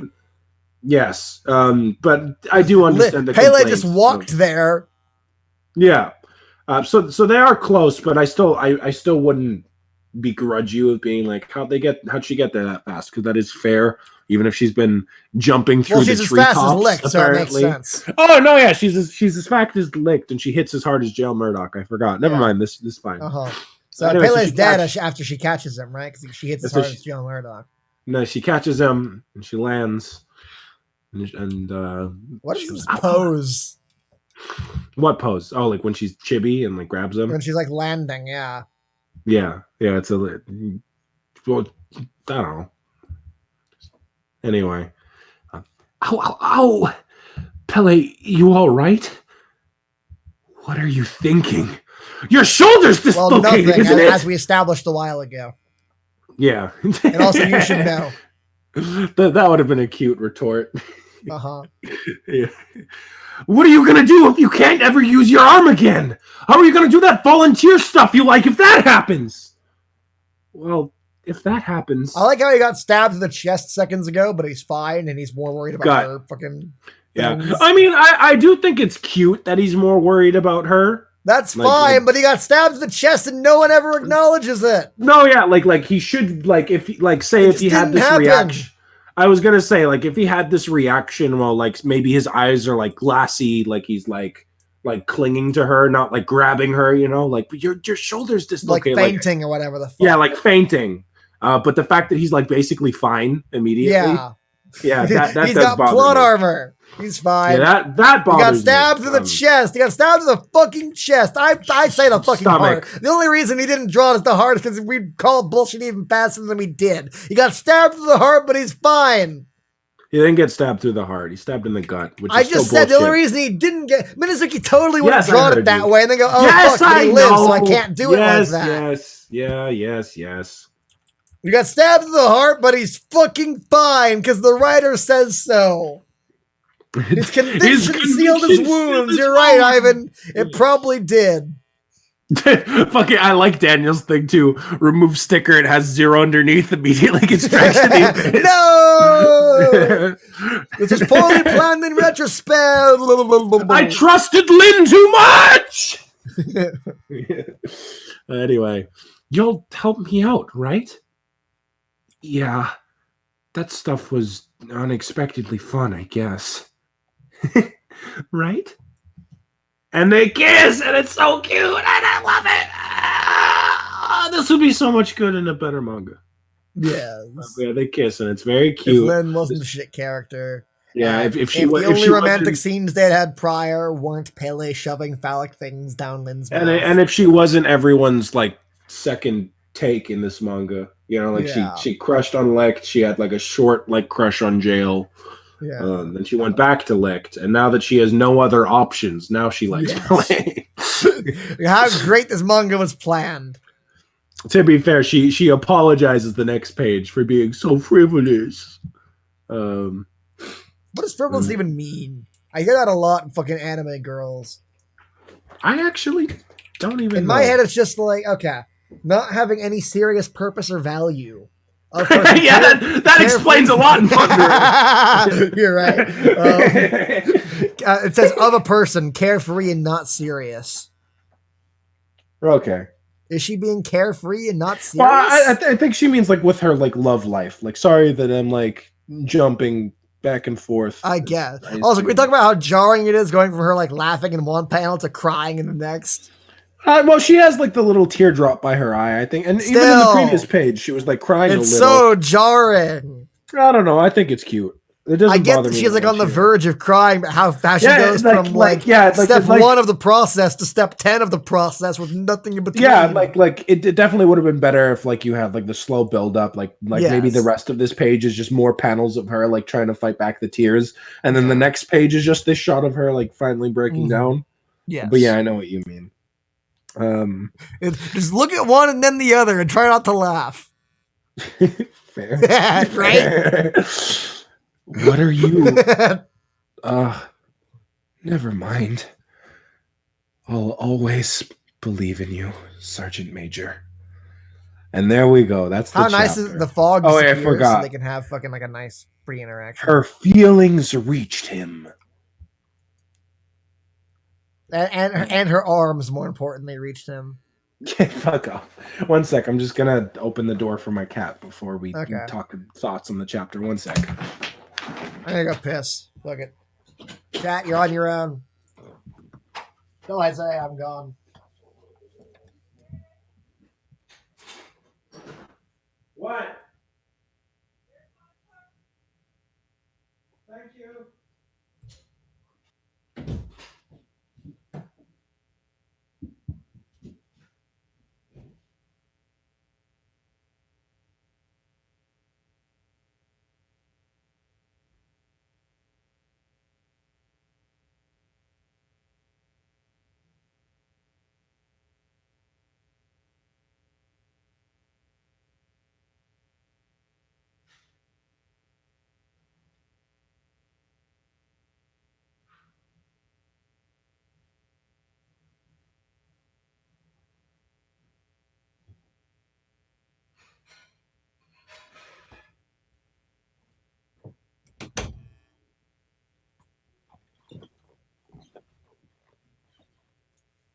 I return.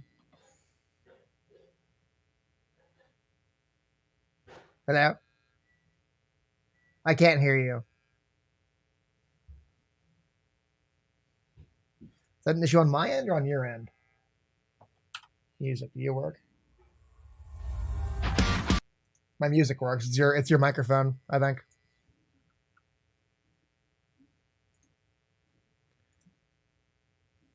It says it's working. Huh.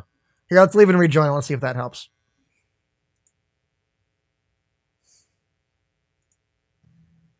Boop-a-doo.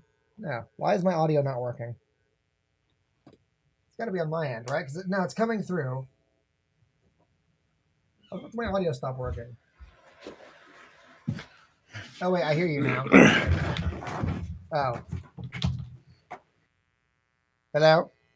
Sorry for the delay. I'm back. Oh, okay. Oh, my God. What the fuck?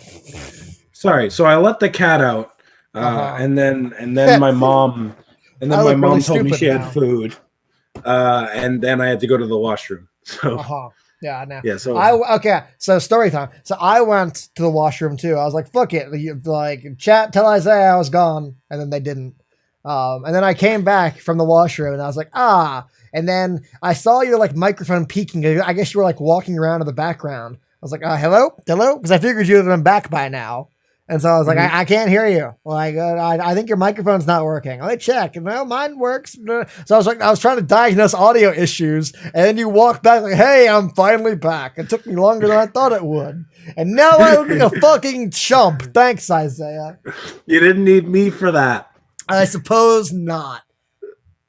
So yeah, notes on this chapter. It sucks. Is that all you put? No. I said I don't have any notes for these. Oh, right. That's right. I like this chapter still. There's some dumb things. There's some dumb things in it, but the emotional... I have conviction, so drugs don't work on me. But the emotional bits resonate with me more. Pele brought the balance with him. Schmerman crushes his head against the wall, but he's fine. He gets stabbed in the chest, but he's fine.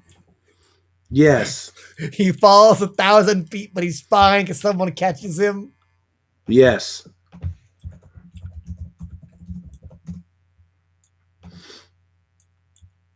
Is there a problem? I guess not. Exactly. It's like a flashbang appears out of nowhere, and Sherman is surprised. I think the chapter's all right. I don't hate it. Yay! I'll take it. I will definitely fucking not take as bad as the others, if that's any kind of qualifier. Like a starved animal, I will take the compliment. I think this is the first. I genuinely think this is. I also kind of like Pele. Schmerman,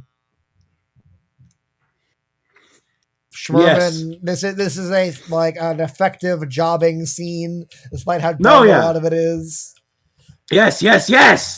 We can't read Schmerman's mind. That's really like of all like it's a really bullshit reason, but like I'm so glad Mizuki covered his fucking tracks there, so we aren't asking that question for the rest of the fucking manga. Thank Christ he remembered to say that. Yeah. But I very much enjoy that chapter still. Also, like Pele is dumb.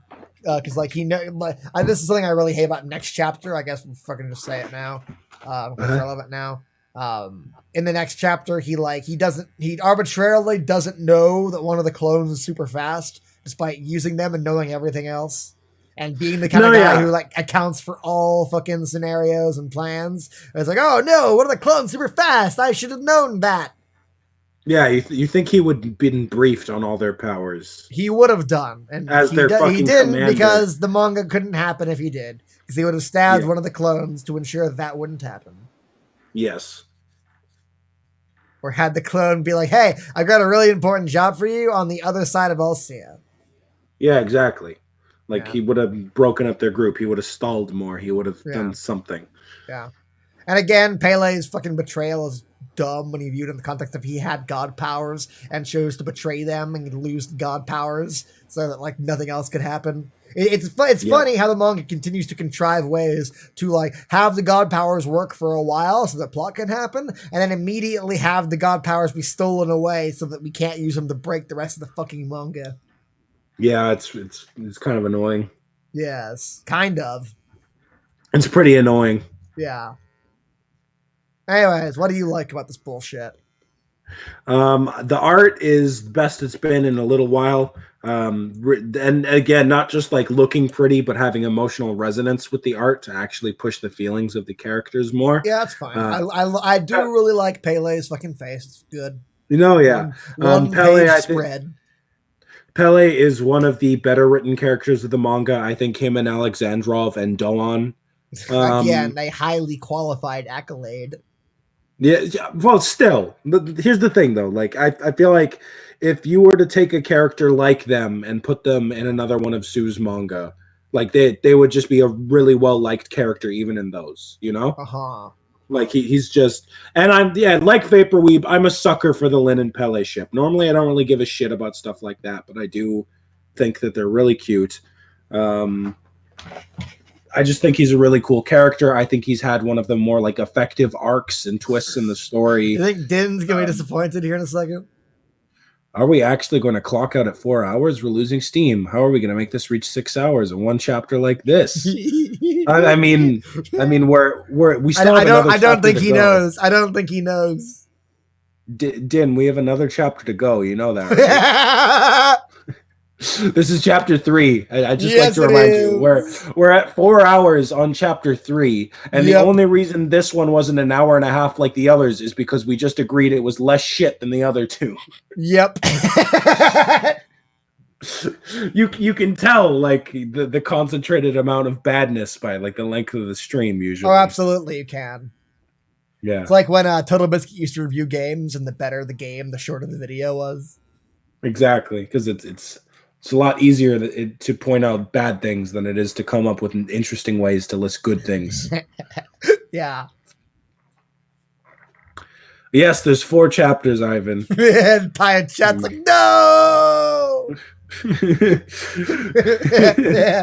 Bacana!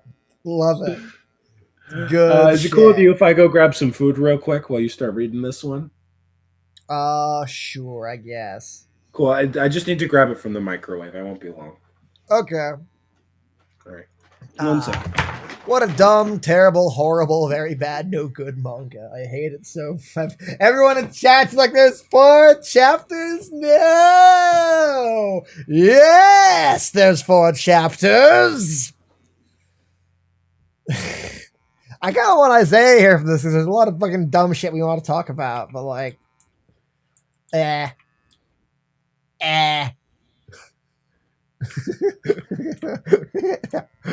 do like this page where it's like background kanji are of idiot. And just like all the characters in this manga are idiots. Fucking great job there, Minazuki. Oh god, we reached the hour mark. Maybe. I don't even remember what happened in this fucking chapter. I didn't go back and read this. Yeah, this one. God damn it. So yeah, this might be another hour. I'm sorry, chat. That's my fault. This one's bad too. I'm sad.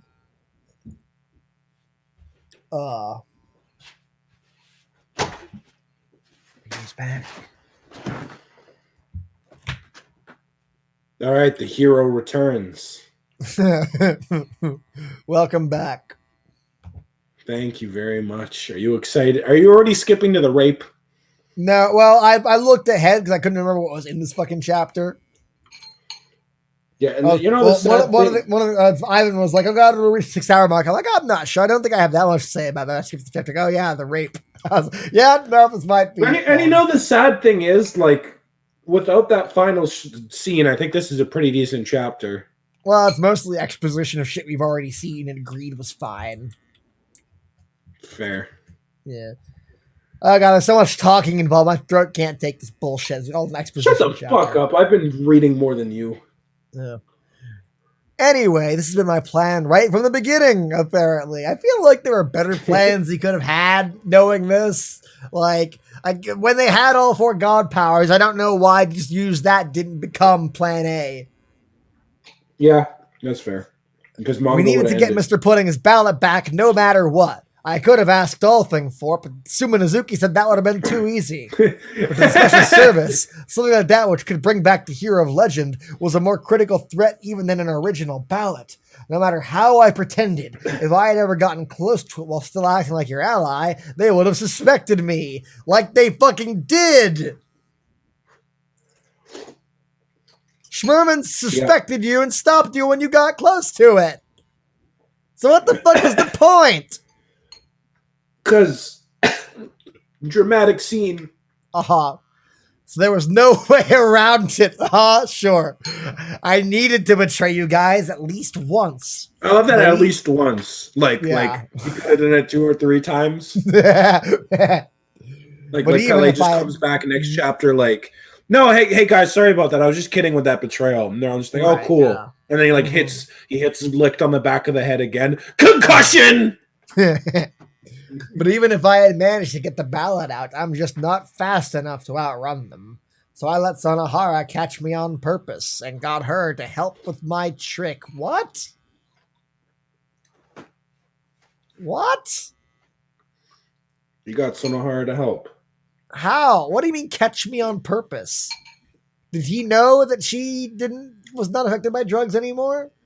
Well, yeah, because he can read her mind, I guess. Okay, so like, what does he mean catch you on purpose though?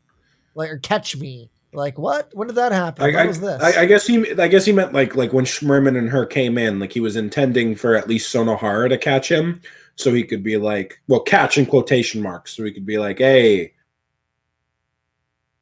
I guess. Away with it. Like, shouldn't it be like Sonohara was a co-conspirator who was also that definitely would have been. I let Sonohara catch me on purpose, and it makes it sound like he was out just like fucking fighting like the special service with Licht, and then one of the days Sonohara came to them and he's like, I let myself get captured on purpose this time because I want to convince you to help me. Yeah, and Sonohara was like, I'm not actually on drugs, so I will help you. And he's like, awesome, cool. Yeah, that's what I thought reading this. That is what it sounds like when you put it like that, yeah. She had the best chance of getting the ballot to Mr. Pudding out. Why is he calling him that now? Well, I mean, he did call him that in the past before, but it is weird that he would continue now that his facade's down. Yes. Since she's the only Baron able to fly, apparently. Well, because she's a jetpack. Future bullshit technology. Why doesn't everyone have the ability to fly? Well, I mean, the only reason she has it is because she has a jetpack. It's not like her power is to fly. Yeah, exactly. Like, she's not the only one who has the ability to fly. Anyone can. Yeah, but she's the only one who has a jetpack. It's just on right now. The other ones are in a storage closet somewhere. We're not really sure. It might take us a while to find them. They're in a box. So, no one should be able to catch her unless they're wearing a jetpack, but they wouldn't have those.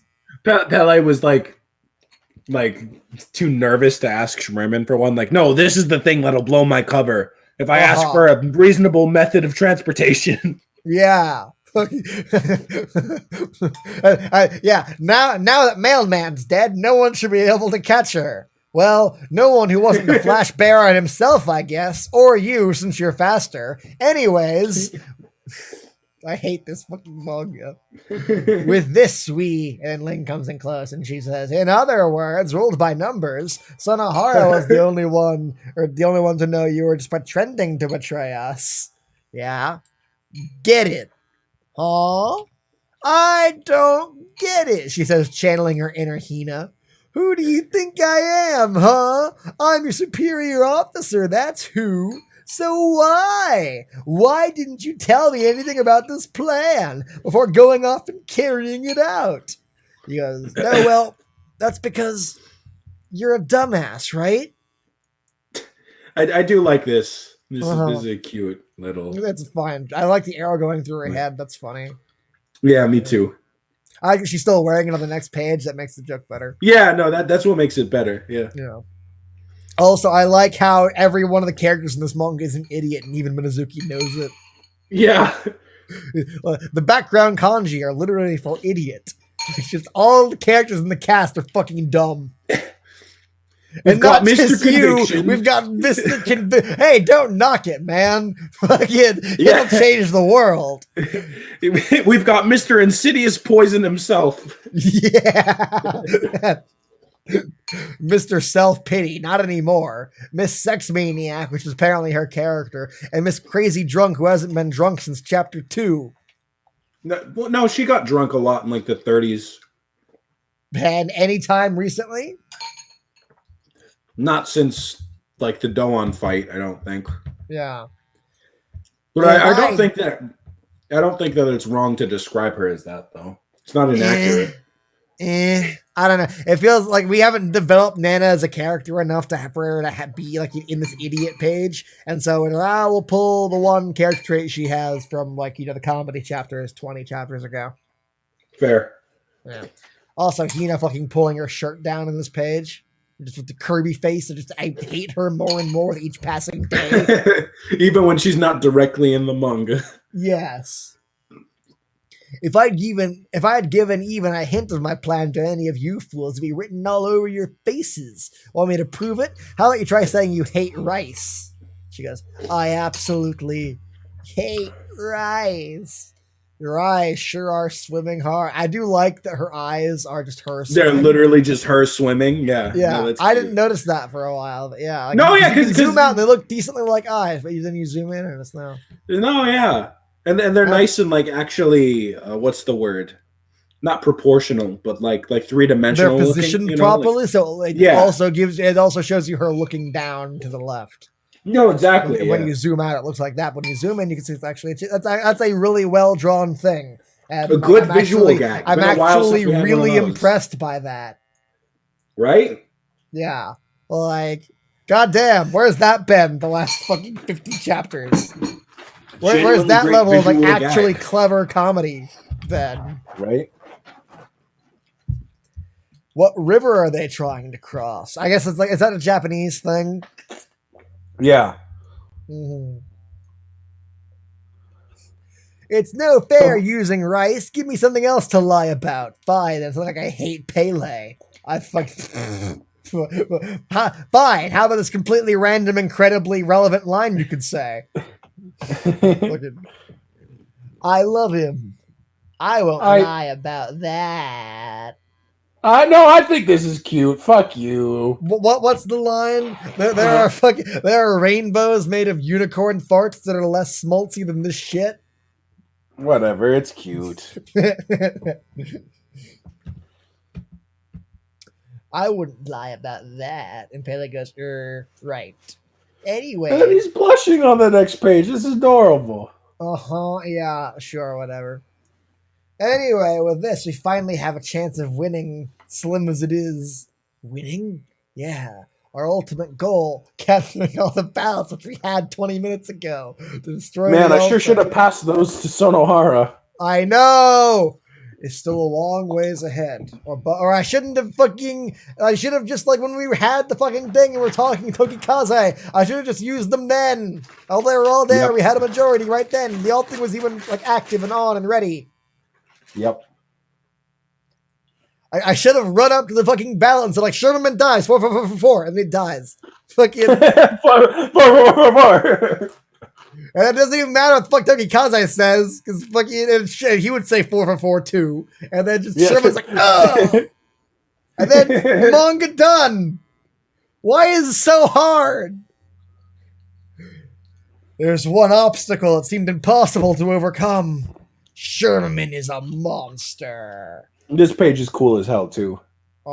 Yeah. Just a fucking. He's got the special service behind him though. They're all good guys. Yeah, they should be the white special service, but like. Whatever. There aren't that many of them. And Mizuki probably realized that. It's like, well, I can't draw an army of 10 people in the really special service. I got to make it the special service, but they're all good guys. And then he stops caring and just does it.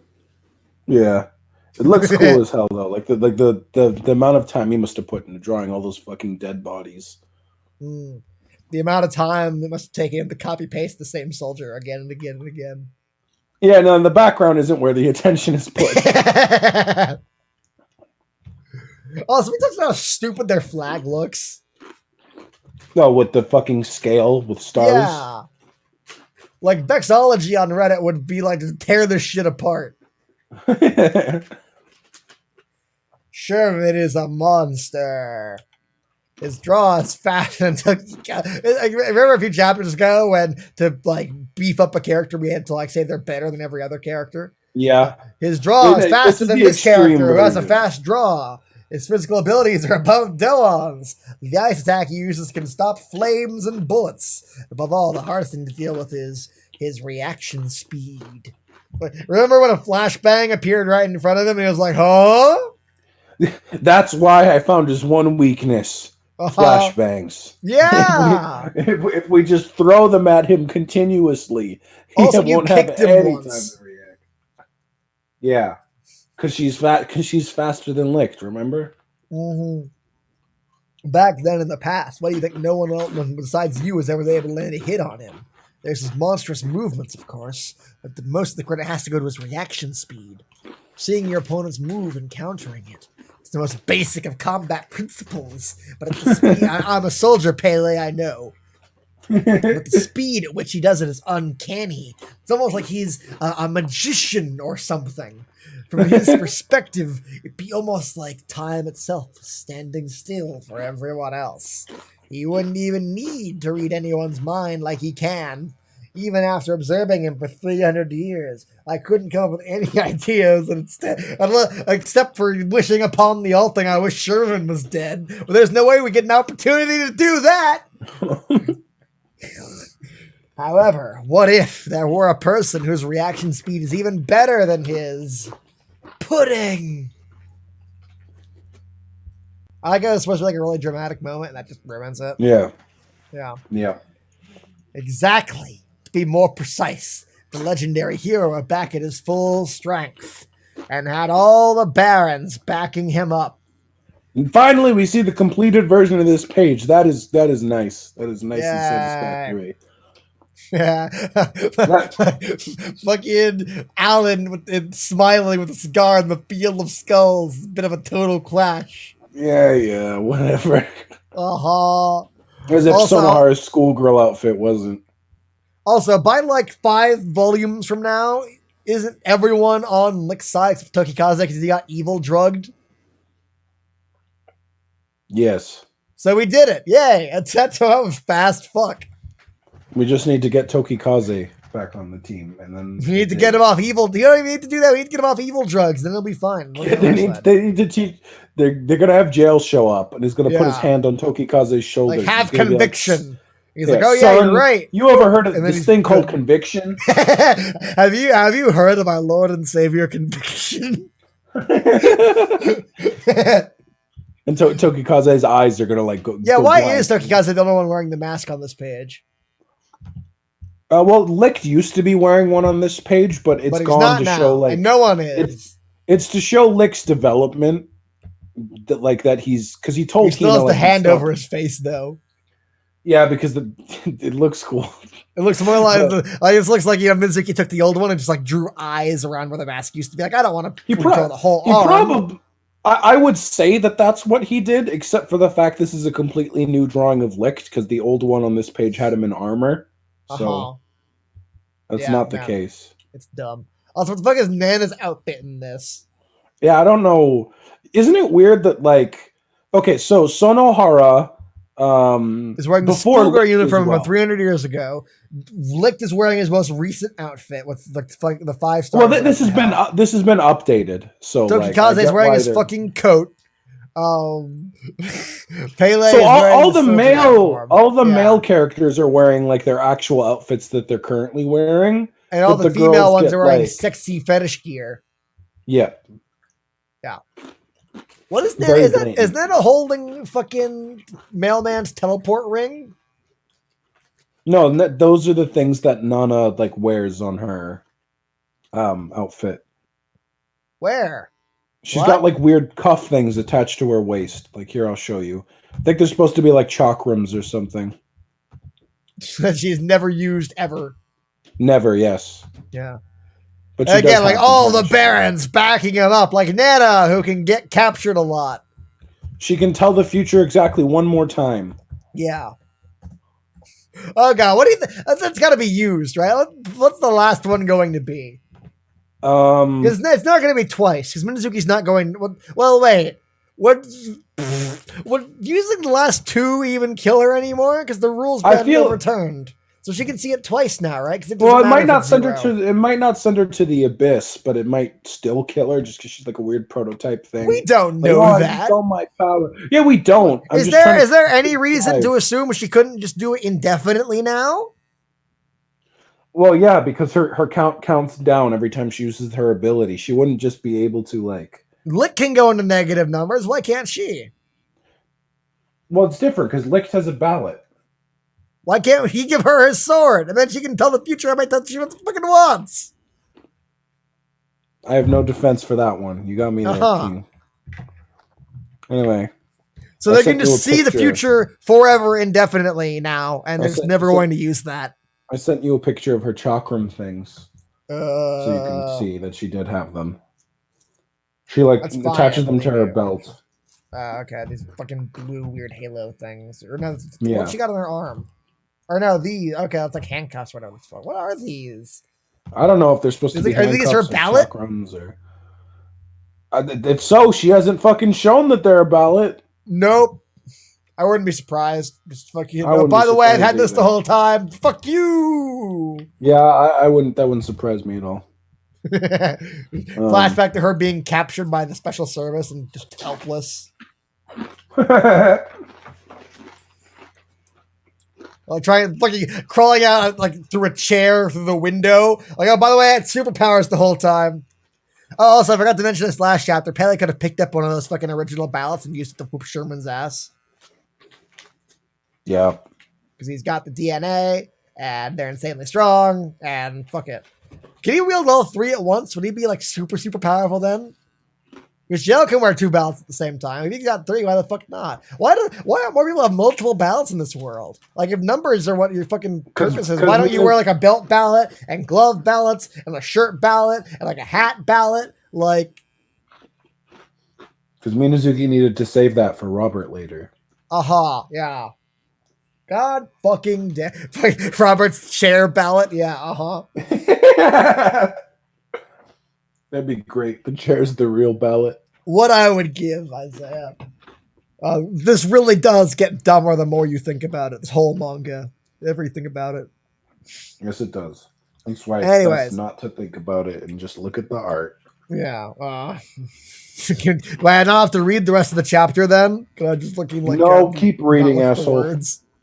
I still wouldn't go as far as say we're equally matched, but at least then we'll have a fighting chance.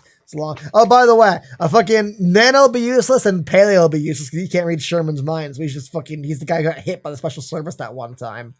Yep. Sonohara's bullets just get frozen. Tokikaze's blade is slower than Sherman's.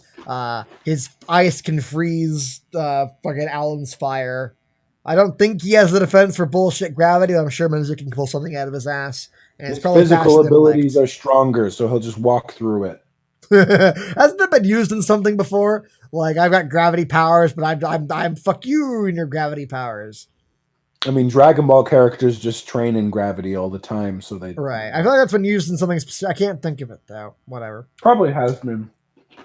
Anyways, as long as Sonohara can bring that ballot to Mr. Pudding, and then conveniently, we see a giant blast of energy come, as opposed to just like a single silhouette flying past that the eye can see, so that Pele wouldn't know about this, which is what would actually happen. But luckily, a hyper beam accompanies her using her powers. And so everyone sees and can worry about it. Fucking what? Flash Baron? No, the club. Fucking what is it like? You like the YouTube meme videos, like Megalo or like the B movie. Every time they say the word B, the movie speeds up. Like Plunderer, but every time they say the clones, the plot gets dumber. The clones, those drug-made barons. Crap. I misread the situation. They had someone that passed. How do you not know this? Yeah. With that speed, Sonohara will be over. I think I was just instant, by the way, too. Like, just like, boom, I'm there. Like, it's been 2 seconds, but. Your favorite line. Those recovery capsules totally rocked it. Boo! It's a good thing their supplies aren't limited anymore. Fuck this manga. It's a good thing Schmerman artificially restricted them from using it anymore in the most recent chapter. Because that'd be too easy. So yeah, they have recovery capsules, and that means nothing in the manga is ever a threat ever again. Sonohara gets hit and fucking gets knocked the fuck out. Concussion as she knocks her head in the fucking tree. Concussion. One wing's down. She stops and she's like, "Damn it, Gespen's rubbing off on me." One wing's down. I won't be able to outrun them. You could not run them with two wings, as was just demonstrated 2 pages ago. You dumb shit. Well, just tell me she wasn't going at full speed, in which case, fuck you. You won't escape me. I'm not trying, except that you were literally just trying to. You were literally trying to, yes. Oh my god, I'm not trying to. Bam! But she's fine. She's fine. Well, she's Bullets really got strong. fired at her, but she's fine. That's weird. I'm sure the record said yeah, right. You're the most useless of the parents. Nana sneezes. Last I checked the comments on Reddit, they all said you sucked. Yeah, it is a very meta line, isn't it? Yeah. Yeah. It's true. I am useless. That always hiding behind Rahit. No, you're hiding behind Doan. No, she wasn't hiding behind Doan. Doan was just trying to protect her. It's not like what does she mean hiding behind Rahita? I guess like having him kill for her. Well, she's always depended on him, like as she said in the previous arc. Like he defended her from bullies, he defended her from Doan. She only like went to that school to begin with because she felt like without his protection, she wouldn't be able to carry on. I also like how like the bad thing she did in the past was have a crush on a guy, but then the good thing she did in the present was have a crush on a different guy. Yes. What great writing! What great character development. So I have conviction, which means I'm basically stronger than all things. That means I'm God. I want to change. God, I want you to change too. This me who's always running away. I'm sick of her. Yeah, this is super fucking meta, I swear. Yeah, it is. Minosuke's talking to the audience. Oh yeah? You want a good character, huh? Oh, it's the fucking scouter coming out of her stupid thing is really funny. The way it just unfolds, like just, I imagine the robot arm makes like droid booping sound effects. Yeah, I know. I can see that. Yeah, just like it's not even like it would have been cool if it was like one like smooth the bottom like microphone bit she was talking to, and that like slid out and like covered like one of her eyes in like one smooth motion. The fact that it's a tiny little peg that like makes a couple different alternating motions swivels. Makes it funny by accident. I imagine like going boing as it like bounces out of the fucking thing. As a soldier of the non-killing army, it's as a member of Class A, as the Pursuit Baron Sonohara Mizuka. I will now count. I will now stand up for myself. I will not have conviction. Fuck you, counterattack. Like, it's not even a cool line. Man, what does your scouter even say? 72000. What does that mean? I don't know if it's gauging distance or something. Why does it matter? Her bullets follow you wherever you fucking go. Why would she need to aim? I don't know. What the fuck is the point? It has cool numbers on it. Uh-huh. Maybe that's a second ballot for her. I hate this manga. So annoying. Her bullets just keep on chasing. Oh no, she does the thing she does. In that case, while she reloads, I'll attack. That said, this next page is pretty fucking tight. And she goes, bam! Yeah, tight like her underwear. Well, yeah, but I mean, like, because that's how Licht beat her in the previous fight, right? Like, when her first clip ran out, he speed blitzed her and then just pummeled the shit out of her. So the fact that she, like, learned from that and, like... she learned to kick. She's mixing up CQC while she's fucking reloaded. Just the movement. Do you believe really that cool. fucking Sonohara has the reaction speed to hit someone who's faster than Licht, and fucking like her kick would be so devastating and powerful that it would actually like stop her in her tracks and knock her head up like that? Because I don't believe that at all. Do you believe that she can do a kick like that while wearing that fucking mini skirt? I don't believe that at all. That's probably the least likely of the three. Yeah, no, yeah, probably. Cool page though. Luckily, like her magazine goes bip, which means it's ready, right? And it goes pop, and ka-cha! And that means she's back in the fight. Bam! Fucking Batman 1940 sound effects. Bip, pop,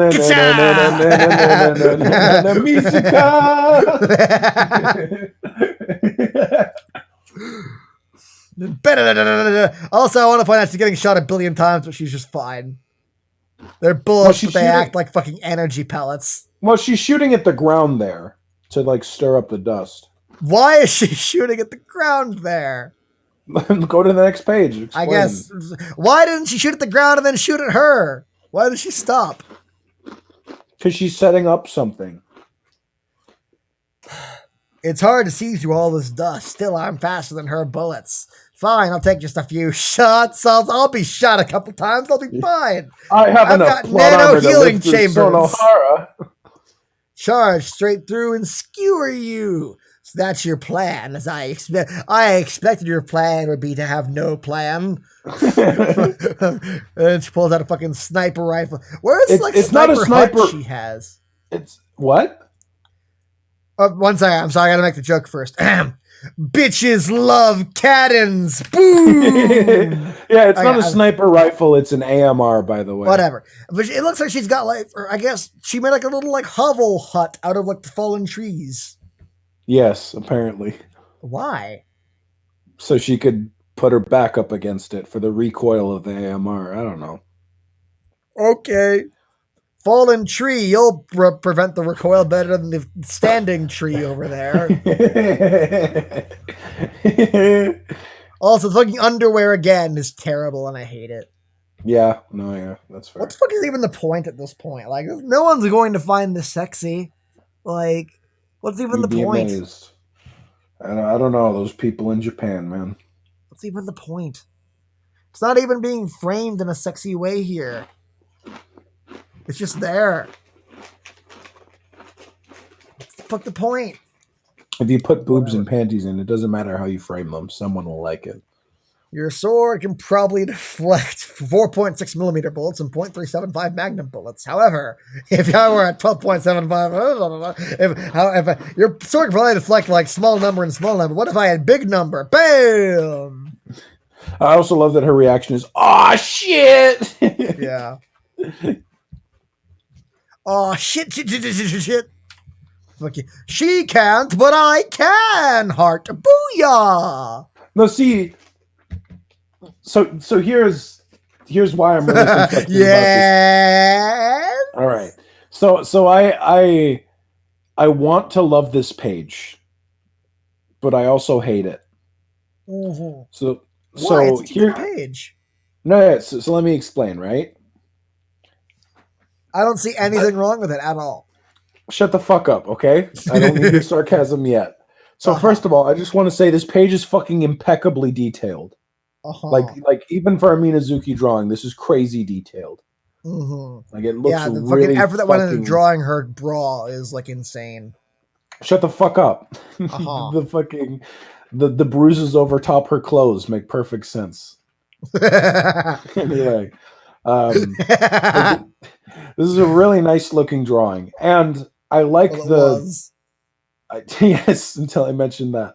I like the thematic relevance here because it's supposed to be like a twisted perversion of the characters that we, in theory, loved. You know, because very important preface. Genji's big moment was like defending her from that guy by taking shots for her, and that was like, you know, Genji's not like the greatest of characters. I don't like super. He's a character.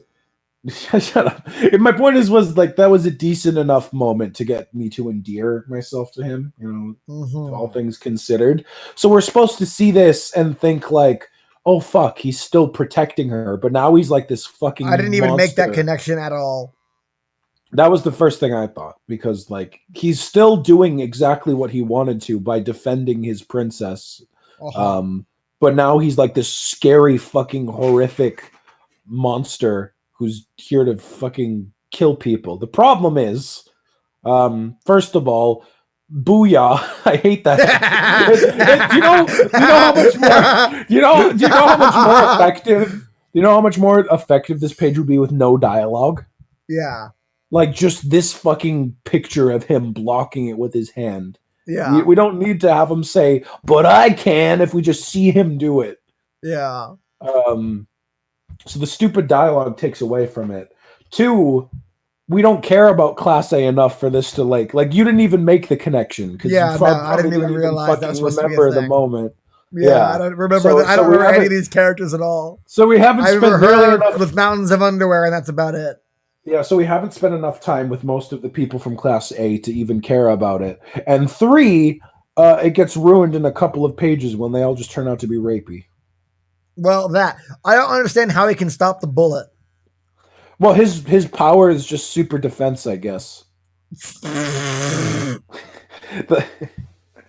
Really? Well, what else am I supposed to infer here? as fucking Daniel in chat said, it's an anti-material rifle bullet. His arm should be fucking over like 5,000 feet away right now. They should explain all the clones' fucking powers so we can like. So that shit like this can't happen, where a guy jumps in and takes a fucking anti-material rifle bullet, and I can't say anything because one of his power is defense guy. I assume it is because like Sonohara shoots him with 2 more bullets of them in both the head and the chest, and he shrugs it off. And it would fit with his theme of like wanting to defend her. The problem is, again, it's not stated, and we don't care enough about him to actually like be impacted by that. Yeah, no, he gets shots a bullet, but he's fucking fine. He's all Plunderer. Bullets don't do anything in Plunderer. Are you kidding me? I guess Sonohara is the most useless bear. At least Nana can probably throw a punch or something. Yeah, she slapped jail. She beat conviction. Bullets in Plunderer are like, the sweet gentle breeze of like, a summer's kiss. Like they don't do anything. They tickle a bit. That's about it. I don't know what Ichinose was so worried about.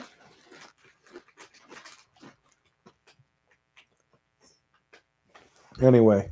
I hate this manga so much. Carry on. We're almost done. She can't, but I can. Booyah! It's worse when you read. Also, the bullet is angry and makes a durr sound. Taking after Schmerman there. Oh, on the next page. Oh. Yeah. Durr!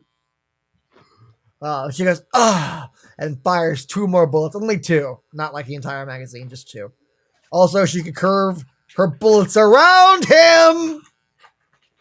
Oh, yeah. Oh, yeah! Oops! Oops. we kind of forgot about the Iron Fleet. Fuck you, Minazuki. You're late. Fair. So unreasonable. I got here as fast as I could, Like if she kills, she knows that she can fly away with her 1 functioning wing, and then no one can catch her. Yeah, she could, but then how would she? She couldn't get raped. You're right. Yeah. Yeah. So unreasonable. I got here as fast as I could, because I heard we could play with her before we kill her.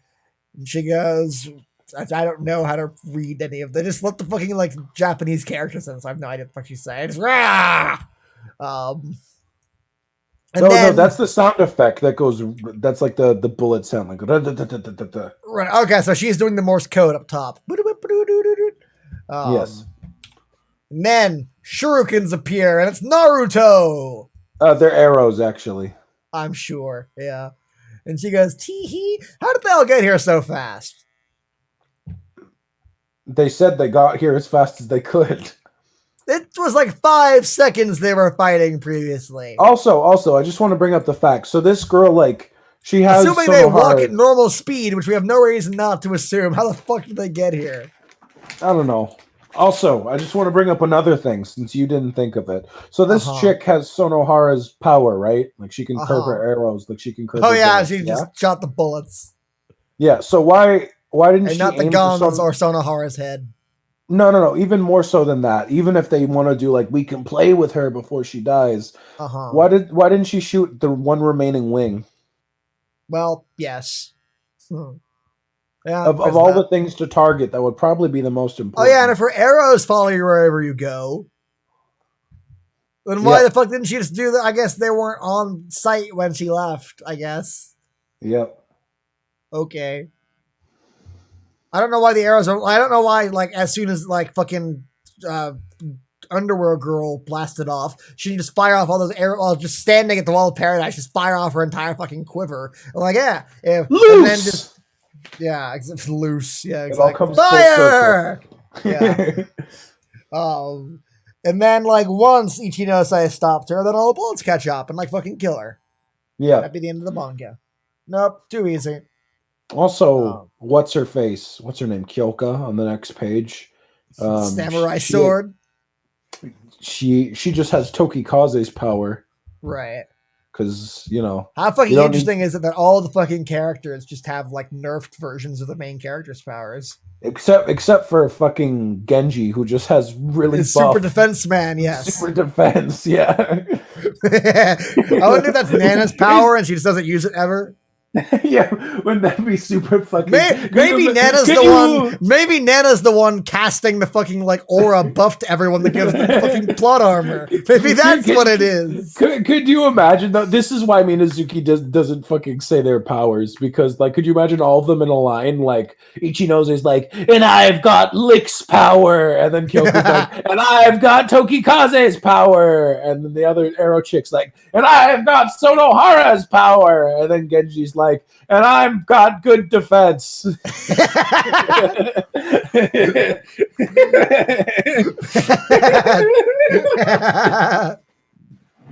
Fuck, man, this is a terrible manga. Speaking of which, because of that gespenst, Papa's really mad now. Let's kill this one quickly so he'll praise us. Really, I'd rather enjoy this a little bit. Let's have lots of fun before you die. We'll play with you to our heart's content. Madness! This is the worst thing in the world. Isn't it great that after like setting up Sonohara's one as like and a competent only person moment, she's like, like I'm not useless awesome anymore. I have conviction. Yeah. They're like, no, then she's useless out again. Of you. 2 pages later, yes. Could you imagine fucking? Like, how is this not a comedy? How are we not supposed to laugh at this? Conviction is a more insidious poison. Ah, yes, but you forget conviction's natural enemy: rape. Yeah, apparently. God fucking damn it, man. What the fuck is wrong with you? It's horrible. After fucking finally giving her competency and allowing her to do something, he's like, nope, get back. Go back to your place. I hate this so much. And you know that this was like one of the few decent, like, yeah, you can still argue about power scaling, and that's fair because Minazuki dug his own grave. But this is one of the few, like, I'd say decent examples of like a lower tier character like holding up against a higher tier character, because she's fighting with like strategy. She's like keeping her distance with her as she should, because that's like what that's her fucking power. She's using the terrain to her advantage. She's covering for her weak points that she showed in previous battles. She's well equipped to actually take the fight. So like, it's a cool way to show like how someone with a lower count could reasonably hold their own against someone with a higher count, because it's not just I have bigger number, ergo I'm stronger. Yeah, as we'll get to later on. This is a case of like, yeah, I can reasonably see why she won the fight here, but instead of just letting her have this moment and like continuing to progress her as a character, Minazuki's just like, nah, she's a girl. She can't win this fight. We have to wait for the other guys to get here and save her. Yeah. So we'll just have her get beaten up and raped a little. Wait for the guys to get here. Girls we can't gotta do wait. anything. They're useless. Remember how like all the badass people in Sword and Tashimono were girls, and Tomoki was like the one useless person, and he was the guy. This is Minazuki's like he like that pained him. Like doing that was horrible. So he's like, okay, I'm sure. All right, enough of all that. Good writing was like just torturous. we gotta bring it back to the roots when the men were in charge. Gotta bring it back to my roots of Sonata Birdie Rush. That one had fucking that explains the rape. Yeah, that was the joke. Thank you for explaining it. Yeah, well, no one else is gonna fucking get it because no one else read Sonata Birdie Rush. So I think I did. I read a little bit of it. In this case, I think I'm justified in explaining the joke to the audience. Yeah, I'm hesitant to defend Minazuki at all from Vapor Reap's criticism, especially at this point. But like, I think it really does feel like two different people wrote fucking SNO and Plunderer. If you told me someone else wrote the script and Minazuki just drew shit, it would make so much goddamn more sense. Like, I don't think we can say he's I don't know. I'm not inclined to defend him at this point, honestly, but like,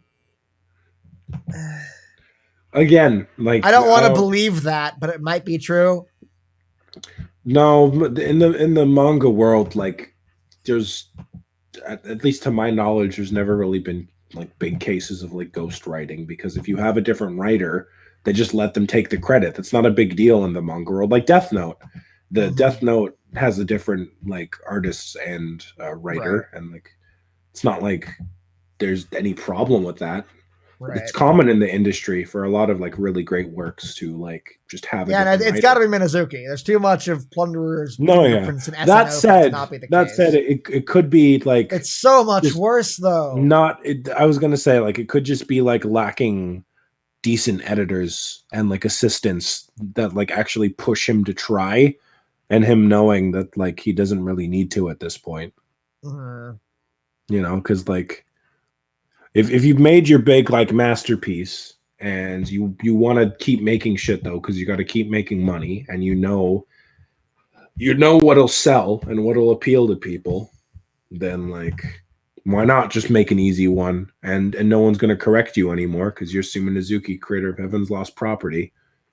I still don't think it's as big an accolade as you seem to think it is. Fair. Well, I mean, he's not the creator of Death Note or Dragon Ball fucking Z. It's not. He made a perverted comedy that we happen to really like. Yeah, well, it's not like I'm saying like, oh, it's a holy grail that'll never be touched. I'm saying it's successful. It was really successful and made Kadokawa a lot of money. So I don't see them feeling the need to crack the whip on him. You know what I mean? I'm not saying like, oh, he's untouchable. He made Sorno Tashimono. But I do see producers at Kadokawa just writing the check and being like, yeah, great job, Minazuki. Keep it up, while they like glance at his manuscripts, you know? Yeah. Minaduki, yes, Suminaduki. I think we're both just tired of everything about this at this point. I think we are entirely on the right to be after this. Ugh. This is like, honest to God, one of the low points of the entire manga. And it only gets worse next chapter. It's almost a shame we have to stop here because like it's so much worse next chapter. The next chapter is like genuinely disgusting and uncomfortable. I mean, it's already, but like it gets worse. Well, because they drag it out. They do. You know, no. At least before Minazuki was merciful in previous chapters. You know, next time, you know what? You know how like I like park on the first color page at the start of the stream. We're not going to do that. We might. Are we really like that? Maybe we'll see. Okay, we'll see what my flavor is next week. But that's kind of like a funny, ironic, so fucking terrible thing. It's not like I'm going out of my way. I'm doing literally what I've done every other time. It just so happens that this time it's a comment in and of itself. I don't want to stare at that for like an hour and a half straight. I might do it. We'll see. Oh God. Anyways, well, do you have any thoughts on this chapter? It was dumb. Not horrible until like the last quarter. Huge exposition chapter. The first half was exposition, and the second half was some really dumb shit happened. And then Sonohara got raped at the end. Yeah. It's pretty Kyler, don't disappointing do it! and upsetting. We shall see. Also, no book club next week, guys. Oh, yes. Very true. So, yeah, I am going to California next week on Saturday. Not and I'm Texas, going for California. Oh, you just saw me like a couple months ago. Let me visit my girlfriend. But yes, I am going to see my girlfriend in California. Cheating on me. Yes, I am gladly, because you know what? She's watching the Plunderer anime with me. You didn't do that. That's a keeper right there, Isaiah. I should just go through hell for you. Yeah, right. Exactly. That's how I know. Yeah.